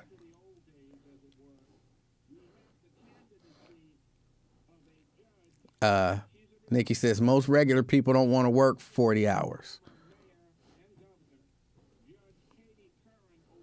All right. Well, she working 20 hours and don't make enough money to buy a car. Put in a little extra work. I don't know exactly what she do. But, yeah, Nikki, those fetish people make bank. That's what I've heard.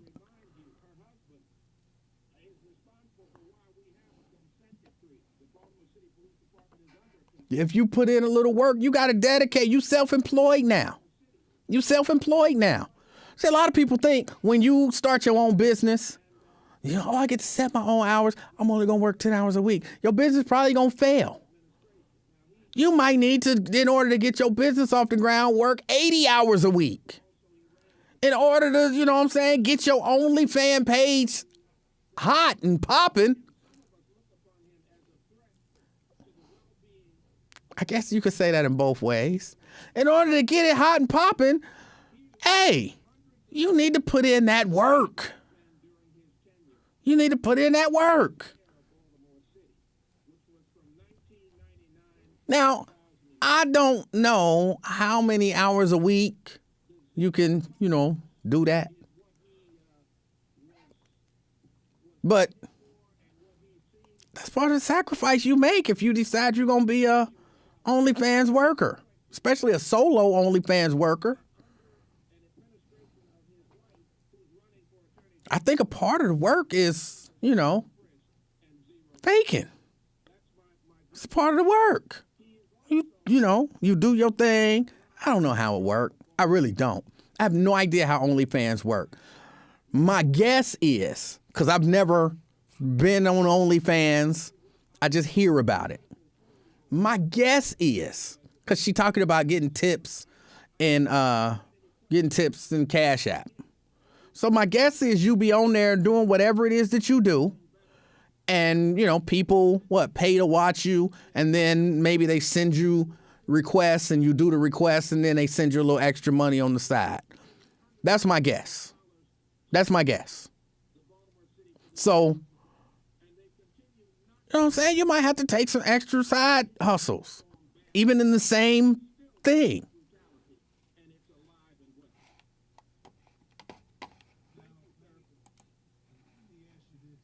If you just,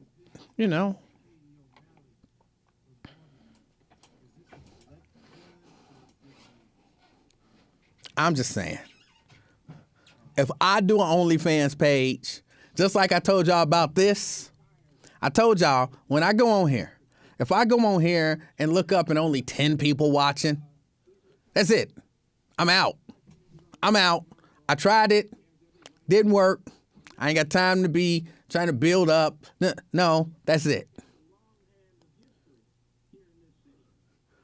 I kind of think you got to have that same mindset.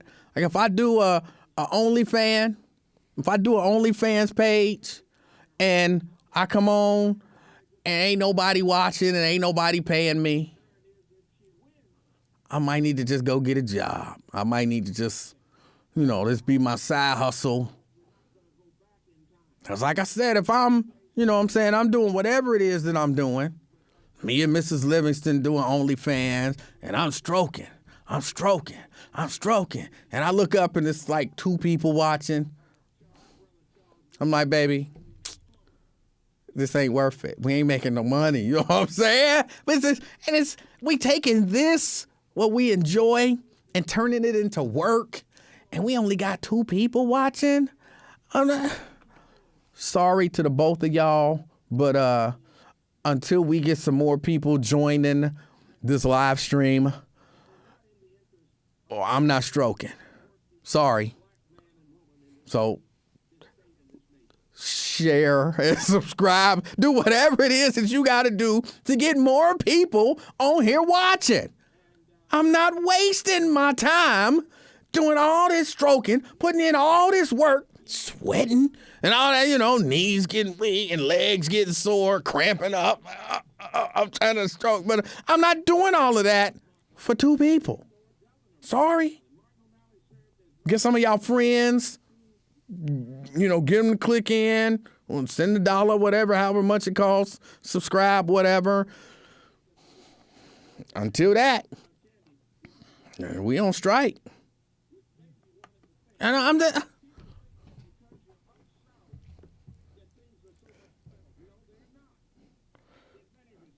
I'm just saying, we not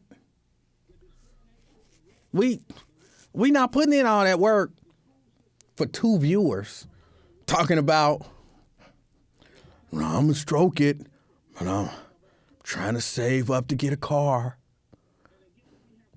If you could send a little extra money to the Cash App, I'm going to give it a good stroking, but we really need a car. We're tired of catching the bus to go to the grocery store and buy all the Gatorade to keep my energy up. No, that's not going to be me. That's not going to be me.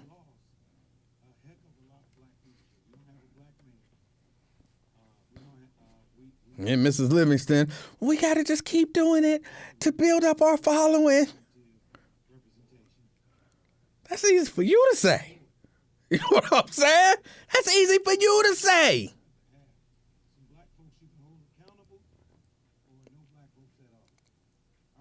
Yeah, it's getting warm in here. And I was getting hot. But that's right, Antonisha. It's the blue pill. Now, I got to take blue pills all day. I don't know the side effects of taking all of them blue pills. Somebody got to pay for the blue pills. And the 2 of y'all watching this daggone OnlyFans ain't even covering the cost of the blue pills. No. I need people. but if we just keep going, baby, then we can build up a following. And then once we build up a following, but what? No. So yeah, no, I think she lazy and she ain't doing something right. She ain't doing something right. Can't buy a car.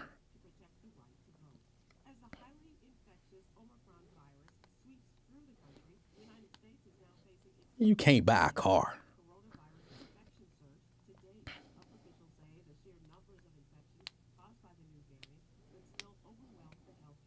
I don't even really hear strippers talking about they can't buy a car. They be paying for college. Straight cash. Like, you know what I'm saying? I go at night, do my few hours, do my little set. And I guess they have to bartend on the side. What they do, they little set, they bartend on the side. They pay for college, straight cash. And you talking about I got an OnlyFans page and what was the other one? I never heard of it. Curvage.org. Curvage.org sound like a site where you could put yourself in one of the fetish groups. Because Curvage.org sound like they got fetish rooms or something. A drop-down menu where they like feet. Click it, feet. And you just see feet. Somebody oiling up the feet.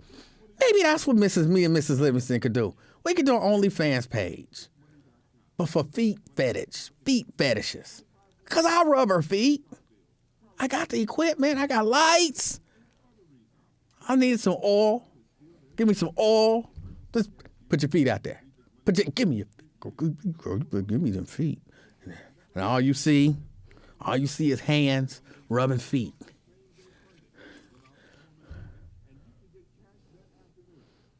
Like cha-ching, cha-ching, cha-ching, cha-ching, cha-ching. I know Mrs. Livingston, she'll start complaining. I'm tired of my feet being all greasy.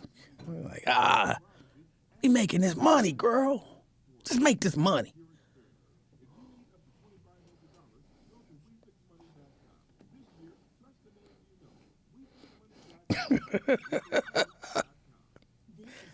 No, because then my face would be on there.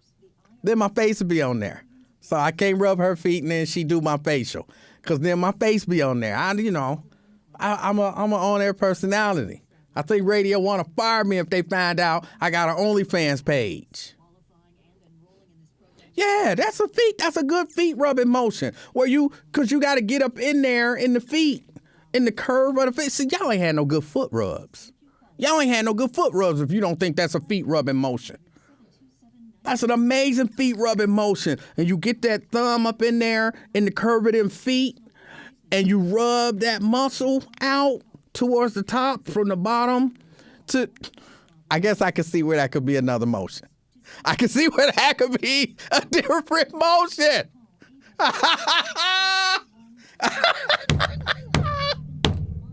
Oh, I didn't even notice it because that was feet in my hand. What is wrong with y'all? Oh, y'all so nasty. I was rubbing feet.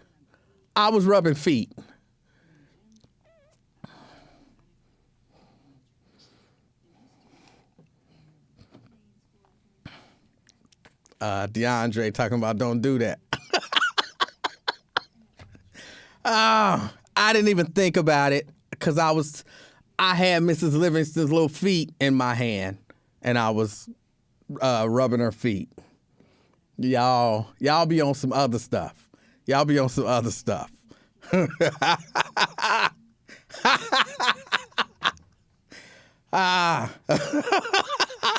Something is wrong with y'all.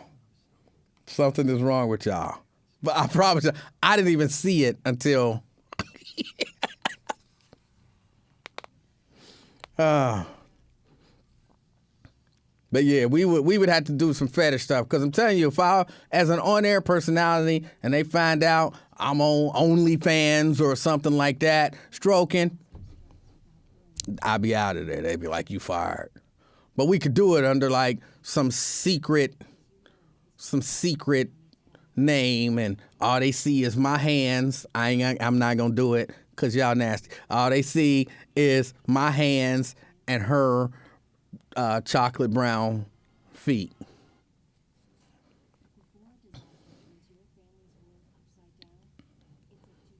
And see, we would get the men and the women watching. We would get the men and the women watching. The men would be watching like, ooh, look at them feet. Ooh, look at them feet. And the women would be watching like, ooh, look at them hands, the way he rubbing them feet. Oh, I missed that. Oh, I missed that. So, yeah.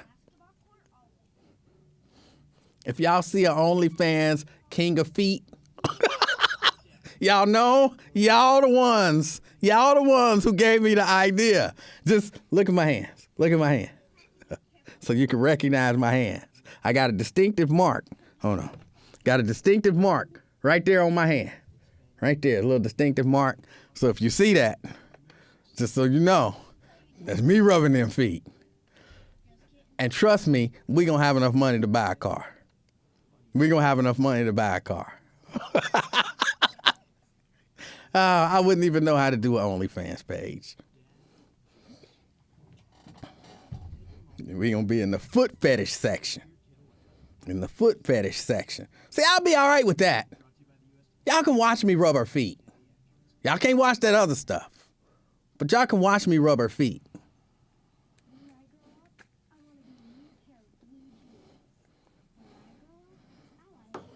You just go to OnlyFans, look up King of Feet, the drop down foot fetish, King of Feet. You'll see some good foot massages. And I think she might, I had to check. But she might be all right with me rubbing other feet. My feet, I'm tired of my feet always being greasy. Tired of it. She don't talk like that, like nothing like that. She don't complain or any of that kind of stuff. I don't know why I'm making that voice. I have no idea, but okay. Bring somebody else over here then. I ain't invite nobody else in my. She don't talk like this. I don't know why I'm doing this. I have no idea why I'm doing this. She does not talk like this. She don't do all of that. None of that kind of stuff. I have no idea. I'm not bringing up my other bitch in my house so you can rub her feet. I'll be like, baby. Don't you want another car? I could use another car. All right, then. Bring some feet.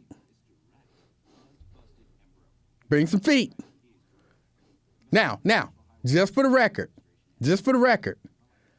I ain't rubbing no man's feet. I just want y'all to know I am not rubbing no man's feet. Man, it's only, hold on. If I can, and ain't no other man rubbing her feet. I'm telling you.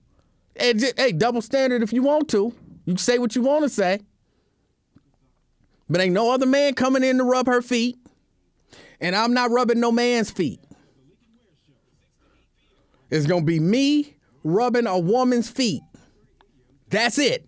That's the whole page. If it ain't your feet, they going to be some other woman's feet.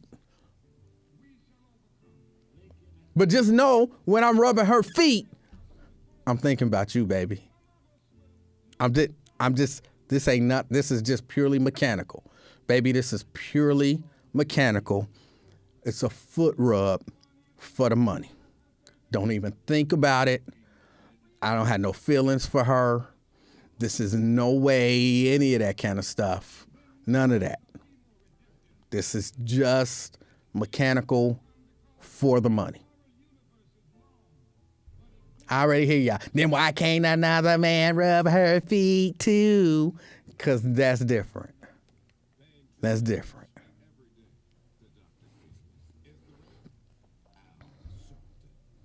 What if she can get $2,000 a day, but another man is doing the foot rubbing? You gonna tell her no? Yes, because I don't have no problem doing the foot rubbing. She the one don't want her feet greasy.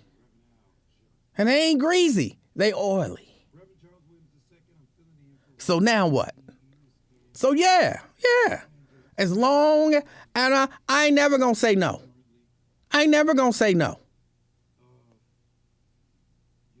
Never.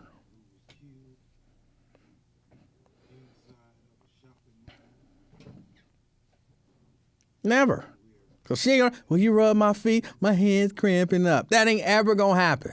That ain't ever gonna happen. These are not double standards.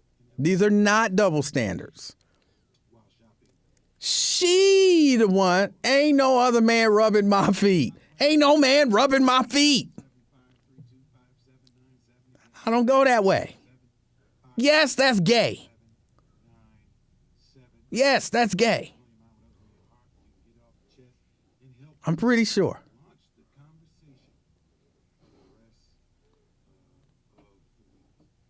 But yeah, no, my hands strong like bull. My hands is strong. I'll rub your feet hours and hours. How many? As long as we got viewers, 10 or more. We got 10 or more viewers. Girl, give me them feet. And we gonna go. I'm gonna rub them feet. Drop the 9. Fade to black. Fade to black.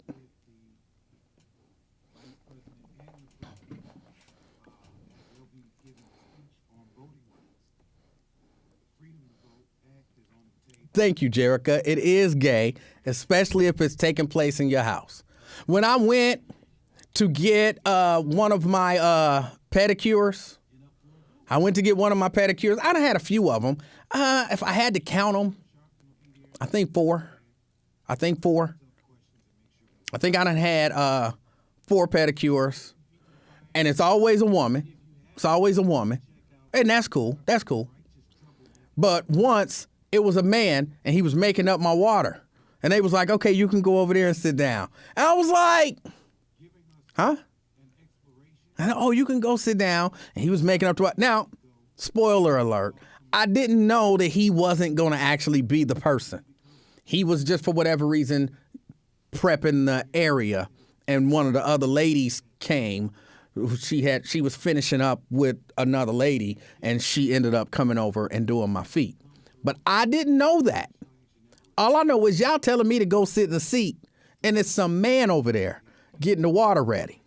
And I'm like, yeah, no, that's not happening. And they was like, oh, I caught myself because I almost did the little accent because y'all know I can't help it. So I had to breathe and not do the accent. But they was like, no, you go over and you sit in, that chair. And I was like, that's not happening. No, I'm not doing that. And they was like, well, is everything okay? You go sit in that chair over there. And I'm getting so close to doing the accent, and I do not, because y'all know me, I don't want to offend nobody. And I was like, no. And now I think she kind of caught on the why. And then she was like, no, he's not going to be doing the thing. She's finishing up, and then she's going to move over there, and she's going to do your pedicure. And I was like, oh, okay. And they're like, yeah, no, he's just making the water. And I'm like, all right, cool. But in my head, if he would have went to grab my feet, we was going to have problems up in there. I went over there and I sat in the chair, and then, he take his shoes off and everything. And I'm like, no, I'm cool. So yeah, I'm sitting there in a chair, socks, shoes, the whole 9, just sitting there. And I waited until old girl, he got up and he walked away. And then when old girl came and sat down, then I went on ahead and, took my socks and my shoes and everything off. And then I was ready to go. But ain't no way in the world that man was going to give me no pedicure. No. And you can call me whatever you want to call me, but that man was not about to grab my feet and start massaging my legs and rubbing on my feet and all that stuff. No. Oh, wait a minute. Mrs. Livingston is calling me. Hello? Hey.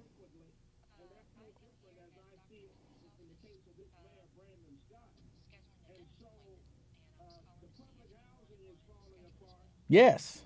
The city school system is falling apart.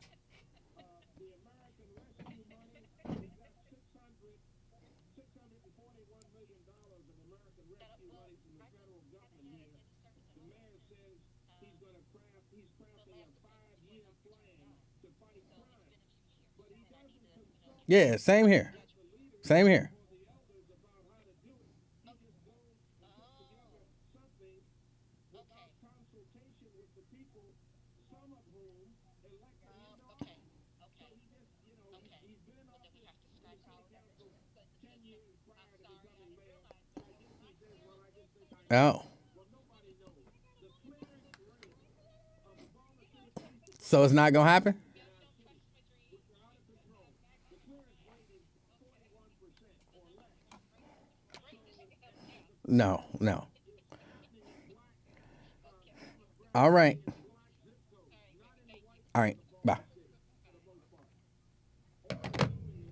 That had nothing to do with this.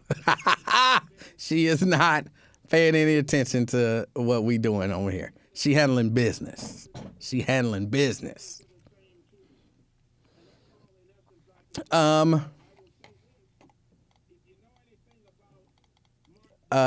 She didn't actually say I love you. She probably should have though.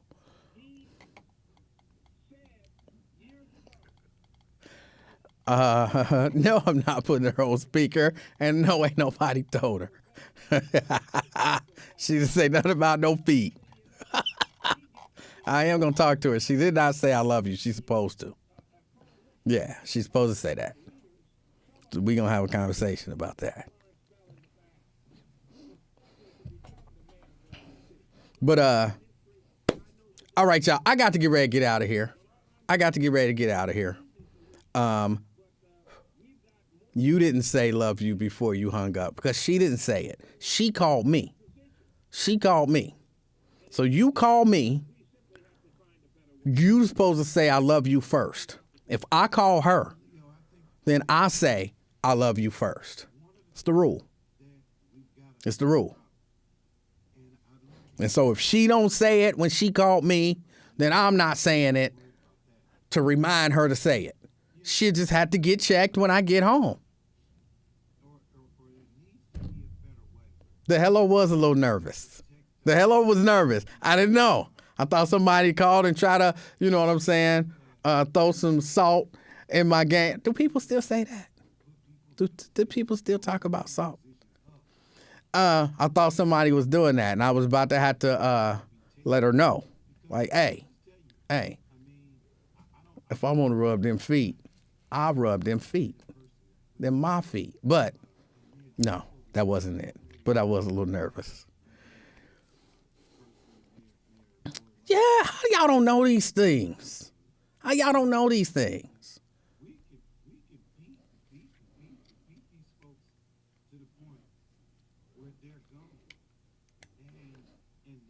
Yeah, these are simple rules. And yeah, when I get home, I will say to her, I'll tell you exactly what I'm going to say to her. I'm going to say, look, when you called me, I was on the air, still doing the after show. And, conversation was what it was.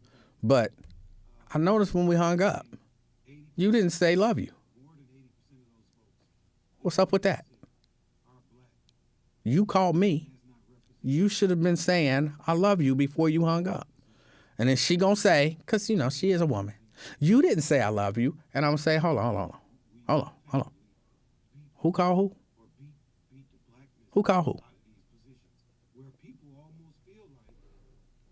And she gonna say, you right. I should have said it. But you could have reminded me. For a sec. And she gonna say, okay. I'm not even gonna respond to the, you could have reminded me. It's just gonna be the look. That's gonna be all it's gonna take. And she gonna, okay.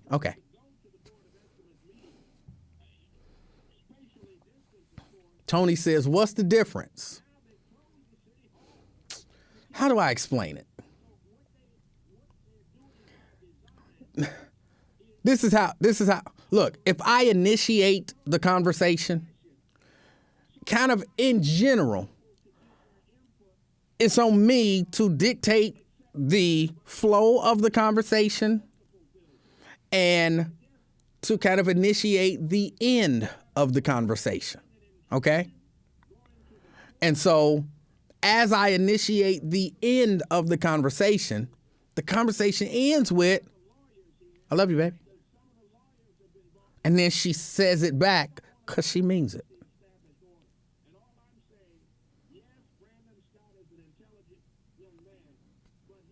But if you initiate the conversation, same rules, just in reverse.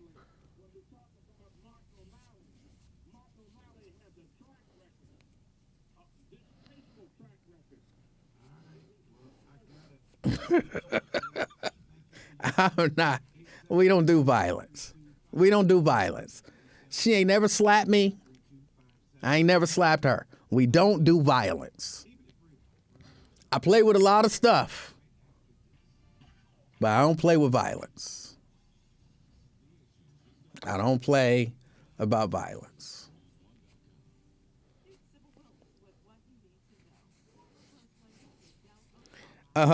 But I do got to get out of here now. I will see y'all tomorrow.